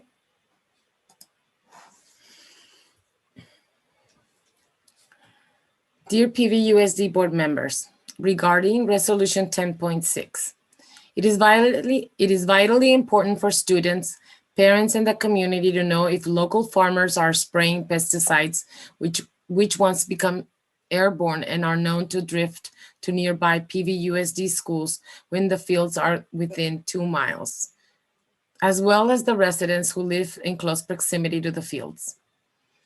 In addition to notifying the agricultural commissioner, the farmer and commissioner needs to notify the PVUSD district office so that the school can be informed of this pesticide application. Teachers, students, staff, and parents need to know if airborne pesticides are present. Please support resolution 10.6 to help keep students, staff, teachers, and the community healthy. The health effects of pesticide and herbicide exposure are detrimental to learning, health, and can cause cancer. Thank you for your attention. And that is all. Thank you, President Holm and trustees. All right. Do we have any discussion from the board? Yes, Trustee DeSerpa. A couple of years ago, Dr. Rodriguez, we had something like this come before the board.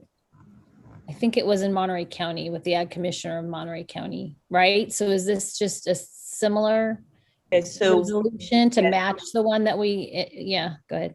Yeah, so what we did is we took the grand majority of what was provided to us, and then we added. So we actually added on to the resolution. We didn't really take much away.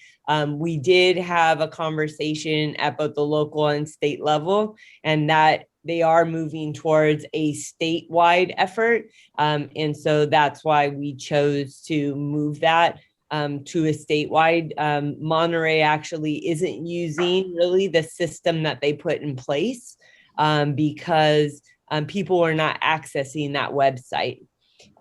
With us, it's not really about our notification, because with us, we do notification out to our parents once we receive it 5 days in advance. Of course, that only goes out to people that are connected with PVUSD, which is why the statewide is involved. But we took pieces of both and added. So it's quite long. It's quite more lengthy than it was originally when it was given to us a couple of months. Have we had so I'm guessing we've had conversations with the Ag Commissioner in Santa Cruz about this issue? Yes. And so this resolution, does it represent an agreement then that we have in place with Santa Cruz? He does not agree in a notification system. He feels that by the 5-day notification that he gives to us as a school district, that is sufficient or should be sufficient for us. And in the notification, I'm sorry, in the notification that is given to us, does it clearly state what the compounds are that are being fumigated or being sprayed? Yeah, it does. Yeah. But again, the concern is that its only reach is someone who is connected to PVUSD. So if you are a resident, but you are not, you don't have a child going to our school site, we do post outside, but we post on our campuses. So if you aren't walking on our campuses, then you probably wouldn't know. And if you're not a parent of us or a staff member of us. So sorry for all the questions. I'm just trying to wrap my brain around it. So the website, it sounds like the website that Monterey County had agreed to use for the postings is not being updated properly, or not being used at all, maybe? It wasn't being accessed heavily. So we were pretty significantly involved in that. So Ohlone Elementary and Hall District, but specifically Ohlone Elementary, was very involved in the pilot. So they did a lot of parent engagement and staff engagement through that process. So when that was happening, we were meeting probably every month with both agricultural commissioners. And then we were part of the press conference for the actual release of that. We did meet after its release several times and had some meetings of why people weren't accessing. So when they looked at hits to the site, there was very few people accessing it. Mm-hmm. We even did distribution of information through our schools so that they would know. There hasn't been further grant money to be able to do a similar in Santa Cruz County because the focus of monies is now being shifted to the state level. And so that is why we originally had made the change, is because that's where we believe the funding source is to put in a system such as a public bilingual notification system.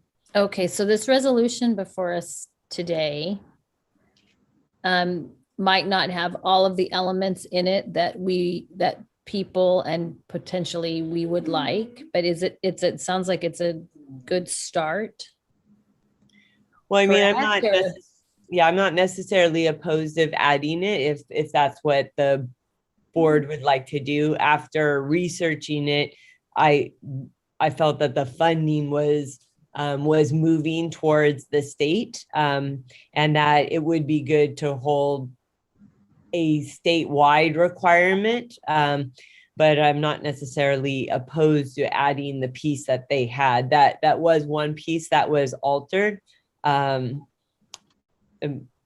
the investigation and discussion between putting it together.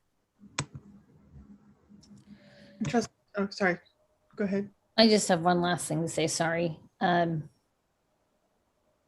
work really late nights on the COVID unit at Salinas Valley Memorial. And so I'd come through the field sometimes 10 and 11 at night coming home.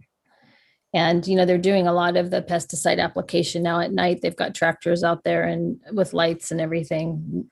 In part, probably because it represents less drift, but then also I think sometimes people don't get as many questions if the general public can't see what's going on. The other thing is that on my drives home and back every day, I notice that Caltrans is still spraying our roadways, Highway 1, 4-foot swaths of just dead mustard, on the medians and on the side of the road, which that's got to stop. I mean, it just washes right into the ocean. So anyway, maybe if they stop spraying, they'd have more money to actually help us, let people know what's going on. And I want to thank Robin Spring, who was one of the commenters. She's an old friend of mine and a wonderful social worker. And I'm sorry, Robin, that you got exposed in your neighborhood next to the fields. Trustee Orozco? Yes. So I want to start off my comments by first acknowledging the work of former PVFD President Francisco Rodriguez and former teacher and CTA leader Sarah Henne for the work they did along with me and community stakeholders, including the Safe Ag and Safe Schools, in drafting and passing our first pesticide resolution years back. Not only calling for buffer zones, health protective zones around schools, but making sure pesticides were not sprayed during school hours. And of course, a better notification system. This is in addition to the banning of Roundup from being used at any of our schools. So we're really proud of the work that has been done through the district. This resolution here tonight does take it a step further, calling for a statewide bilingual notification system, which is something I am in full support of. As a district, I feel we must do what we can in partnership with our stakeholders to ensure we protect children of our community from exposure to pesticides. But I would like, after reading the resolution we passed years back and comparing to what we have here tonight, I do want to support adding that local piece. Because we do need something in place. And I know that funding is being directed to the state level, but you don't need additional funding to update your county website. And so I think that's an easy fix, and I will be supporting adding that additional sentence tonight to tonight's resolution. And I would be happy to also make a motion to approve this item tonight with that addendum. Do we have any other comments from the board? I second Trustee Orozco's motion. Okay. Any further comment? Trustee Soto? Yeah, and I agree as well. Oh, sorry. So I agree as well with adding that language to the resolution. Yeah, we've got to find a way to be a little more open, I guess, to the community and give them access to the information and let them know, website, the fact that they're not getting very many hits, the access of the community to that type of information. They're more apt, I believe, to written information if we can communicate it to them and get that out to them as well. And for myself, my original thoughts with, supporting, the statewide measure was, going bigger, on further consideration, I can see the importance of having the local element, and I'm in support of that as well. All right. Do we have any further comment? All right. Eva, can you call off the vote, please? Trustee Orozco. Aye. Trustee Acosta. Same. Trustee Dodge Jr. Aye. Trustee Soto. Aye. Trustee DeSerpa. Aye. Trustee Shocker, Aye.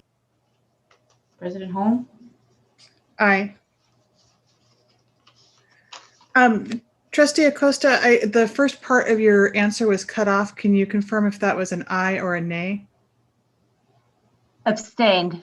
Abstain. Okay, thank you. All right, so motion carries 601. All right. Moving on to item 10.7, approve resolution 20-21-21, temporary borrowing between district funds fiscal year 2021-22. Report will be presented by Clint Rucker, our Chief Business Officer. Thank you, President Holm, Board of Trustees, and Dr. Rodriguez. So as I talked about in the public hearing, this is now the action item for the resolution to be able to allow borrowing between our funds to allow for particular cash flow needs as our expenditures outpace our revenue receipts at a specific time. So this is between our own funds, not with any other, not with the county or with the COE, which will be coming later. So in respect of time, I'm just going to go ahead and leave it at that and not read out the whole resolution. Thank you, Clint. Do we have any public speakers to this item? No, we don't. Do we have any discussion from the board? Trustee DeSerpa? I'd like to make a motion to support. All right. Trustee Orozco? I'll second. And Trustee Shocker? All good. All right. We have a first and a second. If there's no further discussion, I will call for the vote. Trustee Dodd Jr., Aye. Trustee Acosta, No. Trustee Orozco, Aye. Trustee Soto, Yeah, aye. Trustee DeSerpa, Aye. Trustee Shocker, Aye. President Holm, Aye. Motion carries 6-1. Item 10.8, Resolution 20-21-23 to the Board of Supervisors of the County of Santa Cruz to provide temporary cash loans to Pajaro Valley Unified School District. Report will be presented by Clint Rucker. Thank you, President Holm, Board of Trustees, and Dr. Rodriguez. This resolution now is for borrowing from the County of Santa Cruz. This is not one that we typically see, and the reason that we're bringing this forward tonight is due to the deferrals that you've seen in my presentations that the state has done that is now lowering the amount of cash that we'll be seeing in the upcoming months. So this is, again, gives us one more avenue to be able to borrow from our county treasurer and kind of offset those deferrals that the state has given us. So as we see the inability to borrow from our own funds, we have the opportunity to borrow from the County of Santa Cruz. And that is up to 30 million that we would be able to borrow. And again, this one is really because of the deferrals that we've seen from the state. Thank you, Clint. Do we have any public speakers to this item? We don't, President Holm. Do we have any discussion from the board? Yeah, I have a question. Go ahead, Trustee Dodd Jr. Is this a normal practice to borrow from the county? So the actual county, so there's two different ones. You'll see another resolution that's County of Santa Cruz. From the County of Santa Cruz, which is our fiscal oversight, that one is more common in terms of doing it in a year just to be able to absorb kind of that cash flow as I described with our interfund.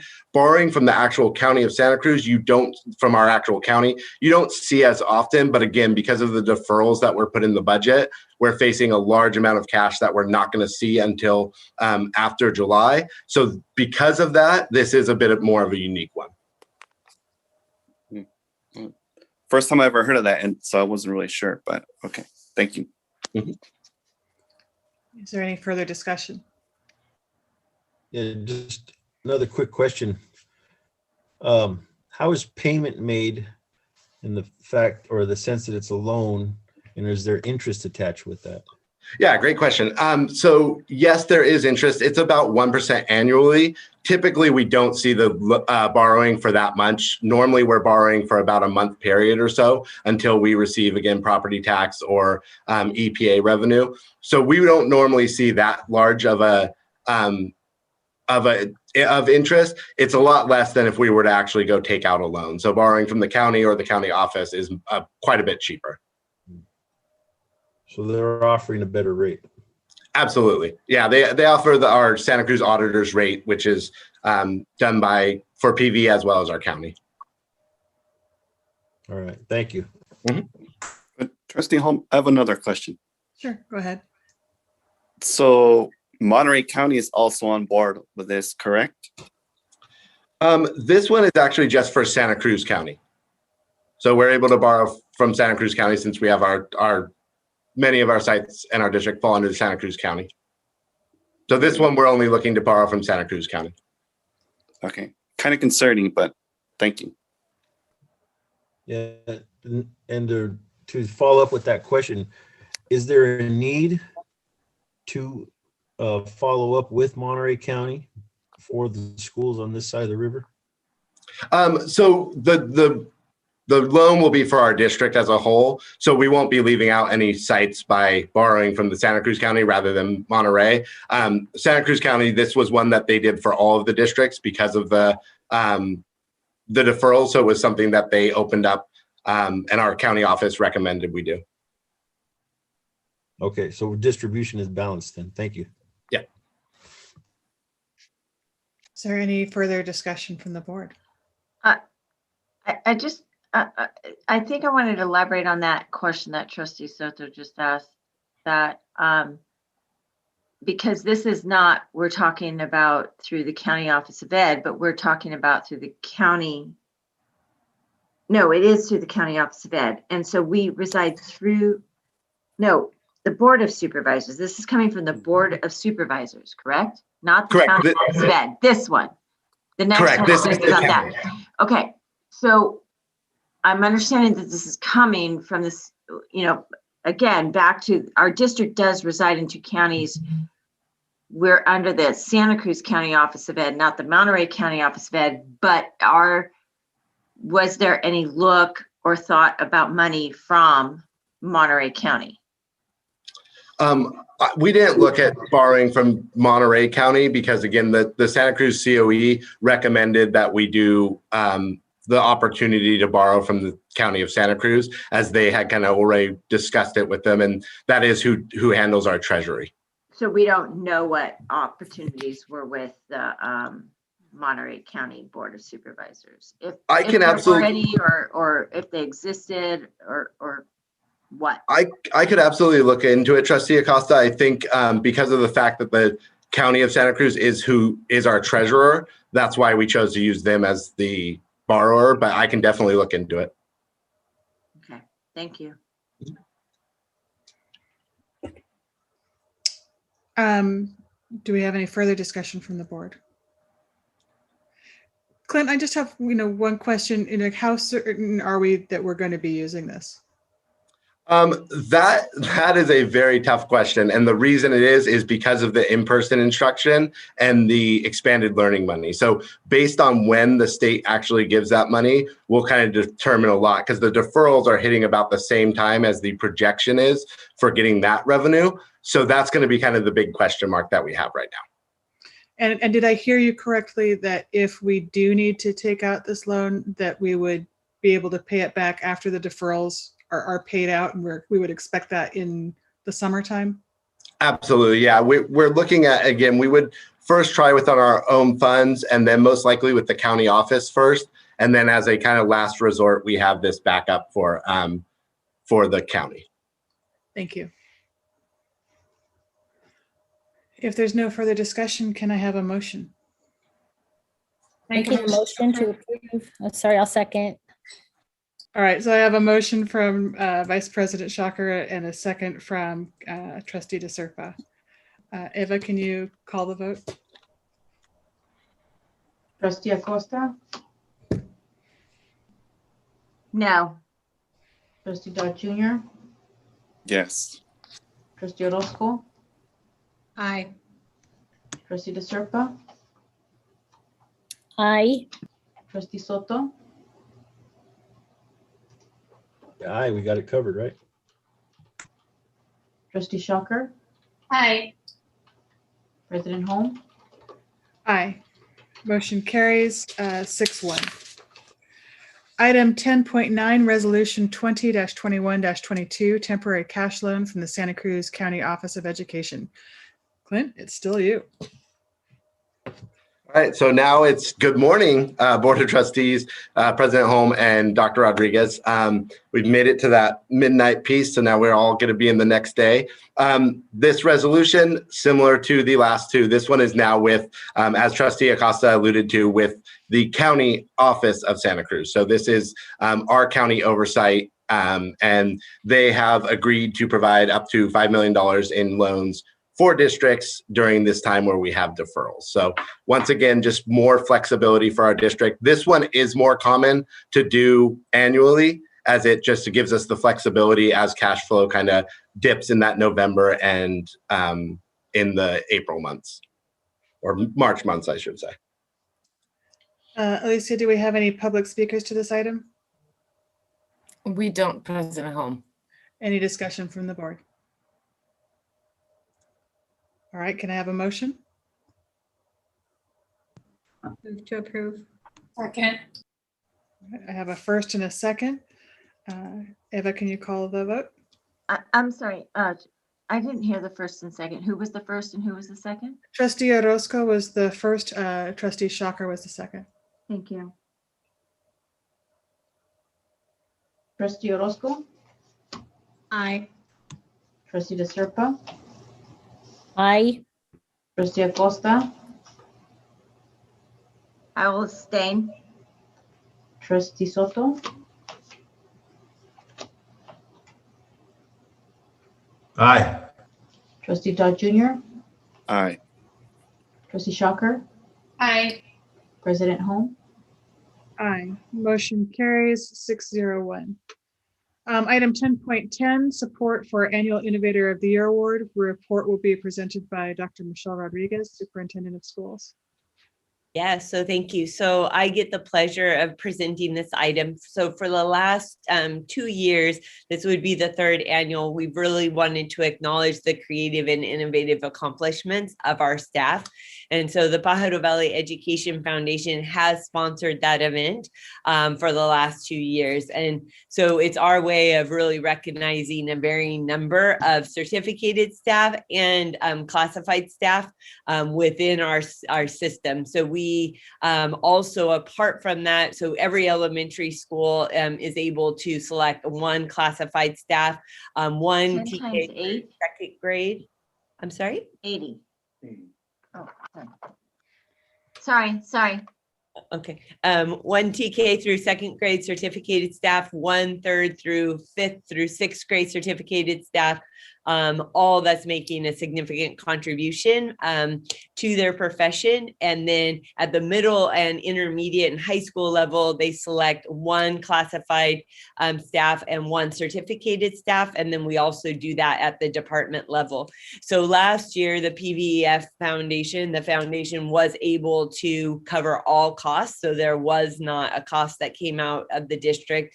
This year, due to the pandemic, we haven't been able to fundraise quite as much. And we're also simultaneously fundraising for a Bridge to Wellness emergency grants that is happening. So we're trying to do two things at once. And so we are asking for the board to approve the district use of funds of a maximum of $4,000. We are looking for additional donations. So it would be a maximum, but it may need to cover the cost of the personalized trophies. And we feel that this is an excellent use of district funds to recognize over 100 of our employees. And so we're asking for the board's consideration. Thank you, Dr. Rodriguez. Do we have any public speakers to this item? We don't, President Holm. Do we have any discussion from the board? Trustee Dodge Jr., did you have a question or comment? Is it going to be held this year? Yeah, last year we did a virtual and we will do it again virtually this year. Yeah. And Trustee Shocker? I just wanted to say that I support this resolution. I think it's a great way to honor some of our teachers and staff especially during this crazy pandemic year with COVID-19. So I support and I'll make a motion to support. Trustee Orozco? I'll make the second in support of this item tonight. I guess the only thing that I would like to mention is that this is actually an event that staff is actually now looking forward to. So we definitely want to continue doing this on an annual basis as we celebrate, the talent and contributions of staff across the board and across all levels, grade levels in PVUSD. I just had a quick question about the celebration event because I know that Dr. Ray, she said it's going to be virtual again, probably obviously this year, right? Is that in the month of May? Is that correct? Is when it's held? We hold it in June. We hold it in June. The first. Generally, it's the first week in June is when it's traditionally been. Okay, thank you. Trustee Soto? Yeah, I'd just like to add that we have local vendors that are working with us on this, and they're contributing as best they can to assist us with this event as well. I'd just like to acknowledge the fact that we have local vendors working with us as well. Trustee DeSerpa, did I see you have a comment? That's okay. I'm in full support. Okay. And I just wanted to add, just talking to the former recipients of this award and seeing them light up. And, it's like our district is, part of the League of Innovative Schools. And having our, classified and certificated staff be acknowledged for their contributions to this is so important. So I'm also in full support. If there are no further comments, we have a first and a second. I will call for the vote. Trustee DeSerpa, Aye. Trustee Acosta, Aye. Trustee Soto, Aye. Trustee Dodd Jr., Aye. Trustee Orozco, Aye. Trustee Shocker, Aye. President Holm. Aye, motion carries unanimously. Item 10.11, approve memorandum of understanding between Pajaro Valley Federation of Teachers and PVUSD for in-person instruction stipends for Duncan Holbert preschool teachers. Report will be presented by Allison Niazawa, Assistant Superintendent of Human Resources. Thank you, President Holm, Board of Trustees, Dr. Rodriguez. Yes, tonight I have before you an MOU with Pajaro Valley Federation of Teachers and the district with regards to returning to in-person instruction for Duncan Holbert. The memorandum is almost identical to the one I presented at the last board meeting for K-12 teachers. This MOU and stipend represents the additional work required in order to teach both distance learning and in person by the teachers at Duncan Holbert preschool. And so I request that you approve this MOU. Thank you, Allison. Do we have any public speakers to this item? We don't, President Holm. Do we have any discussion from the board? Oh, I apologize. Yes, this is for 1011, right? Yes. Yes, my apologies. Yes, we do have comments. Okay. It's a little late. Let me share my screen. I got used to saying we don't. Okay. The first one is from M. Garcia, parent of PVUSD student. I think schools should open now 5 days a week. Other states have been open all year without a problem of COVID spreading. What this district has done to the students is unforgivable. Not only did the students learn very little, but the emotional effects may last a lifetime. It seems that the district is more interested in serving the interests of the teachers' union than the students. If that is the case, I think you should leave your jobs now. How much money from the federal government will paid out in bonuses? It all seems very corrupt. From Josh Miller, the majority of the parents want their kids to go back full-time starting now. Our taxes pay for the public education we are not receiving. Maybe we should get a refund? This year has been a total waste of time, educationally speaking, and our children will be forever behind students in other states, which is inexcusable. For a virus that has a survival rate of 99.8 for anyone under the age of 70, keeping kids out of school is egregious. Parents, if you want change, it looks like it is up to us. PVUSD only seems to care about the teacher union, not the students. Anonymous. It should be clear every staff member, regardless of PVFD status or not, deserves a stipend. It is unfair to hear not every returning employee gets a stipend, and what's worse is that not every employee gets to decide whether or not they can or want to return. You all got vaccinated and are acting like we all did.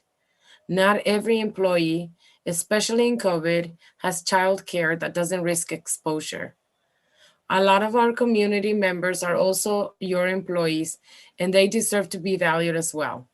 It is shameful to see this pick and choose who gets stipend and who doesn't. Stop this division between unions. Support the whole staff as you do the whole child.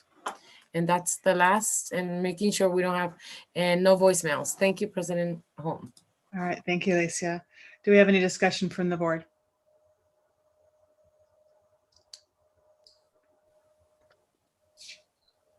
Trustee Dodge Jr.? Was this a vote? I wasn't sure. Do you have a comment or do you? No. I'll just. Okay. Can I have a motion? I'll make a motion. I have a comment. Oh, okay. President Holm. I just want to clarify that this is a stipend for additional work that the teachers will be performing outside of their contract hours, correct? It is to make up for the contract time that they are doing because of this. So yes, in essence, it is making up for their contract time that they're going to be doing above and beyond, yes. Okay, because they're not paid hourly, so they're going above and beyond their normal duties. Yes, and as we heard in some of the comments too, that it's also because they're losing prep time as well. And so that is what the compensation is for extra work above and beyond their contract. Okay, I'll make a motion to approve. I think we have a motion. I think I'll second for you. Okay. I just have a comment. Yes. Allison, to what you said. I mean, given that what you said is on all fronts, very transparent and truthful, and that is the state of what it is. And also given in light of all the comments we heard in public comments earlier this evening with regarding our classified school employees. I mean, I don't at all have an issue with supporting any employees that are going above and beyond, right? Especially in given these times, and especially in given the times of what we're getting as a district for reopening schools, what we're getting in additional ADA per student. And I think that should not be held back by the district, that the district should not be holding that should be given to our frontline workers, our district employees, our teachers, our classified employees. But I have a lot of concern tonight of what I've heard in the public comment in regards to classified school employees. So I will support this tonight for this stipend for the Duncan Holbert teachers. But I really hope to see something forthcoming for the rest of our district employees who are not getting something at this current point, because this district is going to be receiving additional monies, right? So I believe those monies need to be passed on to our employees. They're our frontline workers. They're the ones that are making the school district function on a daily basis. Everyone from our teachers to our classified employees, which ranges from our maintenance and operations, our grounds crew, our custodians, our bus drivers, all of them. So I will support this, but my support of it is going to be in light that hopefully in the future, we're going to see something coming forward for all those other employees of our district. Thank you. And my understanding from the last board meeting was that classified staff who were asked to, work above and beyond their contract hours would also be receiving comparable stipends. Is that correct? Yeah, so we're currently looking at some of our instructional assistants and BTs. We're going to need some extra hours to be able to cover the in-person instruction, both with special ed at the high schools or the secondary and elementary. And so we've been working with CSEA on that and working with the employees who would like to take advantage of the extra opportunities there. We've talked with and other unit members to find the extra work that we do have to return to in-person and making sure that we are able to compensate employees for the extra work that they are doing. Thank you. Yeah, so two other areas. One was mentioned in my opening comments regarding food services, so additional daily extra hours for food services. And then we also are in conversations with them and have been for about 2 weeks regarding an additional pay for bus drivers for additional work that we're asking them to do. Thank you. Do we have any further comments? I appreciate that clarification from Michelle and Allison. All right. We have a first and a second. If there's no further comment, I will call for the vote. Trustee Soto? Aye. Trustee Dodd Jr.? Aye. Trustee Orozco? Aye. Trustee Acosta? Aye. Trustee DeSerpa? Aye. Trustee Shocker? Aye. President Holm? Aye. Motion carries unanimously. Item 10.12, Transportation Driver Staffing Service Agreement. A report will be presented by Clint Rucker. So again, good morning, President Holm, Board of Trustees, and Dr. Rodriguez. So as we return to in-person instruction, and on April 5th, we begin to start the process of transporting students to sites, we have worked diligently to try and fill all of those routes to make sure that we are able to provide transportation for all of our students that opt in for in-person learning. In doing that, we have just found there's just not enough time in those periods to be able to take all of our students, and not wanting to leave any students out who may need transportation. We have worked with Michael's Transportation to reach out and see if they would be able to provide us with approximately 10 to 15 additional drivers to cover those routes that just physically our drivers would not be able to cover. So we've tried to extend their days as much as possible and look at what we can do, but following still California Highway Patrol guidelines, as well as the fact that we can't pick up or drop off students at any time. It has to be during the times that we're offering instruction. There's just no room to be able to do it with our own manpower. So we are asking the board to approve a temporary contract with Michael's Transportation to be able to offer in-person instruction to our students and give them transportation to be able to arrive at our schools. This will be paid out of the in-person instruction grant that the state is giving, which really, this is one of those ideal purchases for it, is anything we can do to help get students back in person. So at this time, we're hoping that the board will approve this contract that allows us to kind of reach out and get some more supplemental services. So in just a note of clarification is we are required to do the physical distancing requirements within the bus. And so one of the main components is that we cannot, we're well under 50% capacity in order to be able to keep that 3 feet distancing. So if we didn't have the physical distancing requirement, we could actually do it with our own bus drivers. However, because of that, we're not able to. So I just want to clarify the need for it is based on physical distancing requirements. Thank you. Alicia, do we have any public speakers to this item? We don't, President Holm. Any discussion from the board? Trustee Orozco, did you have a? Yeah, just really quickly, when we consider this contract, did we take into account our dependent charter schools and the possibility that they may need transportation for for kids? And if so, is that included? Would it be covered through these funds, or would those individual schools have to utilize some of their LCAP money? No, so Alianza that we do provide transportation to has been included in our routes that Katie, our director of transportation, did create. So they were taken into consideration. So they won't have to pay any additional money. None of our sites are actually being asked to pay any additional money for the transportation. Okay. And just something that just to note is we even have included like Watsonville Charter School of the Arts that normally does not receive transportation. We are providing transportation to, I believe, about 68 of their students that had requested it.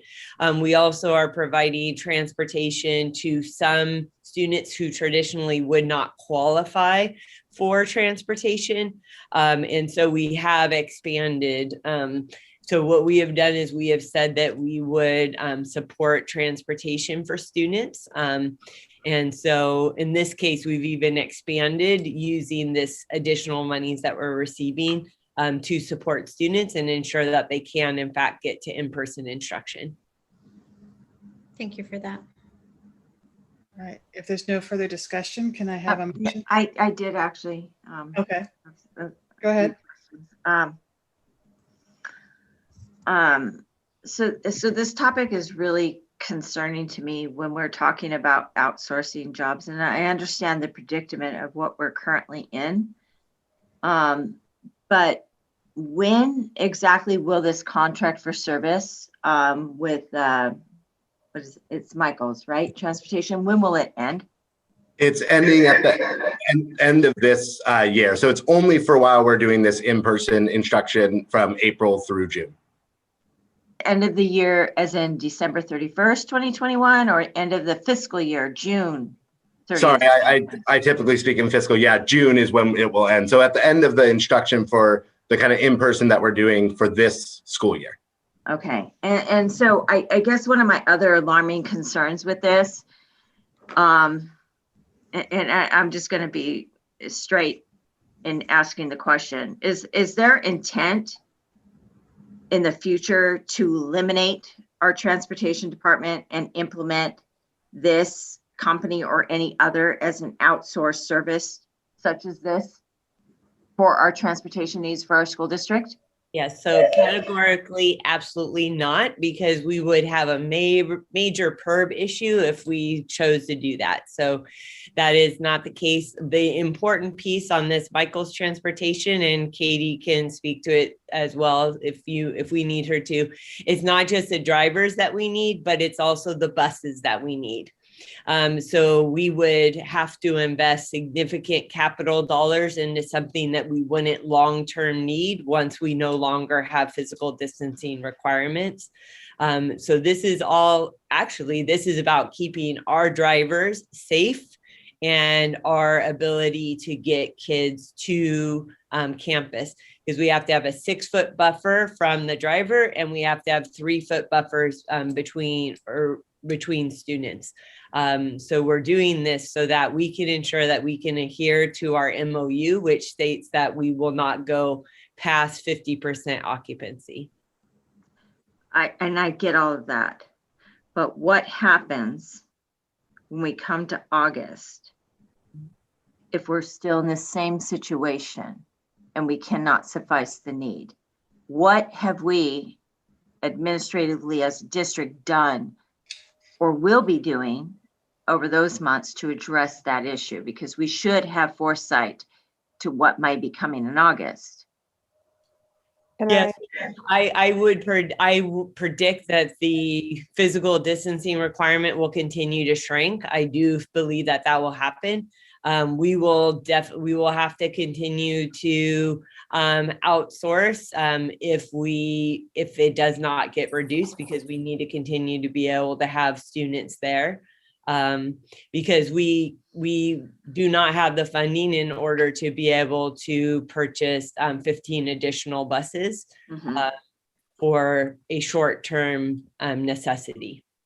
And so if we get to August and it continues to be a need, what would you foresee the contract possibly being come those summer months going into that of us trying to reopen school, in 2021.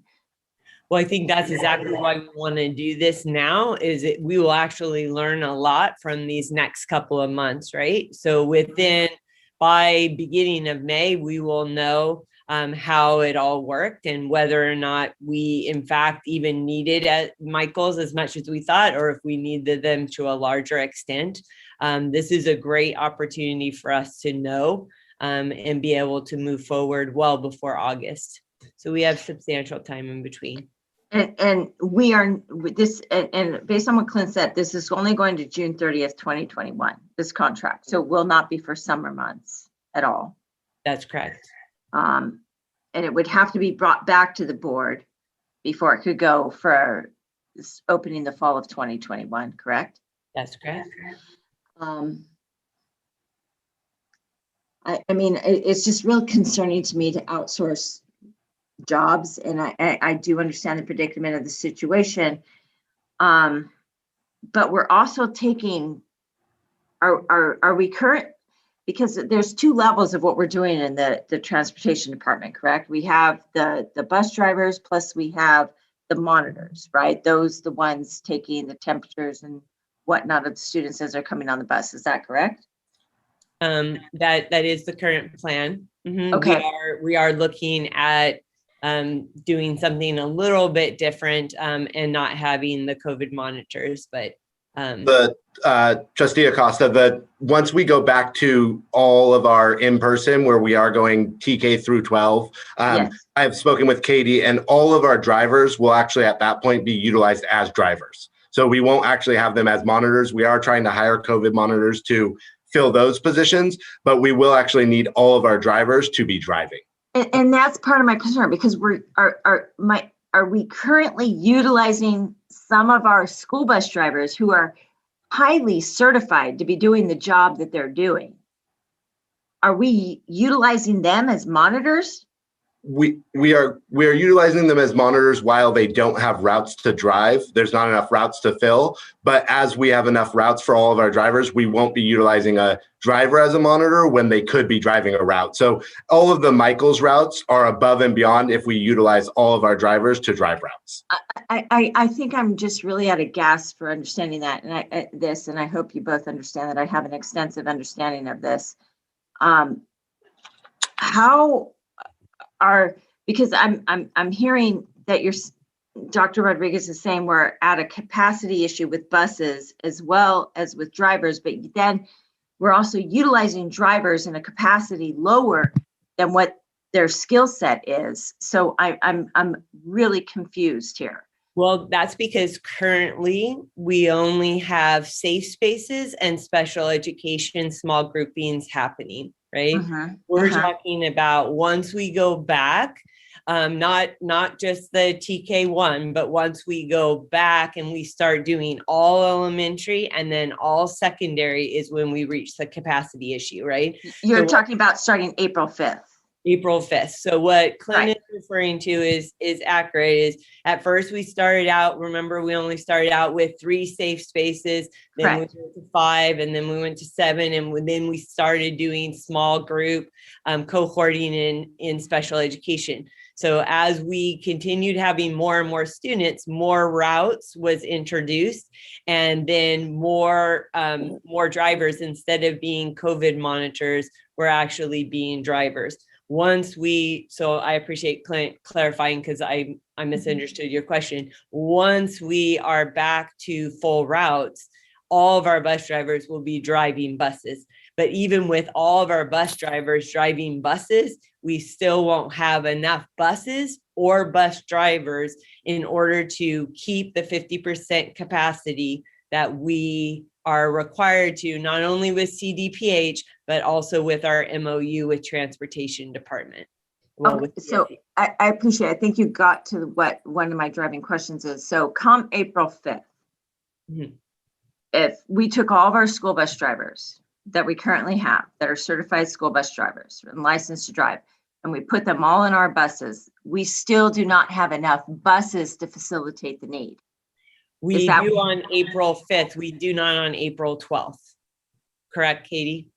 So on April 5th, when we're just doing our TK K1 students, we have enough. But once we add on second through 5th grade and 12th grade, we now are at the point where we do not have enough.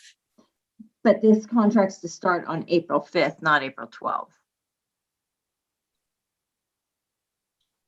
I don't think we're going to use them until the 12th, Katie, right? That's correct, the 12th. Okay, but in the language of it, it says April 5th. So, okay. So that Probably giving ourselves wiggle room in case we found it needed. Okay, so that helps. So April 5th, we have enough to suffice our own need from April 5th till the following week, Monday, April 12th. April 12th is when the rubber meets the road. We do not have, even if we put every bus driver in a bus, we then at that point don't have enough bus drivers and don't have enough buses. Even if we took them out of the monitoring status, correct? That's correct. And we have every intention of taking them out of the monitor status and putting them back into driver status, because we have 68 positions that we need to fill, and we have 55 drivers that we can fill them with. And I would hope so, because that is asking employees that are really at such a higher caliber of what they hold a position to be working, and really demoting them to a level that's way beneath what their caliber is. So, and this contract, again, I'm just going to reiterate, it's Clint said it's just till June 30th, 2021. It's not with the intent to eliminate our transportation department. And if anything were to have to need to be going forward in the fall of 2021, it will have to be brought back to the board, correct? Correct. Okay. Yeah. You know, transportation is not easy, right? It's not an easy solution. And it's, as we're clearly seeing right now, it's definitely not an easy solution. So, okay, I do appreciate you all answering my questions. Thank you. If there's no further discussion, can I have a motion? I move to approve. A second. Who is the second? Sorry. Kim. Thank you. All right, call for the vote. Trustee Soto, Aye. Trustee DeSerpa, Aye. Trustee Acosta, Aye, based on the conversation we had. Thank you. Trustee Orozco, Aye. Trustee Dodd Jr., Aye. Trustee Shocker, Aye. President Holm. Aye, motion carries unanimously. Item 10.13, single taxi services for student transportation with Adroit. Clint, still you. Thank you, President Holm, Board of Trustees, and Dr. Rodriguez. Yeah, sorry, you still get me for a few more after this too, I think. This one is for now taxi services for similar problems with transportation and trying to, as the discussion we just had, which I appreciate Trustee Acosta, all of the questions. I think it helped us kind of frame this one as well of the need of a taxi service. I know that we typically try not to use a taxi service due to the cost.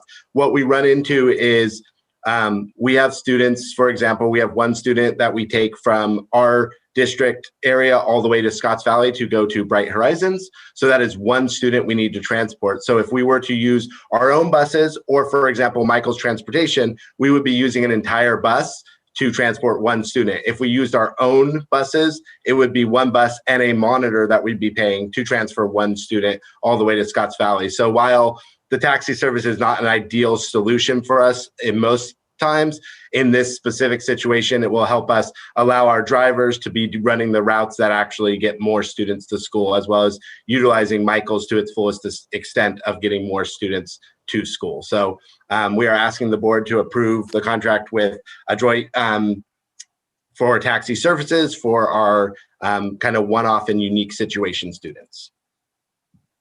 All right, do we have any public speakers to this item? We don't have any, President Holm. Any discussion from the board? I have a quick question, President Holm. Sure, Trustee Dodge Jr.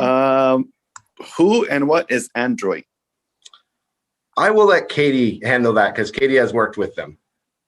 Adroit is a transportation service that is we call it a taxi service, but it's really, it's a higher standard of a taxi service. They do screen their employees similar to what we screen our employees. They do a background check, they do a TB test, they do screen their employees to the level that we screen our employees, to make sure that they have all the clearances that we have to be around students.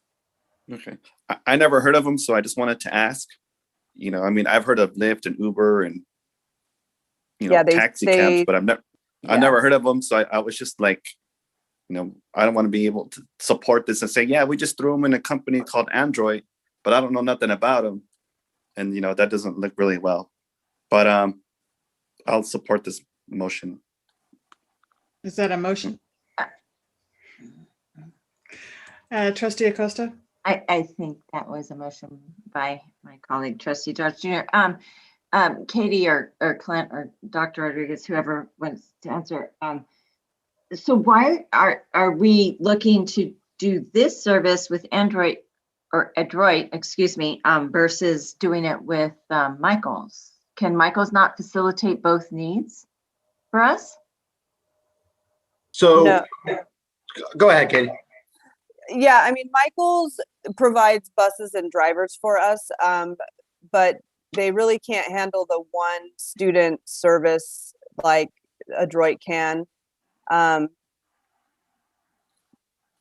they could handle it for us. It would wind up being more expensive because we would be taking an actual bus size vehicle up to Scotts Valley. So it would be more expensive. You're meaning not like a special, so Michael's doesn't have special ed size bus, like the smaller buses that are typically used in special ed, Katie? Yes, they do. But again, that's still a larger size vehicle where these are more like vans or sedans that they're using, passenger cars. And how long is this contract for? I believe this one goes until the end of this year as well, but let me look it up. Clint, do you have that? I believe the contract they put in actually said till the end of the following fiscal year. Our intent by all means is to only use it through the end of June. If we were to do taxi services or Adroit or Michael's, we would be bringing both of those back if it ended up being a need for next fiscal year. But well, that's a little contradictory because you're saying it's actually till the end of June 30, 2022, not just June 30, 2021. But I mean, because here's the way the contract law works. If you're saying the contract, right, the four walls of a contract work within the laws of that, the walls of that contract. So if you're saying June 30th, 2022, then we're on the hook to June 30th, 2022. But it sounds like you're trying to say maybe we can only do it till June 30th, 2021. So no, sorry, Trustee Acosta. I'm not saying maybe. The contract actually reads that as needed, we can request services from them and utilize them for transportation. This one, unlike Michael's, is not a requirement of us to use, say, 10 drivers as Michael's is. This is a use by as needed. Yes, correct. Okay. Okay. Sorry, I wasn't clear on that. No, I'm getting it. And I think you answered the question about why we're doing them versus Michael's. And then the other question I had, and I think my colleague, Trustee Dodge Jr. alluded to this, is, Katie, you said that they're required for all the same background checks. So are we doing all the same fingerprinting and everything at the same level, like through LifeScan? Are these employees through Adroit going through LifeScan? Yes, they're vetted at the same level our employees are vetted through. Okay, all right. Thank you for your answers to my questions. Thank you. Trustee Orozco? I'm seconding the motion. There's no further discussion. I'll call for the vote.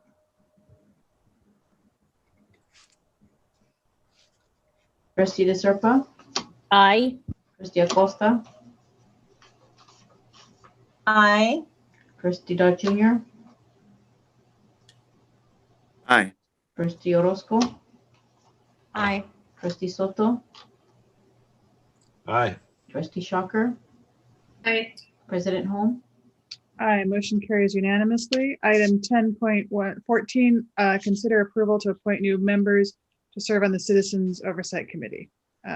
Clint, still you. I thought I had a break. Good morning one more time, President Holm, Board of Trustees, and Dr. Rodriguez. I have the pleasure of announcing that we did get some candidates for our Bond Oversight Committee. We went out for about 30 days. We both posted in the Pajaronian as well as on our website, and we also reached out to our community via our weekly communiques with the community that our public information officer Alicia Jimenez sends out, looking for new bond COC members. We've been lacking in that department. We've been needing to fill some of those positions. So at this time, we did get 2 responses to our to our outcry for community members to join up. One of those is a former employee, Richard Reed. He is a community member. He would be filling one of those positions, the community member positions. And he is a ex-PVUSD employee, as well as a parent of one of our students and the director of maintenance and operations for the Santa Cruz County office. So that is one of our candidates that applied. And then the other is William Pajaro, who many of you are familiar with as Willie the Wildcat, or a graduate of Watsonville High back in 1959. He also served on this board for 28 years, started back in 1990. So he has also willingly offered to provide his services. He would fill the need of a business in the community, a business owner in our community, which is another one of the needs we have for our Bond Oversight Committee. So both of these individuals, while I don't know Willie very well, I know many of you do. I know Richard Reed quite well, and both are very knowledgeable and would actually provide great expertise for our Bond Oversight Committee. So it is at this time that the district is asking the board approve the appointment of 2 new Bond Oversight Committee members. Alicia, do we have any public speakers to this item? We don't, President Holm. Do we have any discussion from the board? I have a question. Sure, Trustee Dodge. Clint, what you said the Pajaronian? Correct. What days were those articles in the Pajaronian? Let me get you the exact days, Trustee Dodge. I believe it was February 24th February 20th through about March 20th. But I think we posted it back in February. I can double check with Eva, but I know it was at the end of February that we posted it. Okay. I read the Pajaronian regularly, and I don't recall seeing it, but I will definitely get you that date. I know I know a lot of people that are interested in it. You know, nothing personal against Willie here, great guy. But I know personally, I talk to people personally, and Well, we have more opportunities, so please have them connect with us, because we have many more positions that we need to fill. So please let us know. I actually had a couple of questions. I'm sorry, you said that. Yes, Trustee Costa. In response to Trustee Dodge Jr.'s question, you said it was February 20th through what?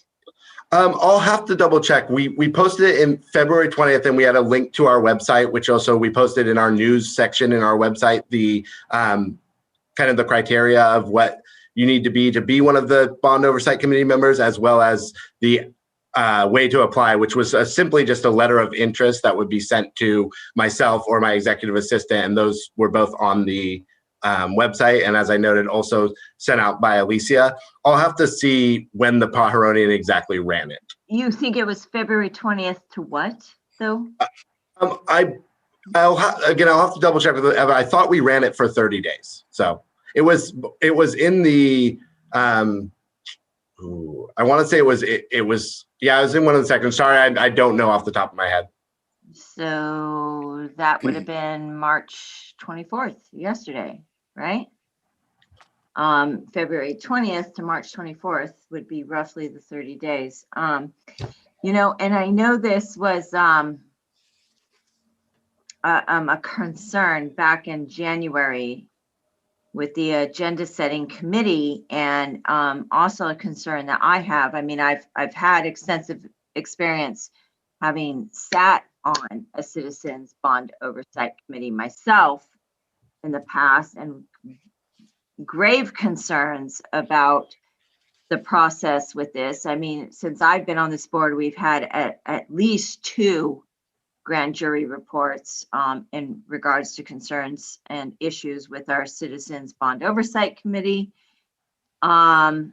And the names that are being brought forward right now are the same names that were being brought forward to the agenda setting committee back in January, which is very concerning to me. So I highly question the process that has been followed to the letter that it should have been followed at this point. Right. So if I can clarify one thing, there has been 1 grand jury investigation. It actually began on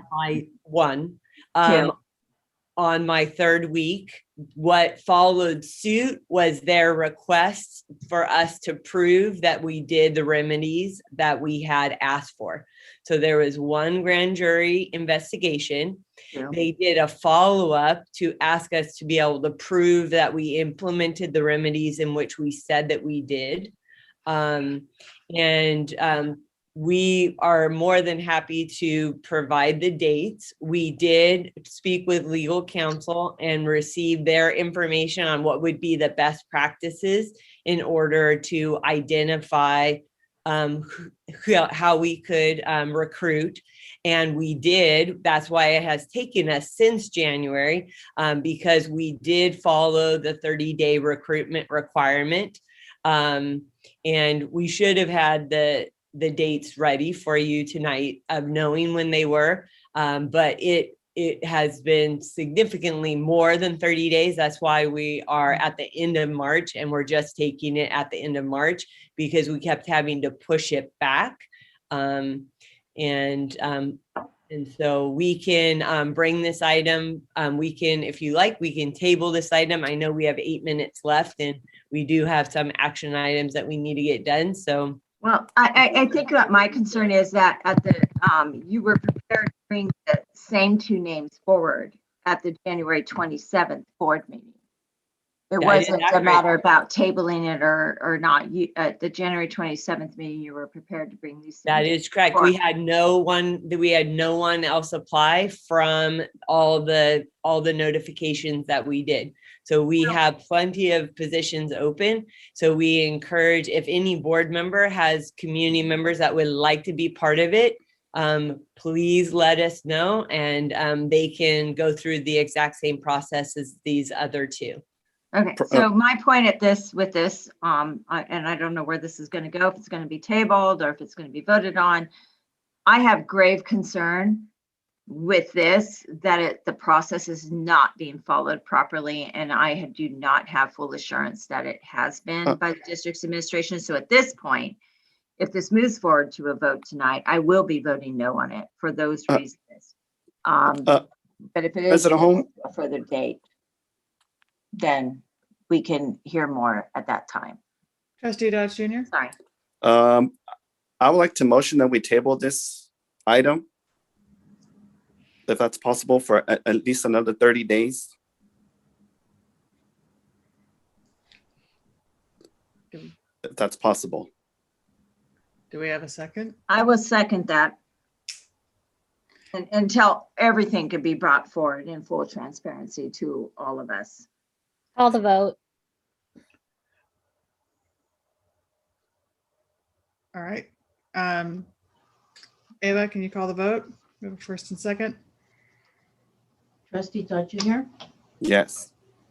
Trustee Orozco. Aye. Trustee Soto. Aye. Trustee Acosta. Aye. Trustee DeSerpa. No. Trustee Shocker. Aye. President Holm. Aye. Motion carries 6-1. Well, do we want to try for 10.15? Do we need a motion to extend the meeting?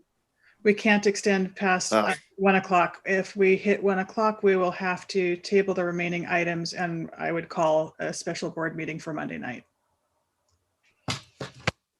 I mean, we got 5 minutes. Michelle, are any of these items okay to table? We need to do the 10.18, and we need to do 10.17 and the consent. I'd like to make a motion that we shoot for 10.17, 10.18 in the consent agenda. I have a question on that. Can we actually modify the agenda at this point after it was already approved? You can modify the motion. Yes, you can have another. No, I'm saying, can we modify the agenda which was approved at the beginning of the board meeting? We still have 5 minutes. Yes, No, you can. that's not the question. The question is, the agenda was approved at the beginning of the board meeting. Can the agenda now be modified? And the answer is yes, you can vote to table the other items. You just have to vote on it, but we're wasting precious time here. So whatever you guys would like to do. So we have a motion and a second to table the items except for, is it 10.17 and 18 and the consent agenda items? That's correct. Can I have, so we have a motion. Did we have a second? I'll second. I'm sorry, can you clarify? It's to table 10.15, 10.16, and 10.19? We are tabling everything except for 10.17, 10.18, and the consent agenda. Is that correct? Yes. All right. And the 12.2. Thank you. So just noting the time, it is 12:56. I don't think we're going to have time to vote on those items. I think there may be some questions. So we'd like to request to amend the motion to table all of these items with the exception of consent agenda, an action on closed session, and then hold an additional meeting come Monday to vote on the other items. And we have to report out a consent agenda, correct? Close the session, I'm sorry. That's what I said. Yeah, okay. So if you're willing to amend your motion, Daniel? Yes, I will. I'd like to amend the motion to just consent agenda, correct, Trustee Orozco? Okay, so we have a motion. Do we have a second? I think that was unclear. I think she's asking him to amend his motion to table 10.15, 10.16, 10.17, 10.18, 10.19, all of 11 consent agenda, and item 12.2, and we're just going to report out on closed session. Is that correct? You know, given that we used 4 minutes going this back and forth, and yes, we need to table that too. Yeah, okay. I just want to clarify what we're all voting on. So you're asking that he amend his motion to table 10.15, 10.16, 10.17, 10.18, 10.19, all of 11, which is consent agenda, 12.2, and of course 13, deferred consent, and that we just report out on closed session. At this point, yes. Okay, I'm just asking for clarification. Great. Thank you. Perfect. Can we have the vote, please? Well, did he amend his motion to that? Yes, I'd like to amend my motion to table everything except report on closed session. I'll second. Call the vote. Trustee Dodge Jr., Aye. Trustee Soto, Aye. Trustee Orozco, Aye. Trustee DeSerpa, Aye. Trustee Aye. Orozco. Aye. I'm sorry. Trustee Shocker, Aye. President Holm. Aye. I didn't hear you call on me, Eva. I'm sorry. Trustee Acosta. Thank you. Aye. Motion carries 7-0. Let's report out on the consent agenda. Read quick. Yes. Motion 1, closed session item 2.1. I move to approve the certificated personnel report as presented by the district administration on March 24th, 2021 with 6 and 4 additional action items. Second. Call the vote. Trustee Orozco, Aye. trustee De Serpa, Aye. trustee Soto, Aye. Dodge Jr., Aye. trustee Acosta, Aye. trustee Shocker, Aye. President Holm. Aye, motion carries 7-0. Closed session item 2.2, I move to approve the classified personnel report as presented by district administration on January 27th, 2021, or sorry, on March 24th, 2021 with 6 and 15 additional action items. Second. Vote.